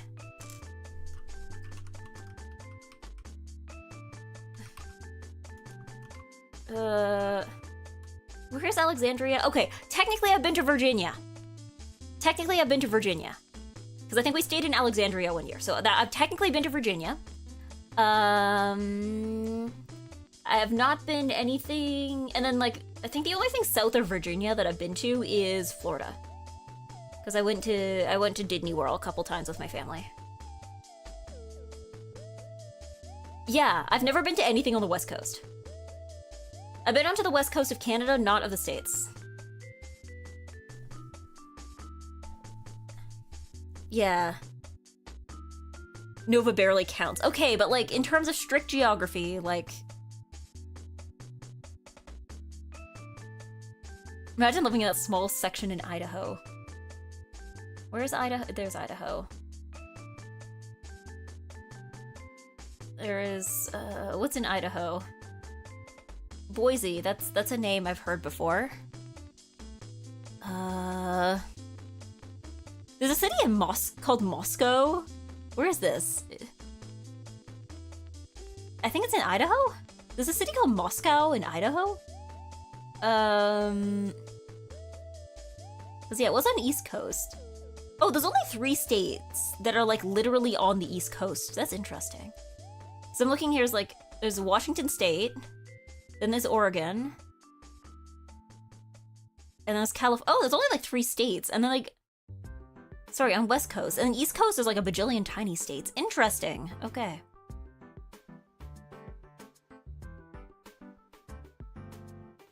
There's a lot of places named after European cities here. I mean, yeah, but, like, I feel like... I mean, we have that in Canada, too, right? You have, like, London, Ontario, and, like, there's Cornwall. And I'm sure there's probably a lot of cities in Quebec that are named after, like, places in France. But... I don't know. I just didn't think Moscow was gonna be one of them, you know? Yeah, so I guess maybe if I do end up going to Offkai, I will have gone to a West Coast state. Good to know. Good to know.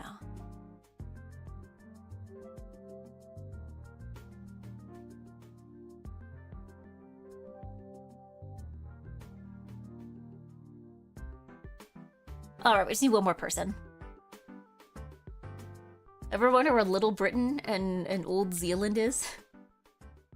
Ah yes, Great Britain, Lesser Britain, Old Zealand, Old York, Old Hampshire.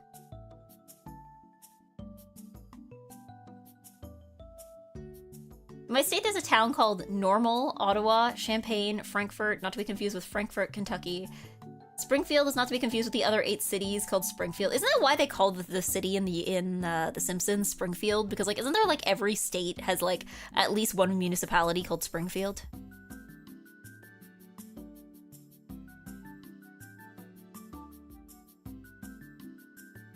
The Bretagne, if I remember correctly, and a Dutch province called Zeeland.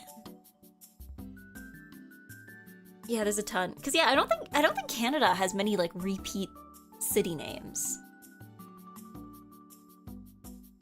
Like, we have repeat city names with countries in Europe, but not repeat city names with ourselves, I don't think. Moving to Normal immediately. Yeah. Where do you live? Oh, I live Normal. That's what makes me a normal girl. Oh. Oh, of course, I'm being ganged up on. I'm being ganged up on. You know what? You know what? You know what?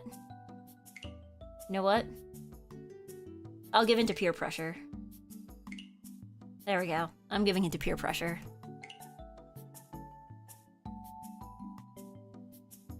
The Ichihi maze, yeah. We're giving in to peer pressure here. Yeah, Cairo, Illinois is pronounced Cairo as opposed to the way that Egyptian cities pronounce. Oh, so as opposed to the way that I just pronounced it. Yeah, if you're not going to Illinois, we also have a Cairo, apparently. Metropolis. Even has a Superman museum there. And a Paris. There's a Paris, Ontario, too, I think. Wait, for Metropolis, is there a Gotham City? Is that like a real place? Fine, I will give in to peer pressure. I'm giving in to peer pressure. Yeah. I mean, it's a nice town. It has a memorial to a plane crash, which is just the plane crash itself. They just left it and put a sign next to it. Oh, just like the plane itself.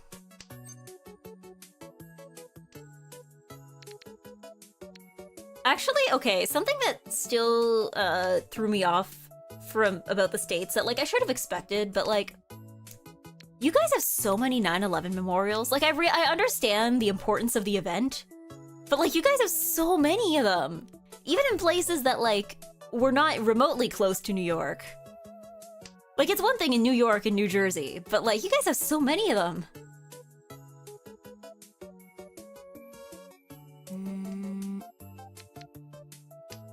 We can't forget. Can't forget. Like, okay.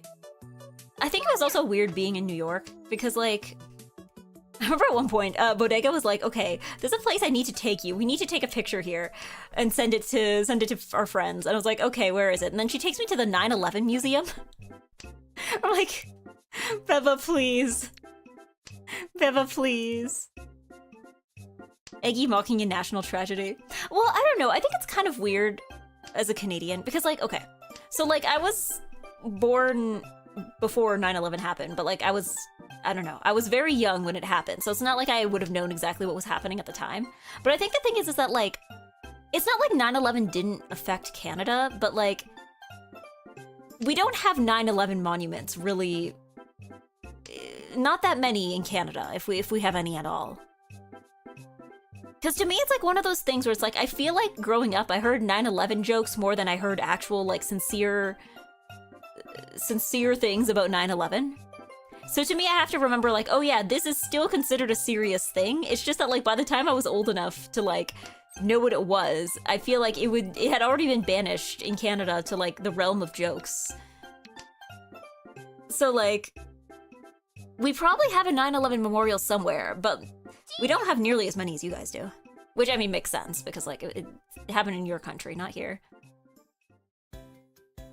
Yeah, we don't have 9/11 monuments outside of New York and DC and stuff.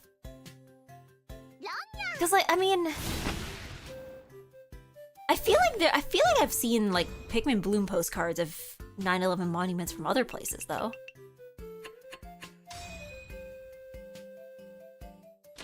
This was a controversy about Pixar film turning red. Right, yeah, I remember that. The one guy who's like, why don't they talk more about 9/11? It's like, well... Canadians didn't care much about 9/11 at the time, I feel. I'm gonna need, like, old people to weigh in on this. Because, again, I was busy being, like, barely in kindergarten when it happened. So I would need somebody who was, like, old enough to be a bit more politically aware at the time. But, like, it's not like it had zero effect, but I don't think it had nearly the effect. Like... Again, like I said, I feel like growing up I heard more jokes about it than I heard, like, sincere things about it. Yeah.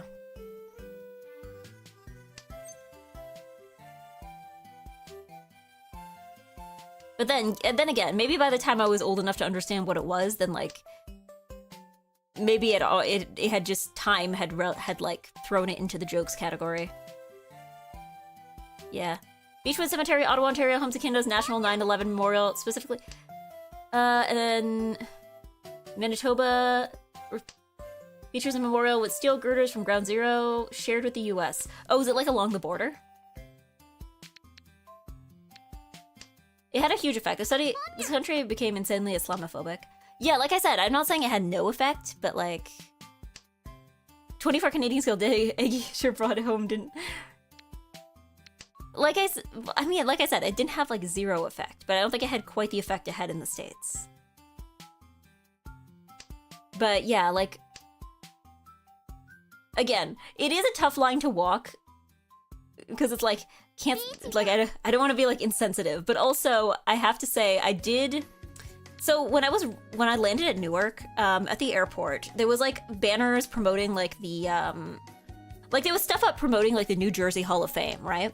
So, like, as you walk by, there was, like, you know, pictures of famous people who were from New Jersey. Like, you know, like, here's a singer, here's, like, an Olympian, here was, like, you know, somebody who was known, like, you know, people famous for other things. And then the last thing on the list is 9/11. And I have to admit, I did have to not giggle at that.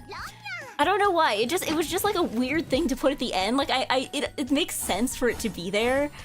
But also, it is just kind of weird when it's like, here's a bunch of famous people from New Jersey, and then also 9/11. Like,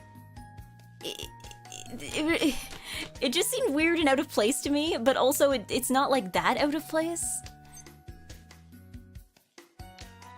But, yeah. The International Peace Guard, in French, Jardin International de la Paix, is a peace park located adjacent to the International Peace Garden border crossing along the Canada-United States border. Oh, in Manitoba. Yeah. New Jersey isn't that far, I guess. Not at all, no. But again, it was just like... I guess something I'm not used to seeing that often, like that, at least in that context. But also, like, okay, how serious do we have to be about this when you go to, like, you go visit the 9/11 museum, which we didn't go inside, but, like, there was people outside selling, like, 9/11 merch. Like, I just don't know how serious you can be when, again, 9/11 merch is, like, something that exists and is being sold right outside the 9/11 museum, you know?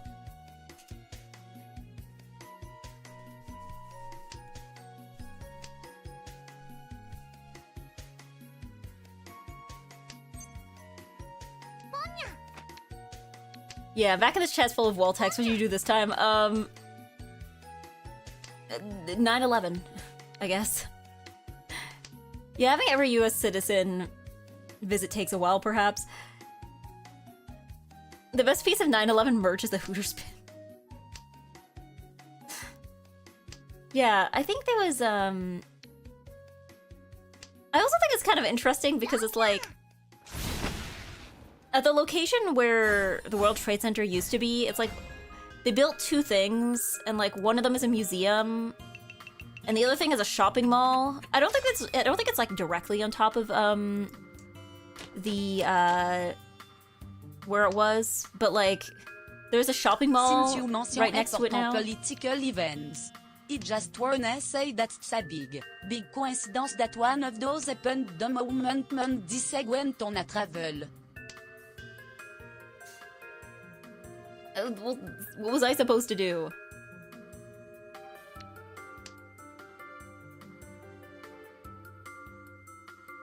Yeah, they built fountains where the foundations were. Yeah, but then right next to it is the museum and then a shopping mall. Interestingly enough, the shopping mall there, I went inside because I recognized it because I was like, wait a second, you guys remember like the Planet of the Bass, like that one song from a few summers ago that was like, you know, the all of the dream, how does it mean?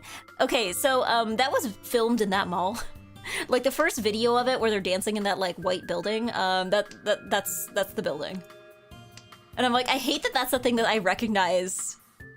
That's the thing I recognize. You have TTS again. Yes, I remembered to turn it on today.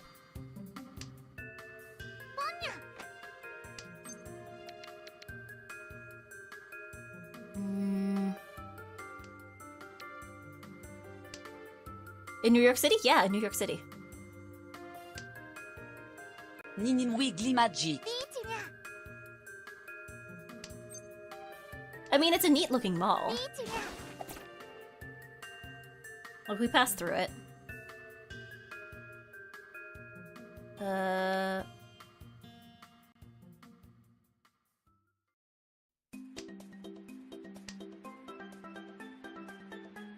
Yeah. It did have a marked change. Sopranos started airing in 1999. The intro had the Twin Towers, and then after 9/11 they cut the whole intro so you could just see. Yeah, I remember hearing about, like, there's a lot of stuff that, like, had to, like, hastily edit things because they were, like, immediately they're like, okay, our whole thing shows, like, the New York skyline. Okay, what do we do now? Like, do we edit that out? Do we keep it in and just be like, yeah, this was made before that? Or, like, is it too soon to edit it out? Will people feel sad if we edit it out, but will people feel sad if we keep it in? Ooh, I'm winning. Is there a John Lennon memorial? Was it the John Lennon... the one I keep seeing the meme about where it's like, John Lennon death site or something, and then everyone's like, why would he go there? Is he stupid?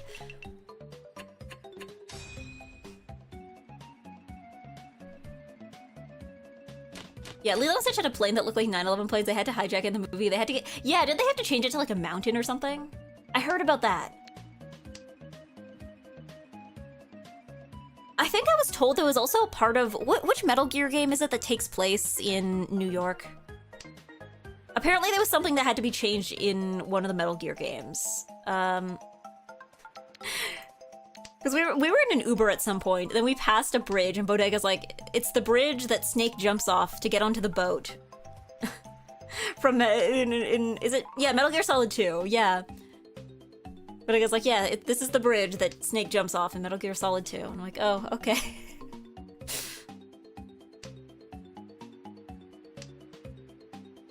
Yeah, the Spider-Man movie?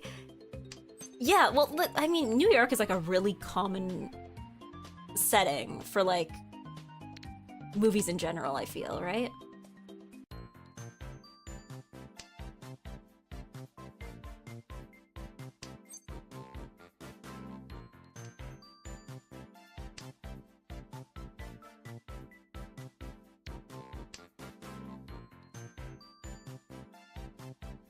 But yeah, that's what I was saying, like, I was surprised at how many landmarks, even if I didn't know what they were, I recognized, because I'm like, oh yeah, I've seen this in a movie before. This is a New York establishing shot.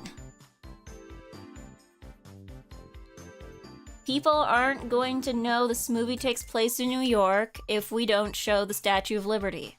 They're just not going to be able to figure it out. How do people know this takes place at Christmas time in New York if we don't show the Rockefeller Center Christmas tree?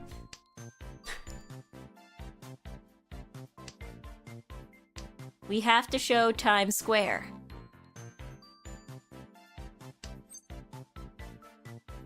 Have you seen Quaker Parrots? No?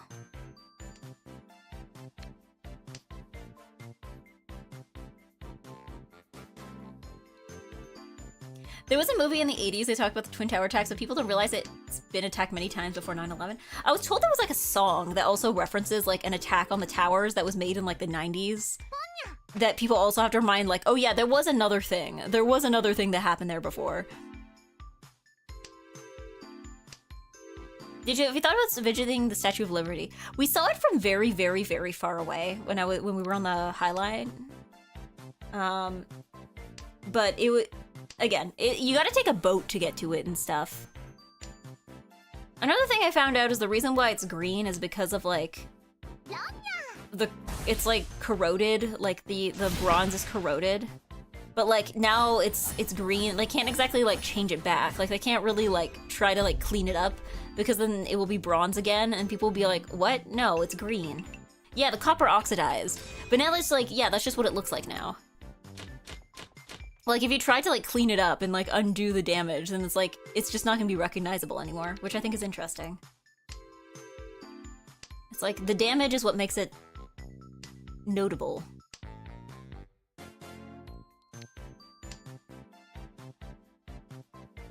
Yes, welcome back. Hello next time. Yeah. But no, I didn't see it up close though. I didn't see Statue of Liberty. We saw Times Square a little bit, which I'd seen before.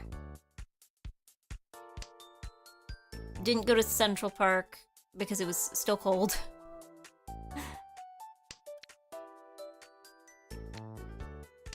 Yes, hello next time. Next time was also at MAG. I also saw Next Time.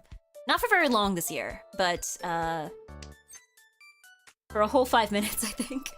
And then I had to go to K-Barbecue. I'm sorry. Because, okay, the thing with MagFest is that, like, for a combination of reasons, the reception in there for, like, phone and internet is abysmal. So, oftentimes what happens is that, like, you end up with, like, trying to keep in contact with people is frustrating. Because I remember, like, I was in, like, Artist Alley, and I was, like, shopping, and then I was getting to the end, I'm like, you know what, this might be time to go head for, K-Barbecue. And then I left Artist Alley, and then I ran into the other people I was going to K-Barbecue with, and they're like, where were you? We were, like, pinging you nonstop. And I was like, I'm sorry, I was in, like, the complete dead zone. Yeah, it gets worse the more phones are nearby. Yeah, I remember last year, too, like, people sitting in, like, the games room, because the games room is, like, a separate building off from, like, the main building. There is just, like, dead-ass, like, no reception in there. There's just nothing. You cannot get a signal in there. Even when it's not busy. I guess it's just too close to the water. But, yeah.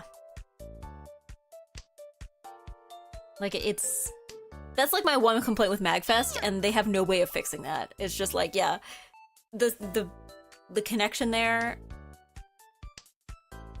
I hope if you need to communicate with somebody, I hope you don't have to.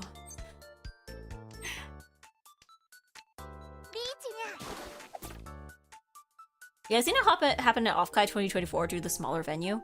Oh yeah, because they got a bigger venue last year, right?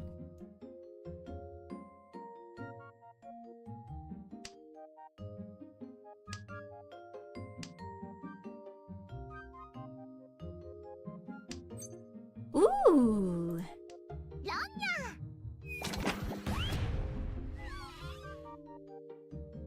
Eggy win again.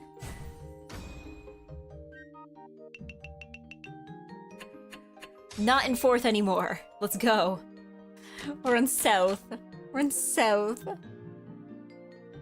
Because yeah, it's weird because I don't think I've seen this. Maybe it's just like I haven't been to a lot of other like really, really, really big conventions. But I feel like I haven't seen that happen at many other conventions. Like I don't remember having issues with connectivity at like Anime North or like anywhere else. But maybe they just weren't big enough conventions, or maybe they were just too spread out.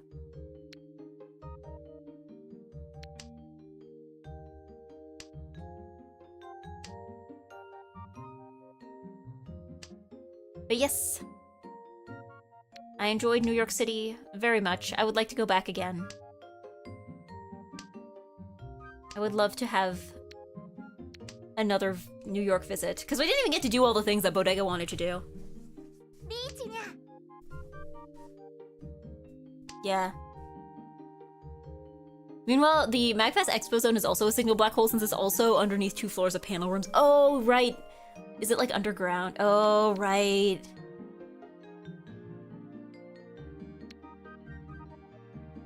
It's like buried and yeah. Honestly, I'm surprised that like the booths in the artist alley can like accept card. I guess maybe if they have like, they probably have their own like hotspot set up or something. Because a lot of them like, they accepted card by using like the square thing with their phone. But I'm like, how are you guys getting a signal? Because like with all the things I bought with card there, like I didn't have technical issues with like any of them.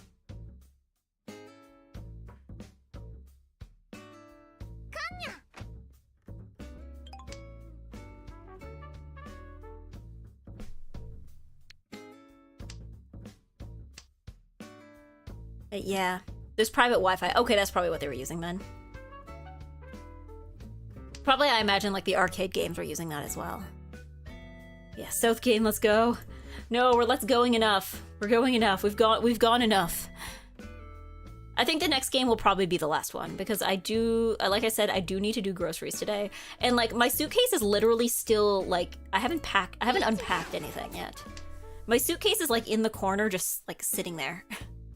It's just sitting there. Ooh, yay! Like, I got home, I brought it downstairs, and I was like, okay, that's enough for me for today. Oh, this will be, like, a later EGGY problem. Yes! EGGY win! EGGY win! EGGY win. The 10 business days unpack. Okay, you're familiar. I'm glad to know I'm not the only one who suffers from this.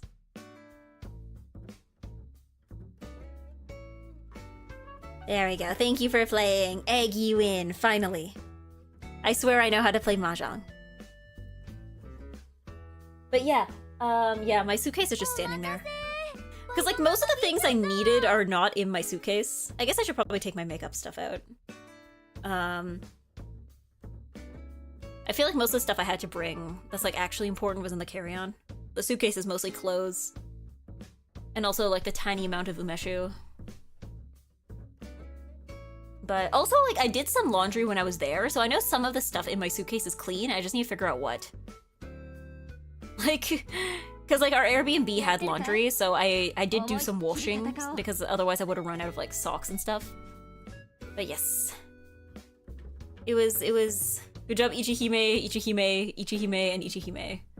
Thank you for playing, Ichihimes. Who should I be this time? Maybe I'll be my Sanrio girl. I'll be my cinema roll. Alright, let's go. Last one. But yeah, no. Oh my god, okay, when I did my laundry, I had left some stuff in the dryer, because I meant to take it out, and then I just forgot.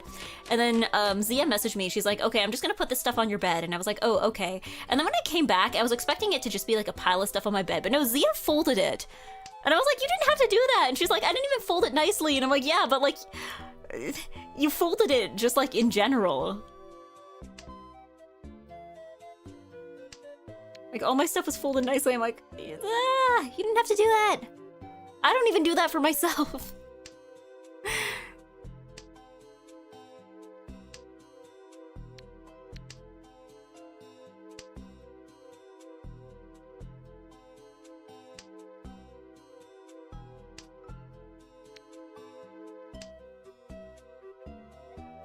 But yeah. Cinnamoroll. Yeah. This is from the Sanrio collab. I think this is the only thing I ended up getting. Good job, Zia. Good job, Zia. Oh god, no, I feel... Okay. So before my trip, like, I think towards, like, on New Year's Eve, actually. It was New Year's Eve. I had, I bumped my toe really, really hard on my suitcase. And, like, it was one of those things where I'm like, I don't think it's broken, because like the pain wasn't like, it hurt a lot, but it wasn't like excruciating. And I was able to like walk normally, more or less, for the rest of the evening. Like it was like sore, but like not like, it didn't feel broken is the thing. But now I'm just like, I feel like my toe is like now like weirdly misshaped. Not like misshaped. Oh, we lost Eggy. Uh-oh. Are we back? I think we're back. But yeah, now it's like, it feels like my toe is like out of line, but it doesn't like look out of line because I'm like comparing it with my other toe and I'm like, I don't know, something feels weird, but I'm like, I don't think I broke it because I don't think I would have been able to like, because like I went to a New Year's Eve party. I went to a New Year's party and like I was able to survive that evening and like it was uncomfortable, but like it wasn't like excruciating. It might be broken. I don't know, but like it doesn't hurt anymore. It's just kind of sore. Because again, I also survived the entire trip and I did a ton of walking. Yeah, it might just be maybe only cracked. Because yeah, it's been like a couple weeks. Because like we're what, like 2 weeks into the new year? I don't know how long it takes for a broken toe to heal. But like, yeah, it was like really ugly and bruised, but then it like the bruising went away fairly quickly. Cause I remember like when I went to New York, like by the time, like it was a really yucky bruise when I first got it. But then like by the time we went to the spa, which was what, like January 6th, 7th? Oh God, no, okay. By the time we went to the spa, it was like pretty normal looking again, so. But like I know for like broken toes, usually the thing they tell you is just like, I don't know, tape it to your other toe. Like it's not like a huge deal. Like it's not. Eggy, no. I realized after I said it. No. I swear I didn't do it intentionally. I didn't do it intentionally. I mean, I did accidentally 6'7" this weekend as well. I think somebody had asked about like girls brunch, and I was like, oh yeah, there was a lot of people who couldn't come, but I think there was, I don't know, maybe like 6-7 of us. I'm like, ugh. But like, I think there was 7 of us. There was 7 of us at girl brunch. I was trying to remember if it was 6 or 7, because I think when I got there last, so I think by the time I got there, there was 6 people, and then it became 7 with me. Haneman. 6'7". 6'7". I don't know. It's the modern brain rot. I saw a picture once of somebody had posted that was like, it was like something that was being for sale with like a bunch of different numbers. I think it was like birthday candles or something. And then there was one, like there was no 6'7" left, like 6'7" was sold out, but then 6'9" was still there. And people were like, society has changed. Society has changed.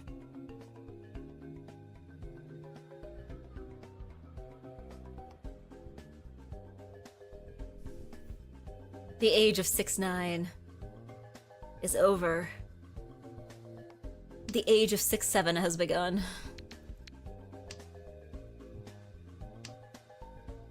But yeah, I don't know. I guess I'll have to look at my toe closer later. Because again, the bruising is gone.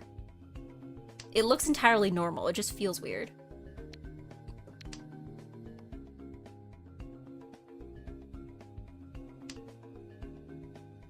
In fairness, that's what I immediately thought when you said 6'9" was still there. It was like before you said people's response. Like, society has changed so much.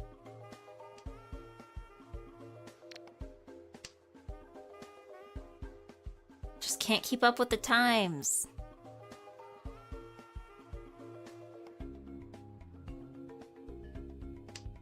Society. It's changed, but is it better? Well, I don't know, because it's like 6'9" had like a meaning attached to it. 6'7" doesn't really have a meaning, so I don't know if that makes it better or worse, you know?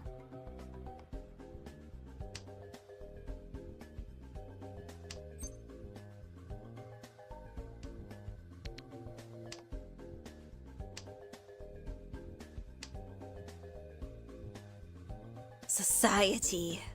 Society.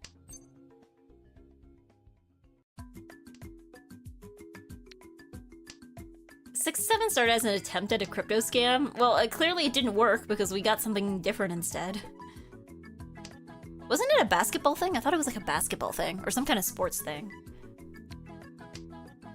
I remember 6ix9ine being an incredibly crude thing when I was a teenager, and it became like the haha meme member after like 5 years.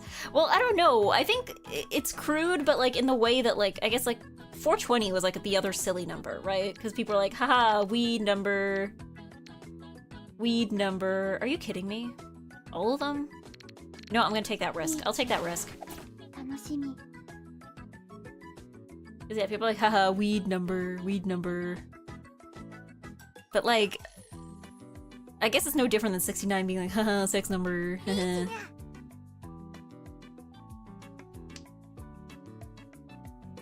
Never thought 420 is crude, but I know about everyone else. I guess it depends, like, where you live and how they feel about drugs. You know?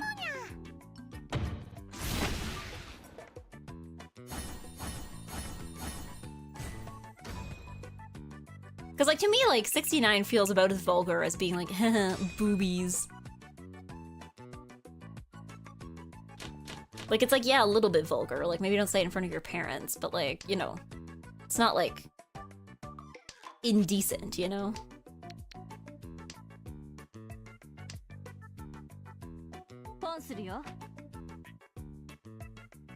Yeah, the person who first popularized 6-7 was trying to draw attention to his crypto. He's planning to rug pull, but only caught on as far as children parroting sounds. It's like no one's buying 6-7.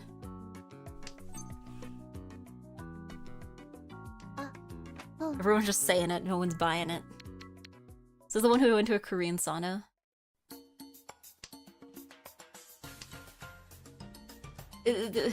What does this have to do with anything? I guess people are naked there sometimes.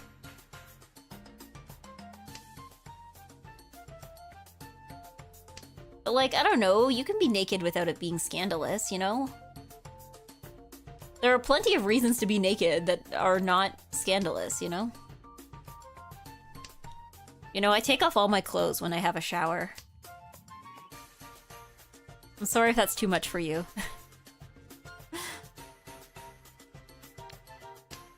You know, my body, like, without clothes on, it looks a lot like my body with clothes on, but, like, without clothes, you know?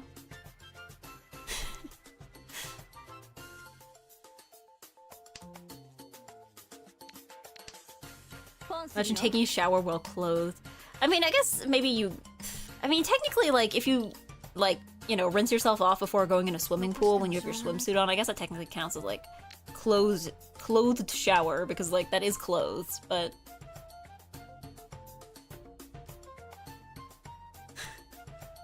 You shower without clothes? Scandalous. I'm unfollowing. I'm sorry to break my say-so reputation. I do take off my clothes sometimes. I don't know, it's really difficult to change clothes without taking off your clothes, you know?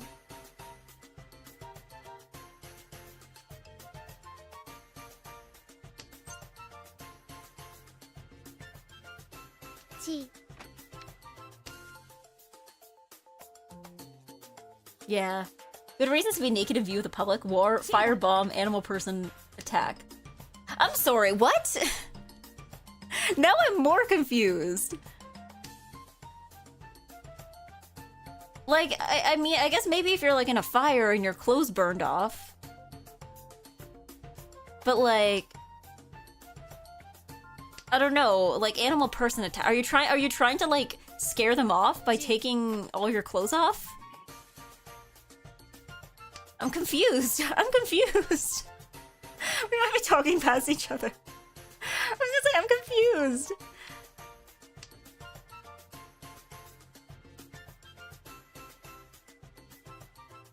Because, like, I don't know. I wouldn't say that, like, despite the name, I wouldn't say public bath is really public, right?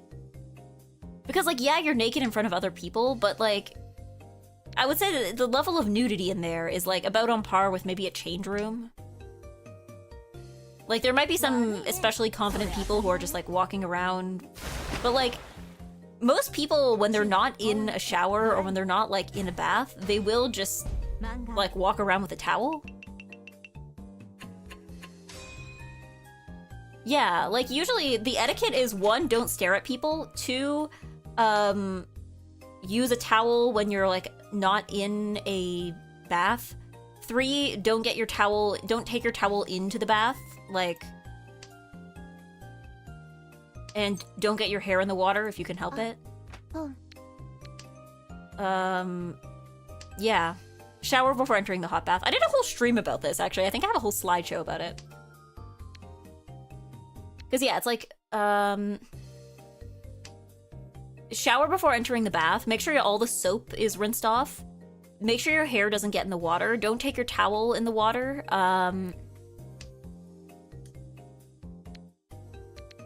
Obviously, like, don't shave in the bath. The bath is really just for soaking. Like, if you need to do anything other than, like, soak, then do that outside of the bath. If you're in the bath, you're just soaking. You're just soaking.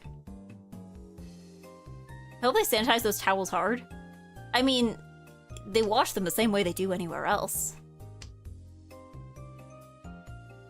Also, like, some people bring their own as well for onsen. Because some places will, like, provide towels, but some places will charge extra for towels.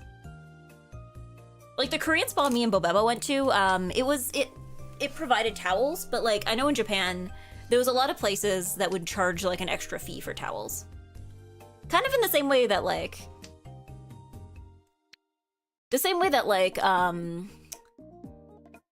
you know, like, some gyms will provide towels, but some places don't.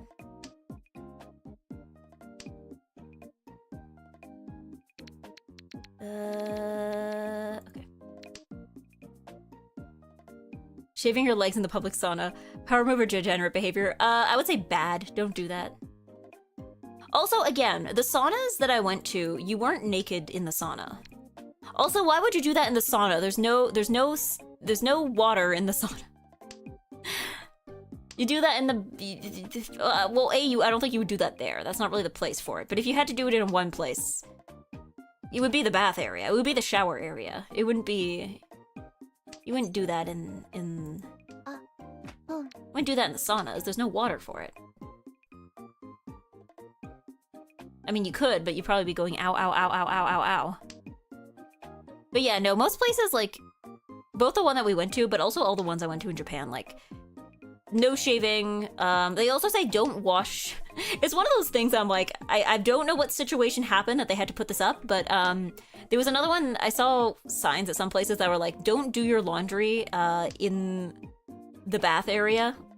Like, I don't know if people would bring in, like, shirts or something and, like, wash their clothes there, but yeah, that's not allowed either. The only fabric allowed in, like, the bath area is the towel that you have with you.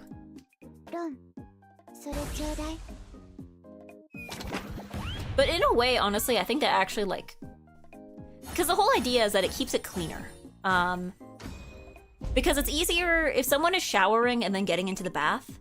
It's a lot easier to, like, you know... Because that's, like, one thing you gotta make sure is clean, right? If everyone's coming in with swimsuits, you now have to be like, okay, but, like, are the swimsuits clean? Like... Shaving in the sauna is a power move, then. You're just walking out with very bloody legs. Yeah, like if you want to sit in the sauna and go ow, ow, ow, ow, ow, I feel like there's better ways to go about that. Yeah, sometimes I have been thinking you're in water in the sauna. No, the saunas are, at least for the Korean one I went to, like, the baths have water in them, obviously. But the saunas are dry. Some of them are humid, but, like, it's not like there's a bucket of water in there. And the saunas you would go in with clothes, because the saunas were co-ed, but the baths were separated by gender. So, yeah. The saunas are dry. The only water in there is, I guess, your sweat.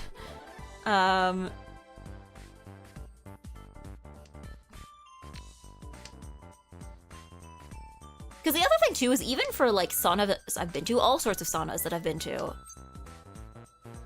they're all very particular about the humidity level in the room, so a lot of them don't even let you bring in water, even if you wanted to. Just because, like, you know, they're very particular about, like, the temperature and humidity of the sauna, because, like, that's the whole point. Especially in a place that has multiple saunas that are all supposed to be different. So, yeah, they will be, like, very particular about that. Yeah, you pour water over heated rocks or metal and it turns to steam. Yeah, but like there are different amounts of steam you can have in your sauna, right? And like, if somebody brings in more water, that can like affect the temperature. Or like the humidity levels. Also, I'd imagine there's probably like some, the way some saunas are built, some of them are probably meant to withstand more humidity than others. So I imagine like you could probably, if people are like pouring in way more water than is necessary, then like that would probably lead to like mold issues potentially. Are your clothes just in a lock in the meantime? Imagining you trying to fold your Lolita dress for a cubic foot of space. I didn't wear Lolita that day, but yeah. So basically, again, for onsens in Japan, I mean, it was similar for the Korean one, except that everything was kept in one locker instead of two. So in Japan, usually how most of them worked is that you would go in, you take off your shoes, there would be a shoe locker at the front. So you would put your shoes in a shoe locker, you'd have a key for that you'd take with you. Then you would put everything else in a second locker.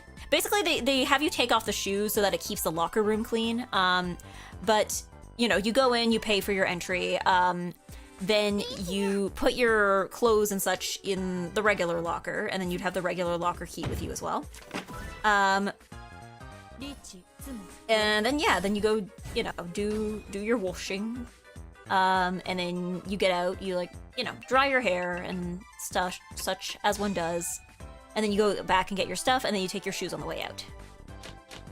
So for the Korean sauna, you'd have your... They put it all in one locker room, I think, instead of two. But that was the only difference with the process. You'd have your key with you on you the whole time. Okairi Eggy, hello Flea Flicker. But yeah. But yeah, no. So the Korean sauna, they give you clothes to change into. So when you're in the bath area, obviously you're not wearing clothes. But like after that, then you are given like a t-shirt and shorts to wear around. You walk around barefoot, but like the floors are, you know, built for that. But yeah. And then you go into the saunas with like the t-shirt and shorts on. Can you sum up your trip? Fun. Lots of biba. Tell me this isn't the last game. I have some terrible news for you, Nanada. I have some awful, terrible news for you. I'm sorry. I started late. It's my fault. I started late. Every single time. I'm sorry. I swear I don't do this on purpose. I swear I don't do this on purpose. I've been going for over 4 hours. Yeah. Well, to be fair, I spent like the first half of the stream just talking about my trip, so... Yeah, that's why. That's why. I'm sorry. There will be more streams this week. This week is a weird week because it's like the 1 week buffer between when I get back from mag and when I start work. So now I'm just like in... I feel like this is like, you know the space between like Christmas and New Year's? I feel like it's that, but like again. It's like, okay, I'm supposed to be doing something. I'm not quite sure what. I know I'm supposed to be preparing in some capacity, but preparing in what way, I'm not sure what. Maybe one of these days I'll probably like try out my commute just to make sure that like I'm taking the right routes and I'm gonna be on time for things. Like I might just like test the commute to make sure I'm on time on the first day. But it's definitely not gonna be today. Yeah. Magfest was awesome. I know! Magfest is good. Magfest is fun. I like Magfest. I'd beef with you on Twitter. Colette, really? Yes. Do you have a problem with this? No spoilers. I actually haven't finished the game yet. But I don't think I need to finish the game to figure that out, you know?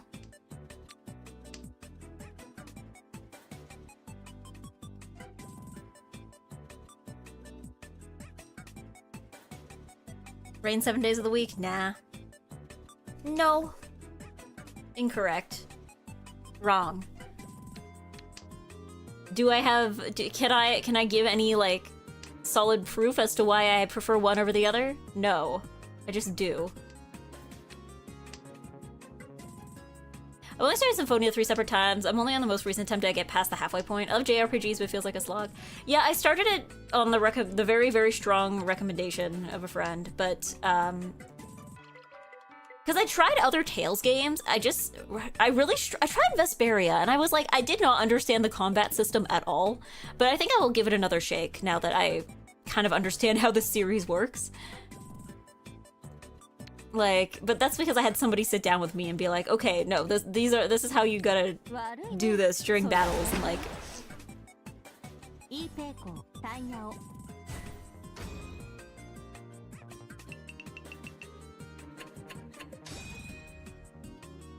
But yeah.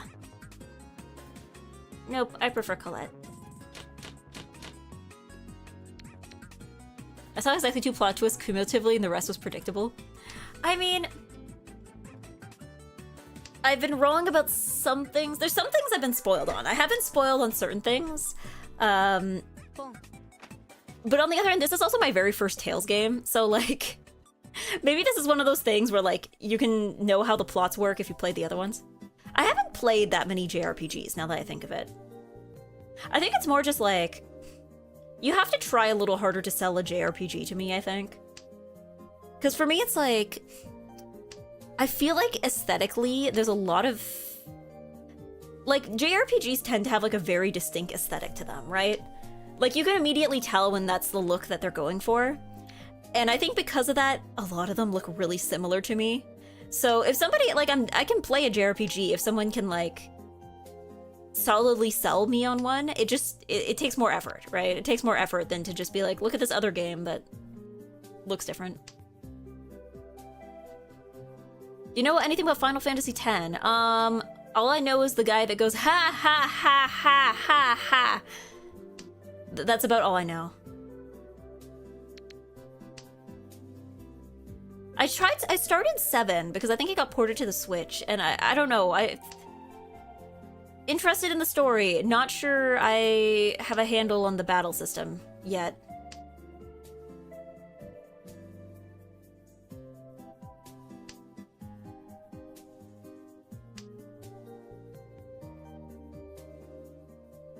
But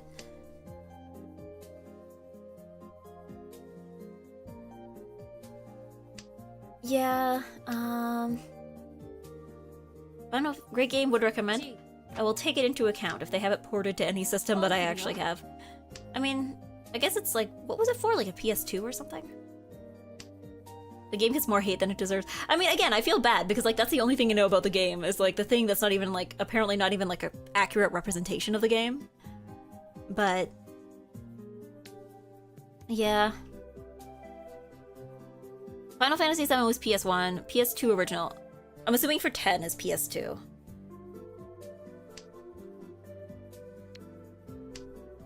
Yeah, 10 and 10.2 are both on Switch, Steam, like all modern consoles. Okay. Okay.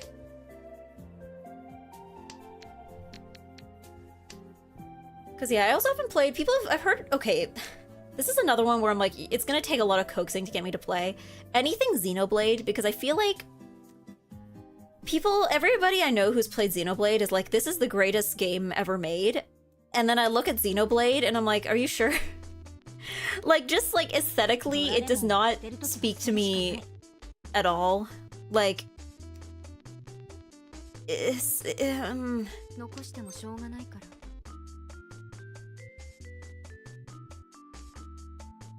like, RPGs do be a commitment. No, it's just like Xenoblade specifically. Something about it just feels like really like, aesthetically it just feels all over the place. And it's like, again, I'm sure it's a good game because everyone I know who has played it like praises it to high heaven. So yeah, Xenoblade is great if you want to play what feels like, kind of feels like an MMO but single player. Interesting. Because like all I know with Xenoblade is like, I know Pyra and Mithra, and then I know Mr. I'm really feeling it. Alright, congratulations Azur. I lost, but I guess that's what I get for winning the previous game. But yeah, it's sci-fi through and through. Or what's the other one? This other big JRPG. Does the Nier series, like Nier Automata and stuff, does that count as a JRPG? Does it fall into that category, or do people consider it something else? Because, like, that's another one that I'm like, that might be a huge time commitment. But, again, everyone I know who has played it is like, I would lay down my life for Yoko Taro. So, like, yeah. I'd say it's character action or hack and slash. Okay.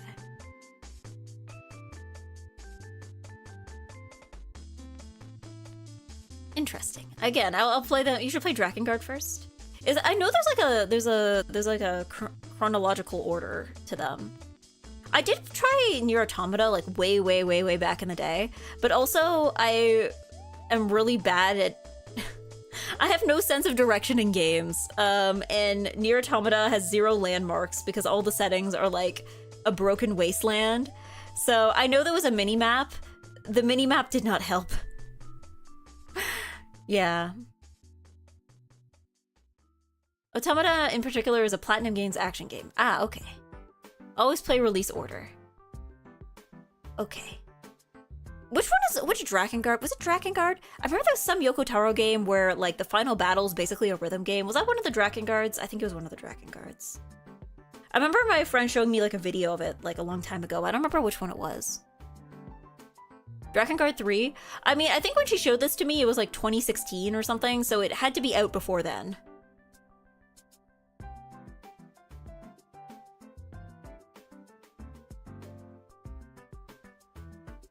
One. Okay, so it was one of the Drakengards. Yeah, because like it had to be... Again, it had to be a game that was out before 2016. I don't know how recent it was when she told me about it, though. But... Isn't Drakengard also hard? Yeah, I don't know. I don't know what the difficulty of it is. I'm sure it has, like, multiple difficulty settings, right? Because, like, I'm more in this for the story than I am for, like, having difficult game. Oh, it has difficulty options. Okay. Because, like, I don't know. I'm not... I feel like difficulty is a bit like Spice, I think, where it's just like... Some people can handle spicy things, and some people crave spicy foods. And I guess some people crave difficult games, and some people don't, and it's just like a matter... It's subjective.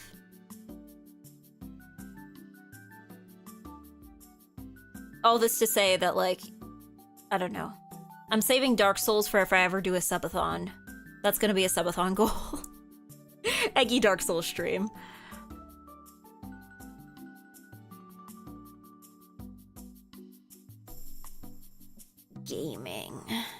Gaming. Dark Souls isn't that hard. I don't know. People here have seen me try to play other games. Like, many of you guys have been here while I'm playing, like, Zelda and stuff. Like, I don't think I'd be good at Dark Souls. Dark Souls 1 is hard by virtue of controlling bad. Is it, like, better with a different controller, then?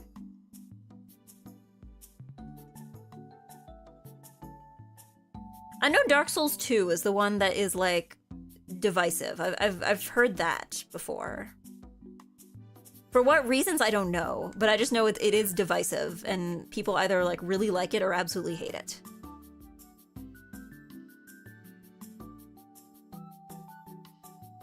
It's a clunky mech game, but you pilot a knight instead of a mech. What, the second one or the first one?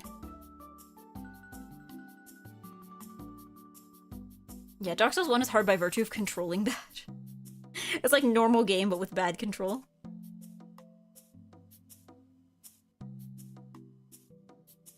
But yeah, like... I still need to play Breath of the Wild, too.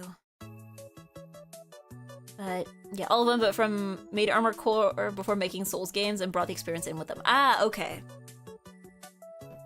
Because I'm like, isn't this like a fantasy thing? I guess you're controlling a guy who moves like a machine, I guess? Is that kind of the vibe? I think my other thing with games, and I've realized this when playing Symphonia, is like, I really struggle with games where you have to, with games where you have to have a build of anything. Because I don't know. I think I said this before on stream. I'm like, I want to play a game where if I press the buttons good, I win. And if I lose, it's because I didn't press the buttons good enough. And I feel like with a lot of JRPGs, I keep being like, why can't I beat this one thing? Surely I need to just press the buttons more good.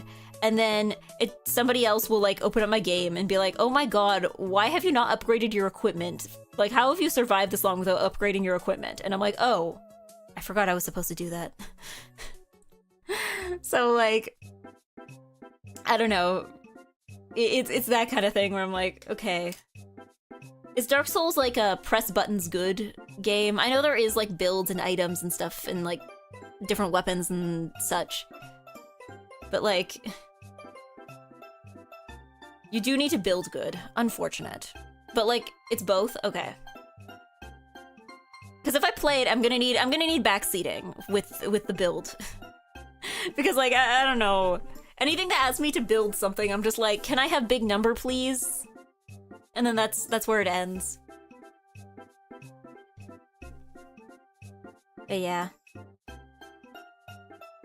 People have done Soul level 1 runs where they have no level up upgrades, so like in theory you can get through the whole game just by getting good. Cause yeah, I'm just like... I know you'll probably like big bonking. Big bonking does sound fun. I imagine that's what people are mostly playing for. But like, I'm just like, gaming? Yeah.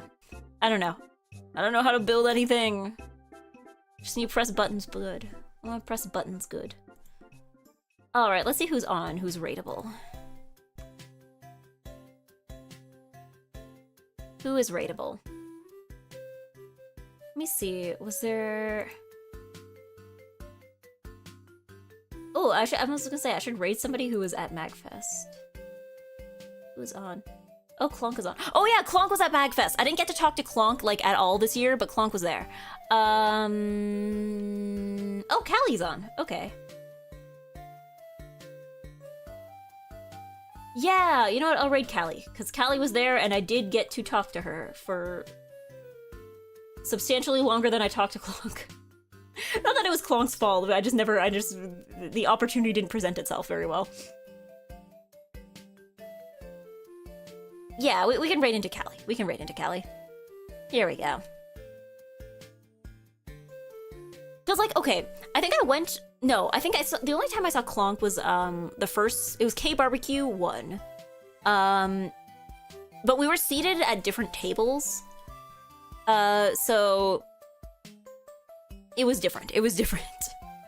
It was different.